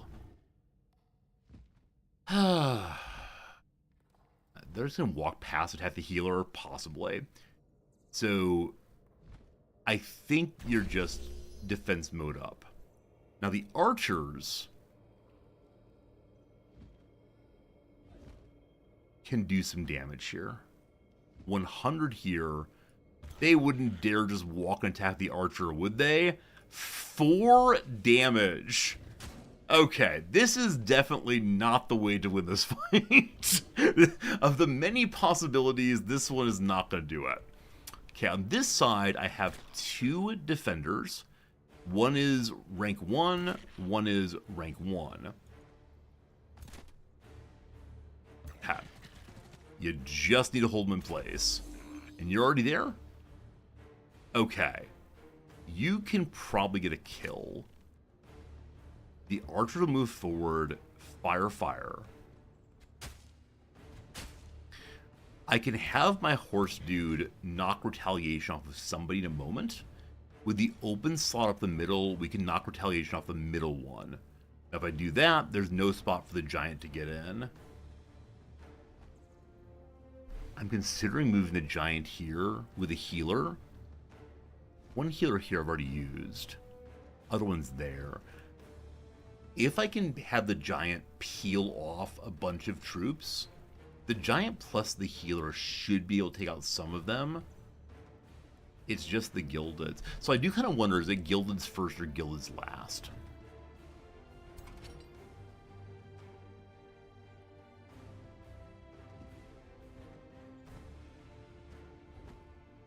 I have no idea. I mean, 60% chance of being gilded or causing gilded no matter what is difficult for me to even consider right now.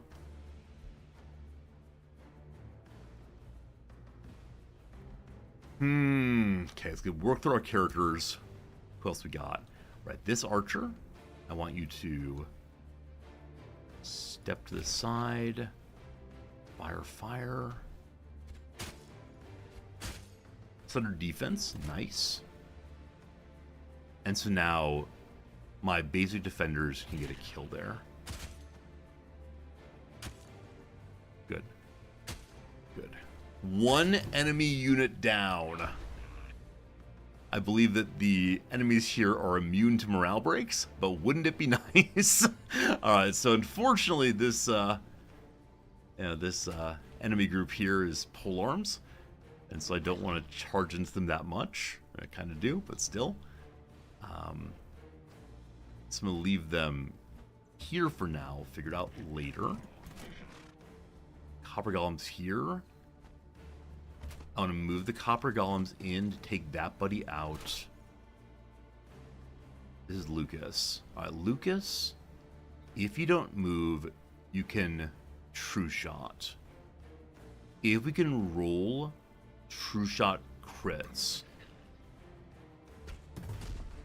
Okay.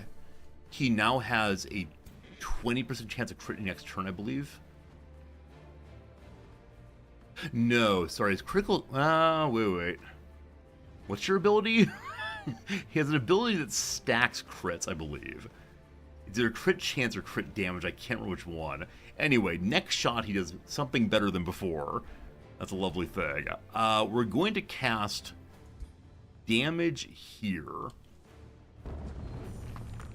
And the rock armor, does it give resistance? I don't know. Okay. Archer. Okay. I said before I want to have a group that goes with the queen to draw enemies here. I believe the archers are part of that.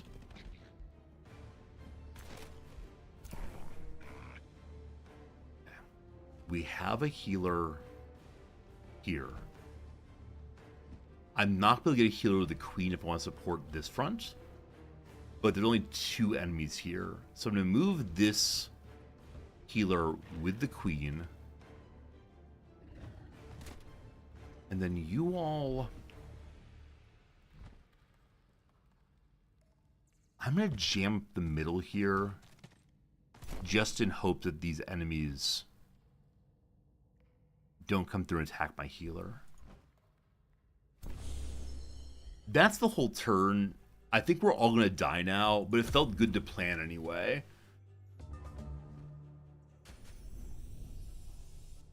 Oh, I resisted the golden curse, number 1. Number 2, resisted the golden curse. Someone is now gilded. So what does gilding do?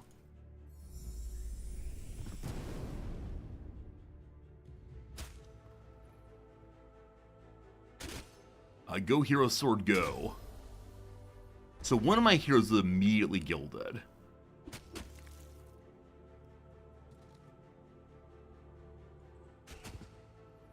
This front is going well. Oh, delightful to be their enemies are their smaller units are blocking the back of their hero units. Okay, so show me your gilded, please.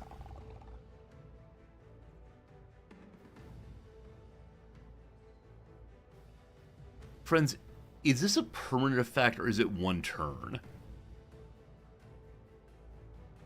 I see a little number 1 there, but I think it's only one turn, which is far better than being forever, FYI. We'll see. Okay, let's think. So this side is the easy side. And how do I want to handle this?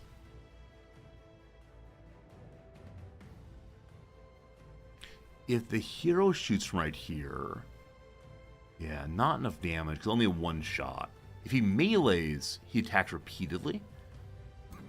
I can use the horse to knock off. Yeah, he'll take 8 damage, but he knocks off retaliation.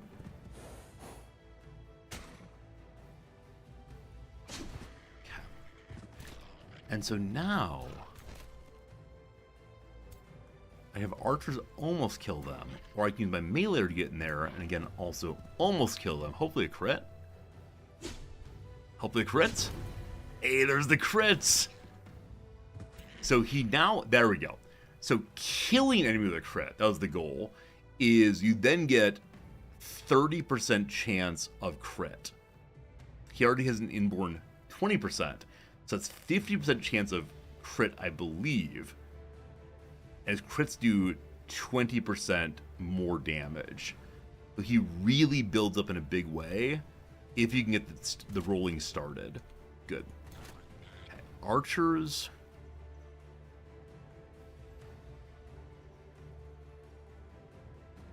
The enemies can't move through here.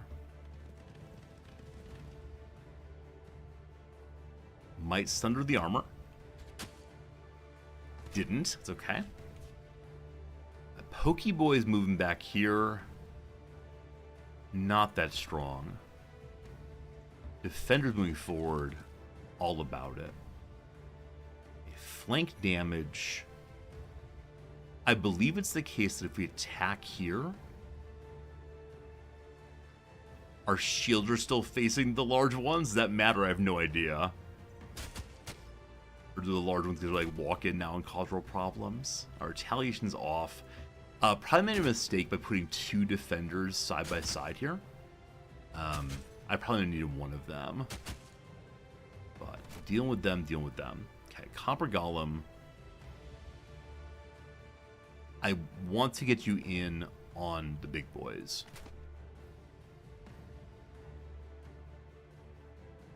Okay. So we're doing double the damage to it that it would be doing on us. Give me a second. Hello, Giant. The Giant can do their throw next turn. How do I think about this? The throw doesn't do that much damage, but it hits a large number of enemies all at once, and that's pretty fantastic. If we go in and start whirlwinding, we're going to get gilded absolutely. If I can go this way and draw off smaller units, I'm cool with that. But, oh, I just now noticed that a gilded unit here is almost dead. Healers? Healers? Who is it? Oh, he's there. All right, so there's an enemy in the way to get there. Interesting. Okay.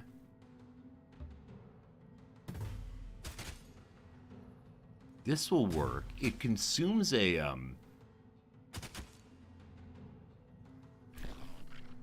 Oh, did it not consume that? Wait, why is Retribution still on it? I know that the Gilded buddies have infinite Retribution. I didn't realize they used it also. Huh. If you step out... Oh. Huh. I'm not sure why it wasn't able to attack me or why it's still there or something. Unfortunately, Gray is there. I need someone else to come help with this. And then maybe we can move in and heal the wounded group. You did not get a kill. Team.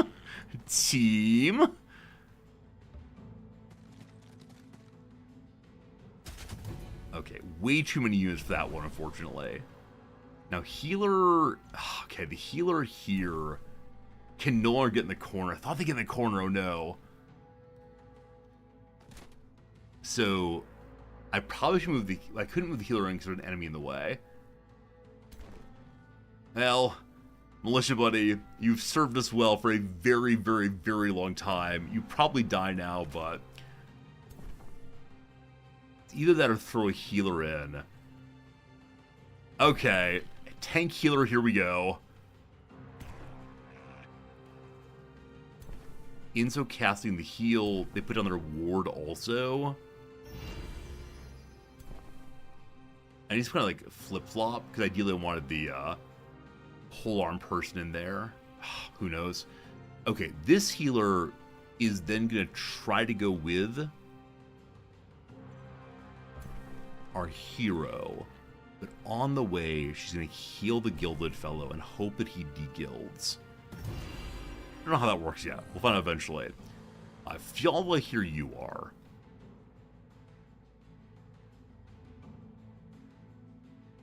We could taunt within 2 range. So go here, taunt, bring in the big one. Or go here and hope it draws one off. I'm doing that.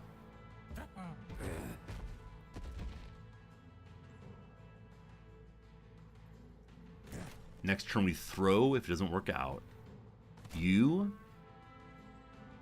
jam up the works there, just in case. Archers. It's actually not a safe spot. I thought it was. Slight mistake. Okay, no great spot for shooting right now. Just hide behind a moment. An additional pike people here to protect the archers. Yeah.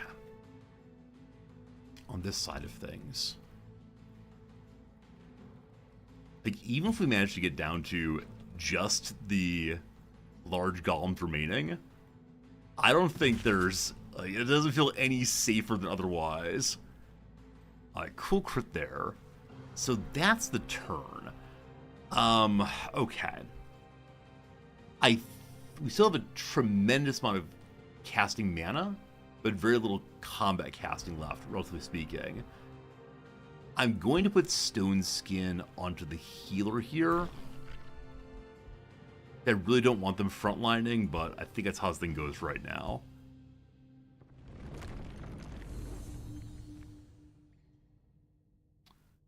Well, there you go.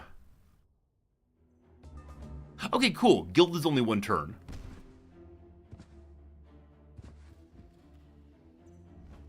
Now, unfortunately, 2 were gilded there.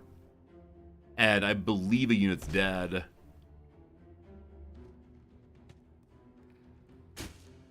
So now if we win, we get 20 money or something. Oh boy.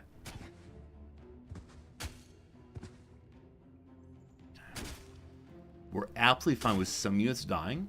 No reason to panic on that at all. That's fine. Absolutely fine.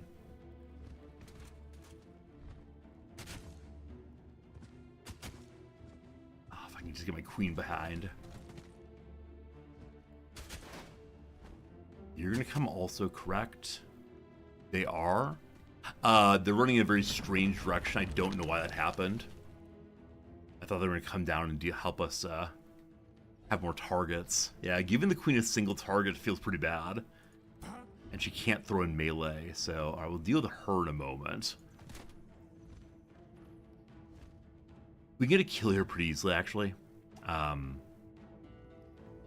think about that in a moment. Okay, so on the front line, the unit that was right here has died. And my healers have been gilded for a turn.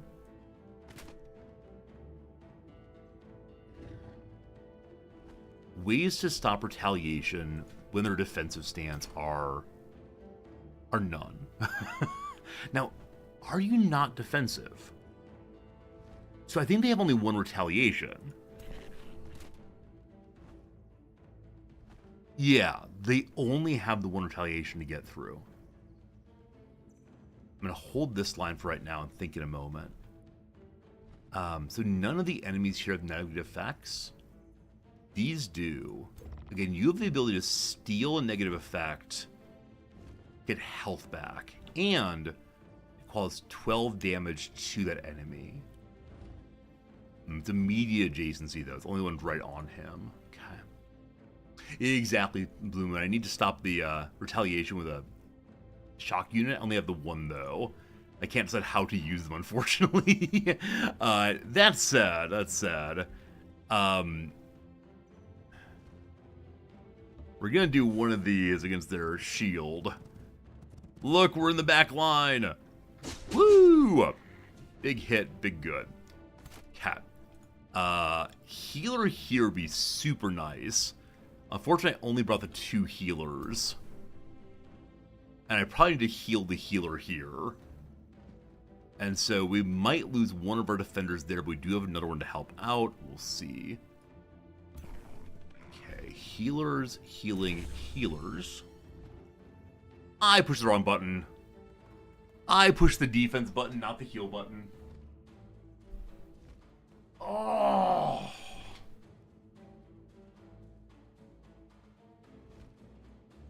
Am I correct that the game auto-saves at the beginning of each round of combat? It saved 3 minutes ago. They had no heal available. Was that right? That'd probably be why I clicked it then. Well, they got some possibility there. Good luck. They probably had no heal available. I think that's absolutely right.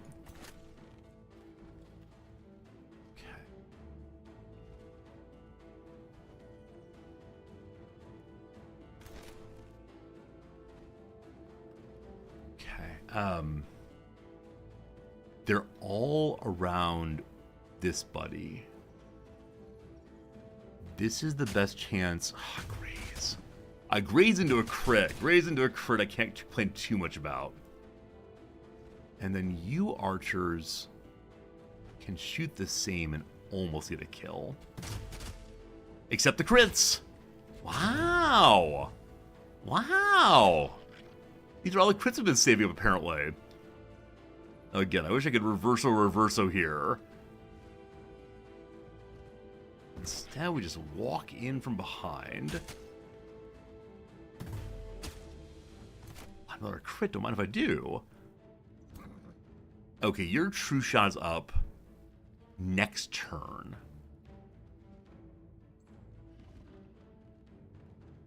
If you go, you can't go to melee, unfortunately. So you have to be range guy.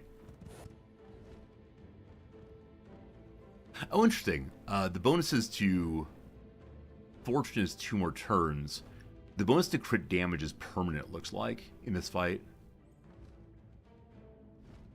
70% crit chance now. 70%. Ayy! Ayy! We like it. Okay. Little baby defender here. Gonna die real soon. Oh, I should have that backwards. I did that backwards. I'm sorry. We could have gotten a further crit bonus or crit damage bonus rather on Lucas there. Yeah, those should have been attack with defender. Lucas kills. Another one down. Another one down there. Cool. I don't want to say I'm feeling confidence. That said, I'm actually feeling relatively good about some of this fight.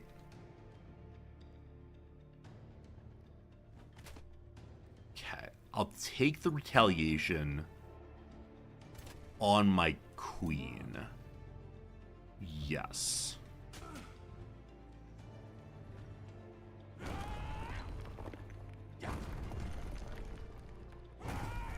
Cool. I think flanking with the queen made me very, very happy. Like, fundamentally a good decision. Having had her, like, if she went straight in and was gilded over and over again, it would be an absolute disaster. Okay, so next turn, she'll probably have to fight through these, and then she'll eventually be in the back and possibly can flank with a big hit. Cool. Archer, I want to damage that, but you can't front line. I guess we just move over one, do a little damage. Not huge, but it's okay.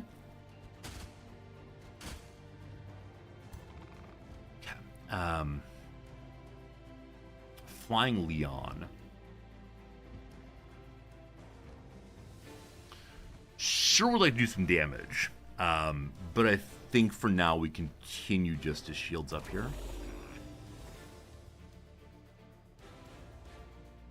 I think... Well, I want you to turn the correct direction, definitely. Thank you. I think we just continue shielding up for right now. Archer, can you make a shot on this? You can. Cool. Not a lot. It's fine. Okay, we can cast something again.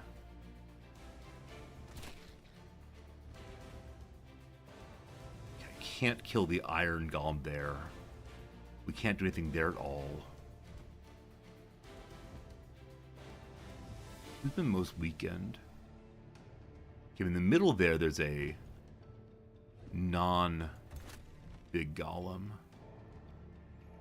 Well, they're not healing at all, so like really even chip damage is okay. That's it. Triple hit and Sunder defense. I gotta be Sundering defense for anything else. I need to keep that in mind. Okay. I believe that Stone Skin is the correct move. How's our morale overall? Okay, so morale's looking real good on everyone right now.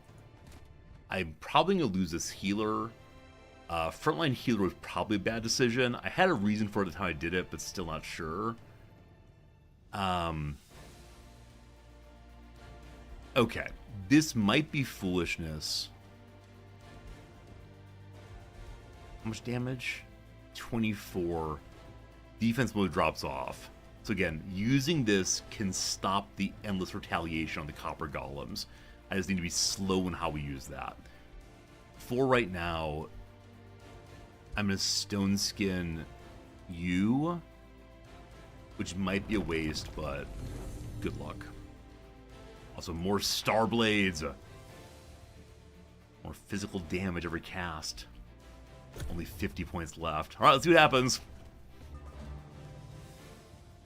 No guild, no guild, no guild. I guild on one. Healer's alive, healer's dead. Kind of expected. Second guild. Man, these,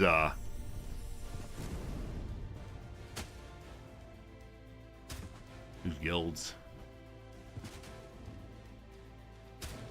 Okay. My mailer survived. I shouldn't say yet, but that's cool. As expected, came in.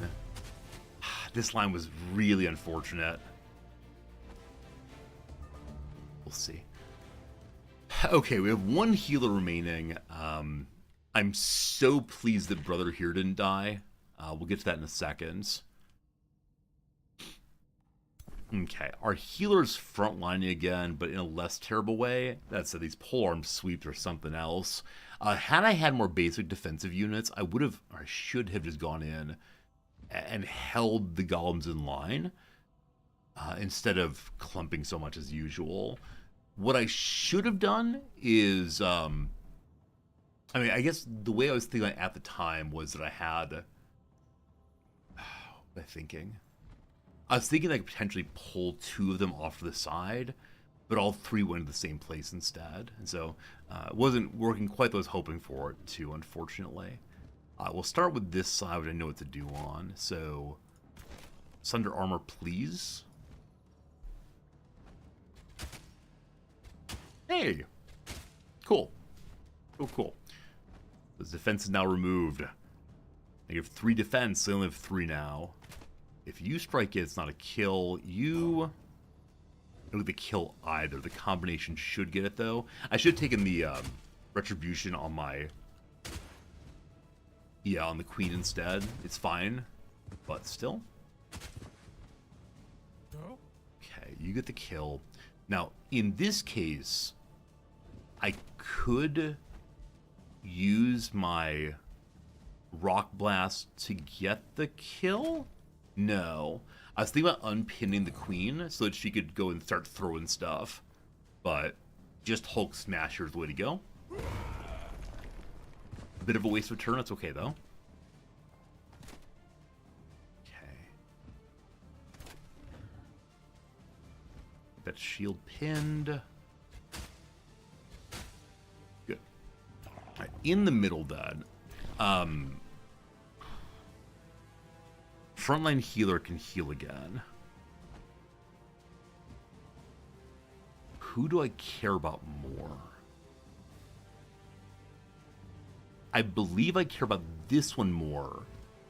Because if this one falls, the golem can move forward. If this one falls, they can't instantaneously. You are level, whatever that is, you're level the same. Okay, so Yeah, we're gonna heal you and hope for the best. 50 casting points left. 50, 50, 50. Possibly gonna stone skin that one. Okay. On this side of things, if we charge immediately, cancel retaliation, sunders the defense, cool. Now, you have your true shot up.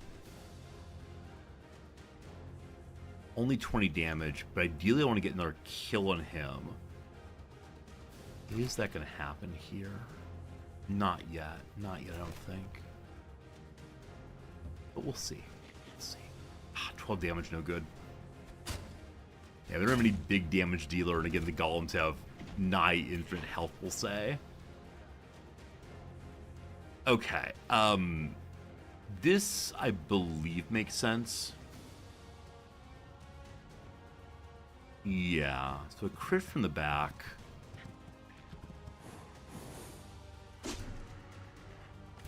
Wow, 70% no hit crit at all, unfortunately.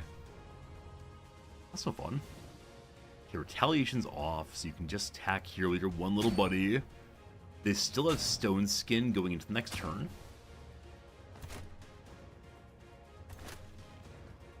Pop forward and do a little damage.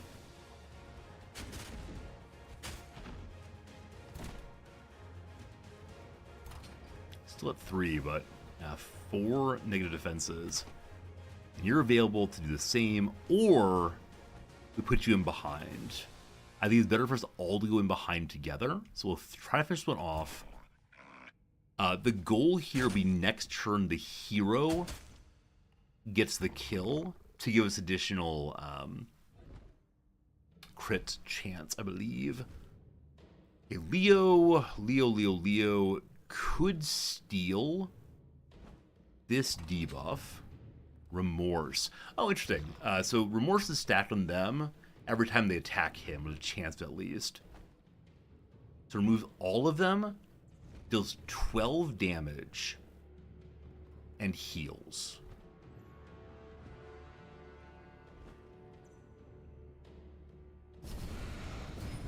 And that's a way of dealing damage without having retaliation proc. Cool.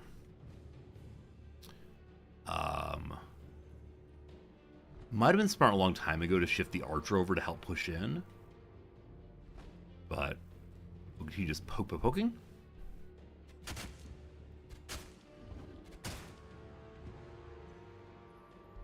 Okay.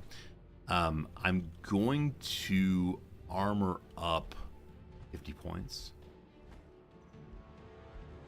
Every time I cast Stone Skin, I'm spending a little bit under the cost of stopping retaliation, which I can do with my charger also. At this point, though, I have enough for only 2 casts, and if I Stone Skin again, it will still be 2 casts. Okay. Another turn.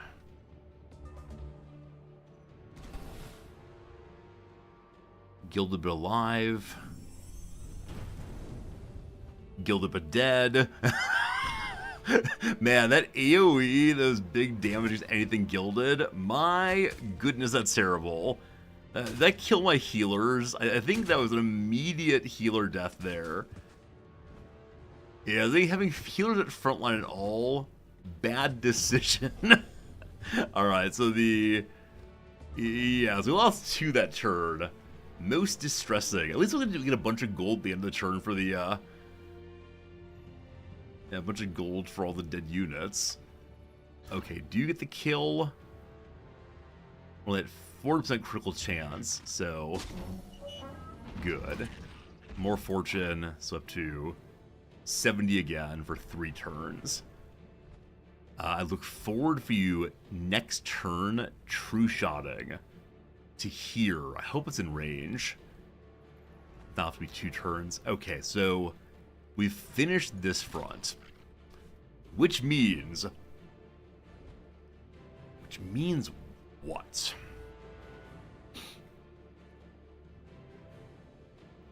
because of how the front... Oh, the healers are alive. Sorry, healers are alive, no problems. I mean, still problems, but not big problems. Okay.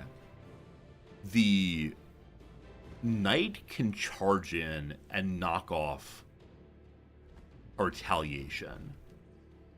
I want to hold off on that until the queen hit and do the same. Now, I do worry that enemies will peel off to the queen as soon as they can, but I need to get her like roughly here. It's not a good setup actually. I don't see a place where I can hit 2 at once right now. That's fine. Having anything to attack is just fine. Okay, we know we want to get a kill here, but getting the Horman down be better. Quite the battle, thank you. Okay, this, if it's a kill, is awesome. It is great. That allows my polearm men to move in, hopefully drawing attention, and just shield up for now. They should have turned. They should have turned there. Wasn't thinking, as usual. Okay. Leo. Get shields going again.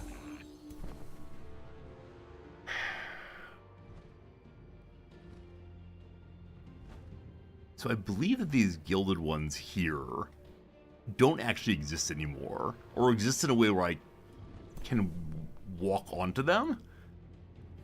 Something like that. So frontline healers have served us well.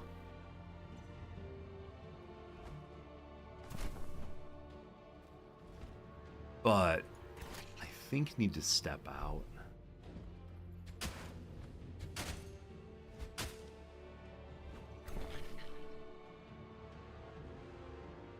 Okay.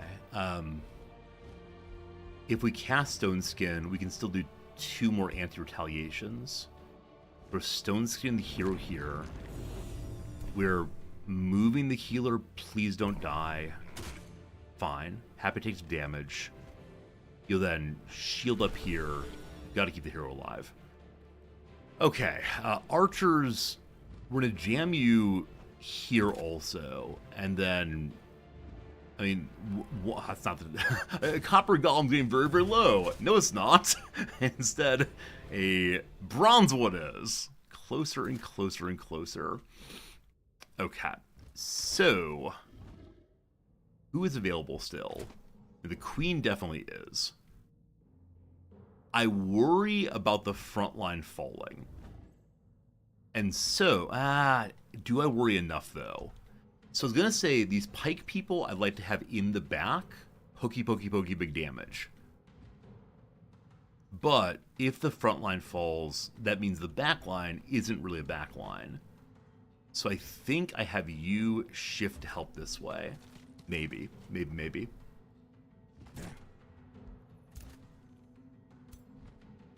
Who's up? The giant. Alright, we'll see how this works.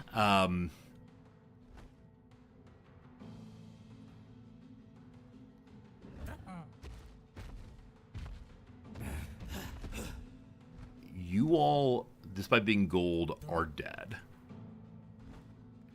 There's a tiny bit of damage, all things considered. This hits no friendly fire. Sorry, gold dudes. Cool. Flank throw. Didn't realize it would be that good. So we can rush in and finish off that group. Who else is available right now? Okay, you're a defender. Because this might die soon, I move the defender here. He does not have retaliation right now. And so we're just going to poke him. Hey, that gilded though. Well, now that I'm rid of gold, might get killed instantaneously. Who knows?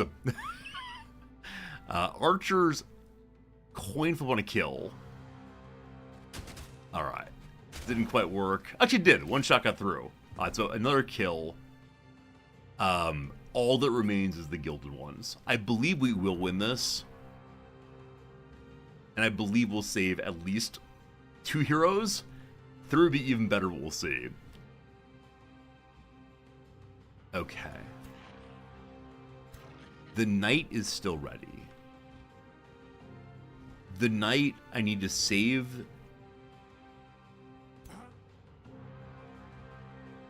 For the queen going in.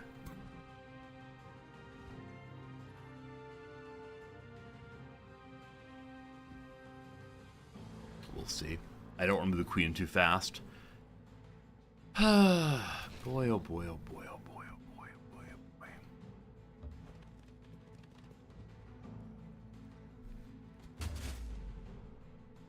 I'm absolutely fine with taking a heavy loss if it means that we complete a major story mission. As long as the other characters leave me alone. Here we go. Hey, resisting the golden...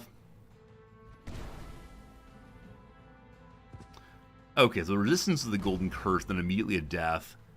Resistance to those also. The enemies are fumbling. Is that true? Wait, is that actually true? One second, what's that?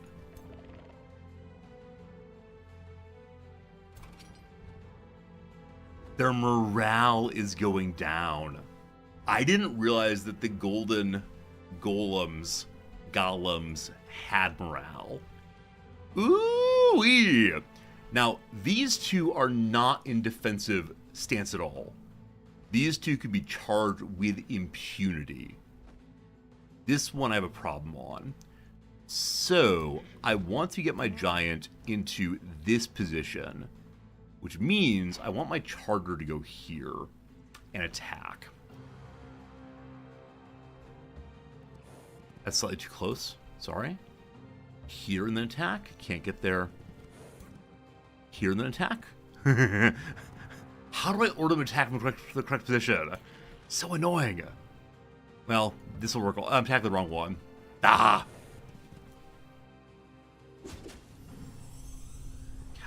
Good.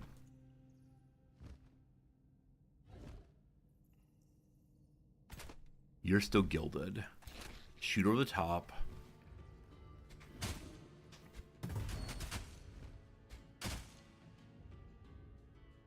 Okay. We have our true shot available.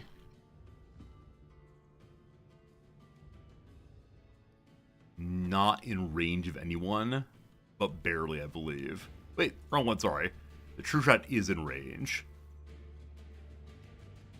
7% crit chance. Fantastic. Okay, Archer. If you move to here, big damage. Having opened the flank feels so good. Here we go, team. She is here. She is ready. Okay. Are they armor down? Sort of. Can I get their armor down more? Possibly. Now, if I consume their negative effects, that removes the armor sunder, I believe. You, Archer, are potentially frontlining in a moment here. I think it's better for you to run away and fire from safety.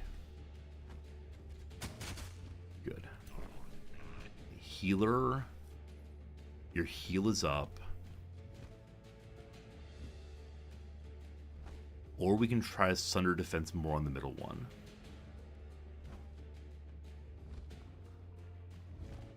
Healer's job is to keep things alive. Lame. You all are around still. This one... Are you in defensive stance? +7 defense. Why? I think you have infinite retaliation. So I think turning you for now is good. Is anyone else available right now? Oh, I can knock off retaliation. I forgot. Knock off retaliation, please. Awesome. USB sound again. I think I have a bad wire. It's causing my USB connect and disconnect happening over and over again. Spare archer. This is safe. No target though, unfortunately. Here, no target. Okay, maybe later then. Copper golems here, shields up. Another archer.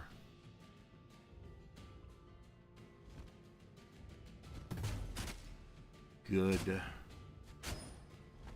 Resisted the defense removal, unfortunately. Golem here. Right, you're moving over because the front line is collapsing. Face this way, please. Shields up. I can't say I would do with Leonith Heart. Please don't get cursed. Nice. Nice. Oh, so close. All right. That said, the time is here. The day is now. One down. No golden curse. Ooh-wee. I believe by targeting the one, I only swung at the one. But one golden... Yeah, surely one more health, probably. I thought it would swing over and over again, but 1 of 3 down. Now, will my giant get cursed? They both put on defensive stance. You see this one has infinite retaliation. So they are now in the, oh no, we're very scared mode. So we have one more removal of retaliation. Awesome. On the other one, I can use my charger. But for right now, I recognize that I can't hit them both with my queen, unfortunately. Okay. We...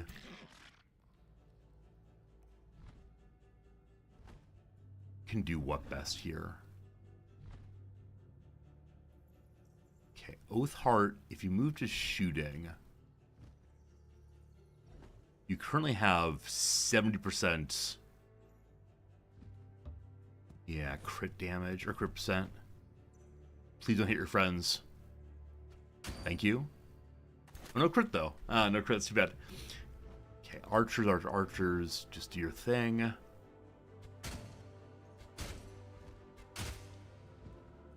Yeah, Cancel Retaliation removes their defensive stance also. And so with no defensive stance, they lose their constant retaliation. It's huge. Absolutely huge. Okay, I'm going to save my knight for right now. You buddies just getting their attack. Hey! Gilded! I thought some blood somewhere. Gilded, though. Okay. These archers are actually out of line of sight. That's very annoying. If they go here, they have guaranteed hit. They're shooting over a bunch of gilded statues. I believe we have a second kill this turn. Ain't that great? Oh, Cat Fritz is here. It's exactly 2 p.m. and Cat Fritz is here to demand that stream should be over. He is right. It is end of stream, but still. Okay. I'll be stealing... no, I need you dead. I'm going to pass on him also. Hello, Bannerman. No heal this time, so... hopefully sunder defense some more. There we go. Still 4. Still 4. So it starts with what amount of armor? Hello. So 4, 5, 6, 7, 8. Yeah. I wonder if there's some minimum we couldn't get below, but no. Right, knight there. Golem here. Go on in. No guild, please. Gilded, unfortunately. Alright, I believe we have Leo, and do we have an Archer also? My goodness. I believe the Queen gets a kill here, yes? She does. She absolutely does. Yeah. No guild, please.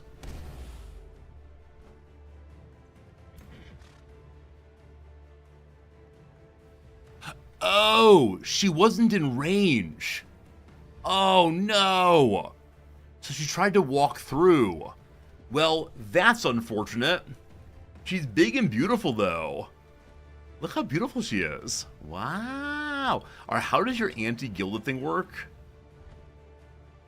Deals 54 damage. Can't believe I did that.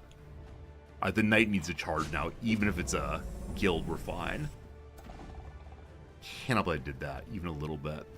Alright, we're gonna consume your negative perks now. Fine. Good. I can't believe I did that. So annoying.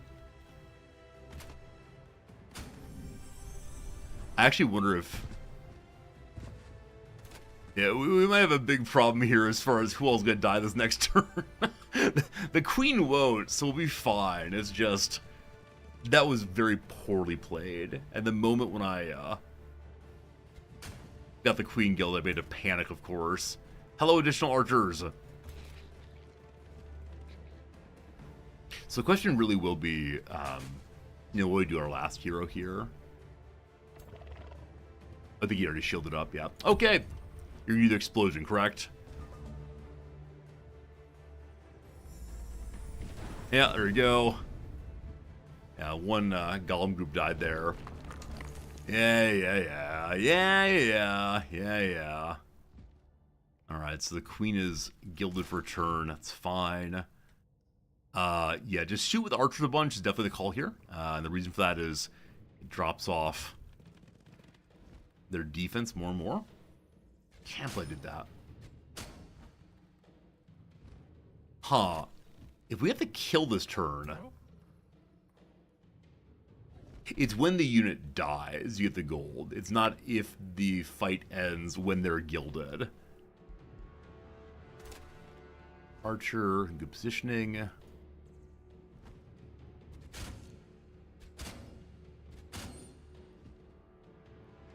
Fine.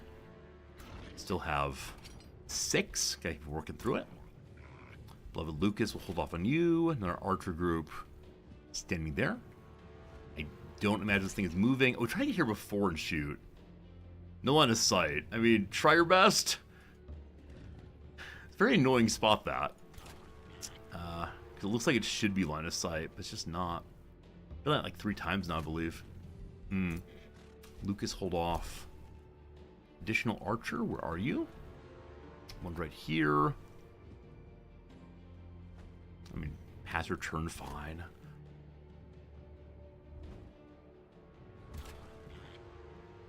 %, good enough.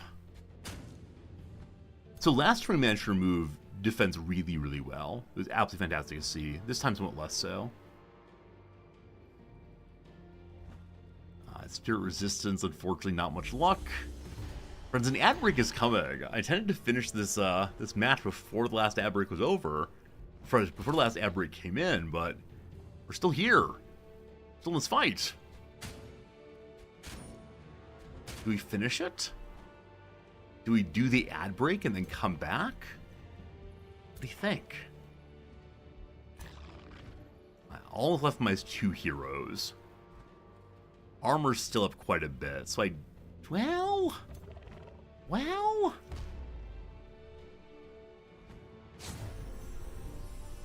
Alright, 2 gilded heroes. It comes down to just little buddy here. He's not going to get a kill, so we'll fire in. One last time, no crit. Pause the game. Back to it in 3 minutes after the ad break. Can you believe it? Another ad break before we get to the exciting conclusion, the final moment of that fight. Then I do have to go because it is indeed teaching day, and so yeah, we'll see. Crosses the threshold. Let's say win, but probably enters will work instead. Thanks for being here. If you're enjoying yourself, consider to follow this way. We're here every 6 days a week at 8:30 a.m. Japan time. Last teaching day, last real teaching day is true. I have one more meeting in my class on Monday and an exam on Friday. Then they have a final paper to turn in that I'll grade eventually. But yes, it is the case that yeah, today's the last like real presentation and conversation day. Almost done. And then all in on content creation for the summer. Byline of Many Fables, good old Aesop, of course. Patella's Places, those are the knees, of course. The most widely spoken indigenous language in Canada, I believe Cree, though I'm not sure. Navy Blue choreographer Doherty, no idea. UX component, well, the word user, of course. Note before law, do, re, mi, la. Do, re, mi, la. Sol, la, la. Oh, okay. well. All right. Determine the concentration of an acid or a base. I don't know, that kind of thing. Runner who won a marathon debut, I do not know. Ingredients affectionate, but not touching. We put air kiss in now and see. Sponsored content, oh, plural ads, fine. Rolls Royce returns. Blank cut, a short hairstyle, a pixie cut. I knew things were over with my very first girlfriend when she got a pixie cut. Oh. Early in our relationship, we had one of the like, "What do you like about me?" conversations to boost her confidence. I said, "I like your long hair in part. You wear your hair very nicely." And then she most certainly cut her hair very short and broke up with me about a week or two later. This was after years of dating, but yeah, the pixie haircut moment. Had she had a pixie haircut the whole way through, awesome. If she'd gotten the haircut in conversation and let me know why she was doing it, awesome. But she most certainly did not. And I mean, her call, her body, but I knew it was a sign. It was not a good moment. A saw behind closed eyes is probably dreams, actually, which means that the board here is incorrect. Not sure. Okay, Baby Tabby is a kitten. Did I just mistype this? I thought kitten didn't fit. Regardless, a source of funny uppercase stories. Stories are an Instagram thing, so meme account. That's not true about me anymore. I was.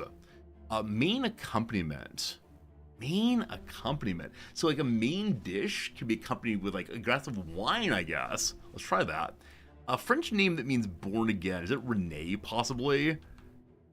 Una Doherty. I mean, Una is a name. Not sure. What's the down here? Nope for law. Wall. I know that there are like half-step do-re-mis. I don't know them all, though. What's this? Stores in Spanish. Is it tienes? Tienas? I actually do not know that word at all. And this is a name. Maybe Omar? Tienas? Wool. Wool law. Main accompaniment. Like a sire? You could only like, I don't know, man. I don't know what wool is. I know about wool, but still. Wait. Finish this. Downs. Opposite of a writer's block. A press freedom. A press pass. There we go. So, block, you can't do this. Press pass, you can do this. Unconventional way. Like wacky, possibly? No idea. Word after hacker or work. Tonic. Cynic.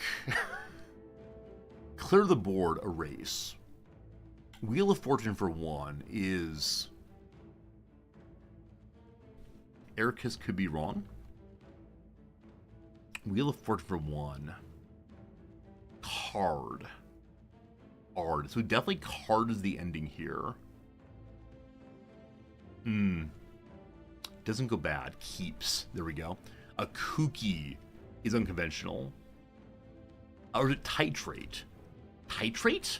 Titrate. I know that word. Hacker or work ethic? Hacker ethic. I hate it. I think titrate is correct. Kicky? I don't know that word. Oh, Wilford is a tarot card. Dreamt. I was so stuck on the television show.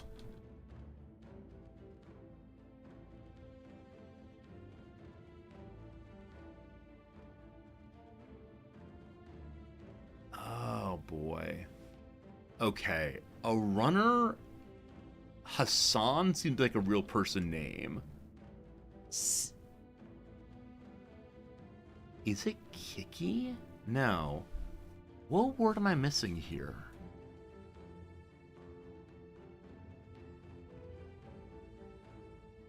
Huh. I'll be asking you all for help in just a moment, I promise. If it's only the one letter, I refuse to stop today. In a way. It's like kooky just means unconventional. Like the word kitschy means very conventional art. It's not spelled that way anyway. Oh, what am I not seeing? What am I seeing? What am I seeing? All right, team, what is it? Can't find it. What is it? It's an ow kinky. All right, fine. Kinky. And then we believe it's just soul. So why is main accompaniment soul? I mean, this is probably wrong.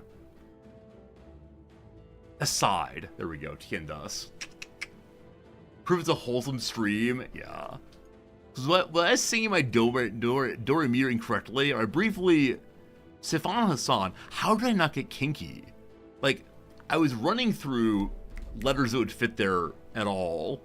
I got stuck on kicky, which is not a word in the spelling. Or I guess it was C, right? So K-I-C, like, what's a kicky thing? And I kept saying, Resorty, you're not thinking of the middle of the alphabet. There's something in the middle of the alphabet. And I couldn't get it. I got stuck on P. I'm like, Kipkey. Kipkey's not a word. So, do, re, mi, fa, sol, la. Did I just sing it backwards? Have I forgotten my Sound of Music? You want to get kitschy to fit, I agree, but kitschy means conventional. All right, team, good job. Thank you for saving me on that one. Of course it's kinky. Of course it's kinky. I'm sure you're all yelling at your TVs all throughout the world. Soul is the real word? No, sound? Absolutely. All right. Hopefully we don't all die this turn. One more round.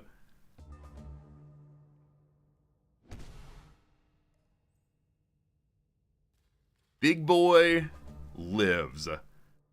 In that moment, Fiala came to realize it was all her all along.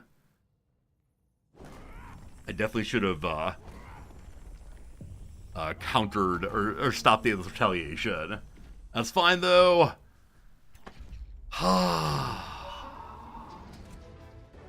Not as bad as it could have been. So our queen lost 2 copper golems and a militia. The militia deserved to die for a very, very long time. That is a correct thing to happen.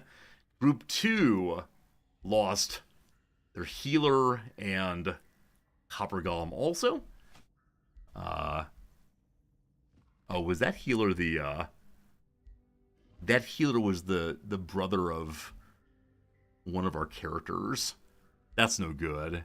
We get 60 gold for all the deaths. Over here. Wow. Everyone's dead. With an ear-splitting noise, the golden golem collapses at the feet of your troops. The leader of the phantasm appears, the gilded core containing Danilin's treasure trover's soul in his hands. It is done. He says, staring in deep disbelief at the gleaming artifact. You relieved us from our curse. At last, the souls of the deep dwellers can rest in peace.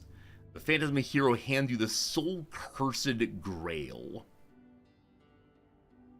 Unlocks a Soul Curse of Greed spell. Whenever you cast a Soul Curse spell, there's a 25% chance of gaining some gold. The amount of gold gained this way scales with the tier of the cast Soul Curse spell. When multiple of these trigger, their triggering chances summed up at a maximum of 1 effect triggers. Second, greed beyond measure. Aurate intoxication. Intoxication with gold. I love it. No agony may lift the curse you deliver. No pleading ends. The unhallowed soul shiver. Klaus, thank you for reminding me of that. Alright, take it. You will know how to destroy or contain Dandelion Treasure Trover. As you touch the trinket, you can sense great power, but also disruption. This is no integral soul dwelling inside the Soul Curse Grail. It's a fragment, a wretched memorial to the vain pursuit of immortality. The Phantasm bows before you and says, the gilded wastes are yours now, giant Queen Fiala Torbuilder. I claim these lands to renew the splendor of ancient Meridia.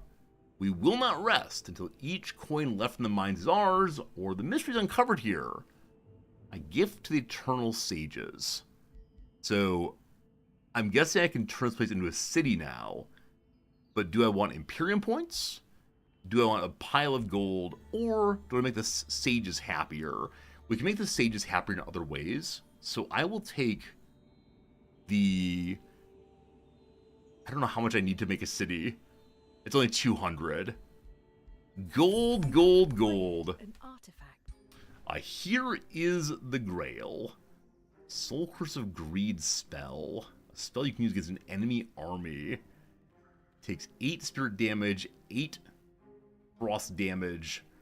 I'm cursed by greed for 1 turn. A chance of becoming gilded every turn.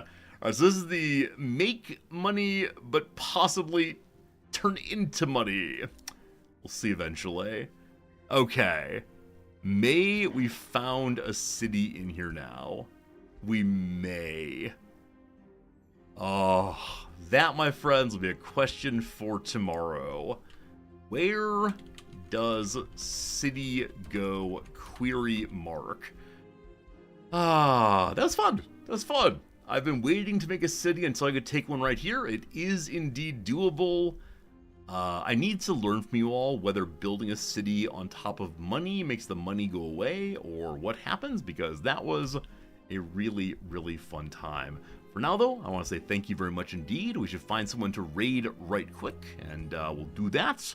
And then we'll say goodbye, and tomorrow we'll play more of this game, and that should be a nice time through and through and through. So again, thank you for being with me. Can you make a raiding suggestion? Sure. Sure. Who ought we to raid today, Noazer? I'm ready for your suggestion. What would you enjoy me watching? What would you enjoy me raiding into? I used to have a wheel of raiding that allowed you to choose sometimes. The Historical Gamer. The Historical Gamer. Okay. Instantly, I just put an R for a subreddit. He's playing Burden of Command. I was emailed a copy of that game, but I want to play this one instead. Historical Gamer. Sure. Sure. Hello to you, Historical Gamer. Boop. Boop. Decent chunk of it. Alright. I will even pass my normal do they say hello to me. Friends, when you get there, please say hello. Person playing a lovely little... It looks like a military game, but I'm not quite sure how this one works. It's one I am considering playing at some point, but one never knows. For now, I say thank you, I appreciate you, and I'll see you again tomorrow. That'll be fun. Yeah? Really? Yeah. Bye, friends. Oh, I don't have any replace. Fucking A. Alright, so I only have 2 replacements left. I replaced all the losses in this group.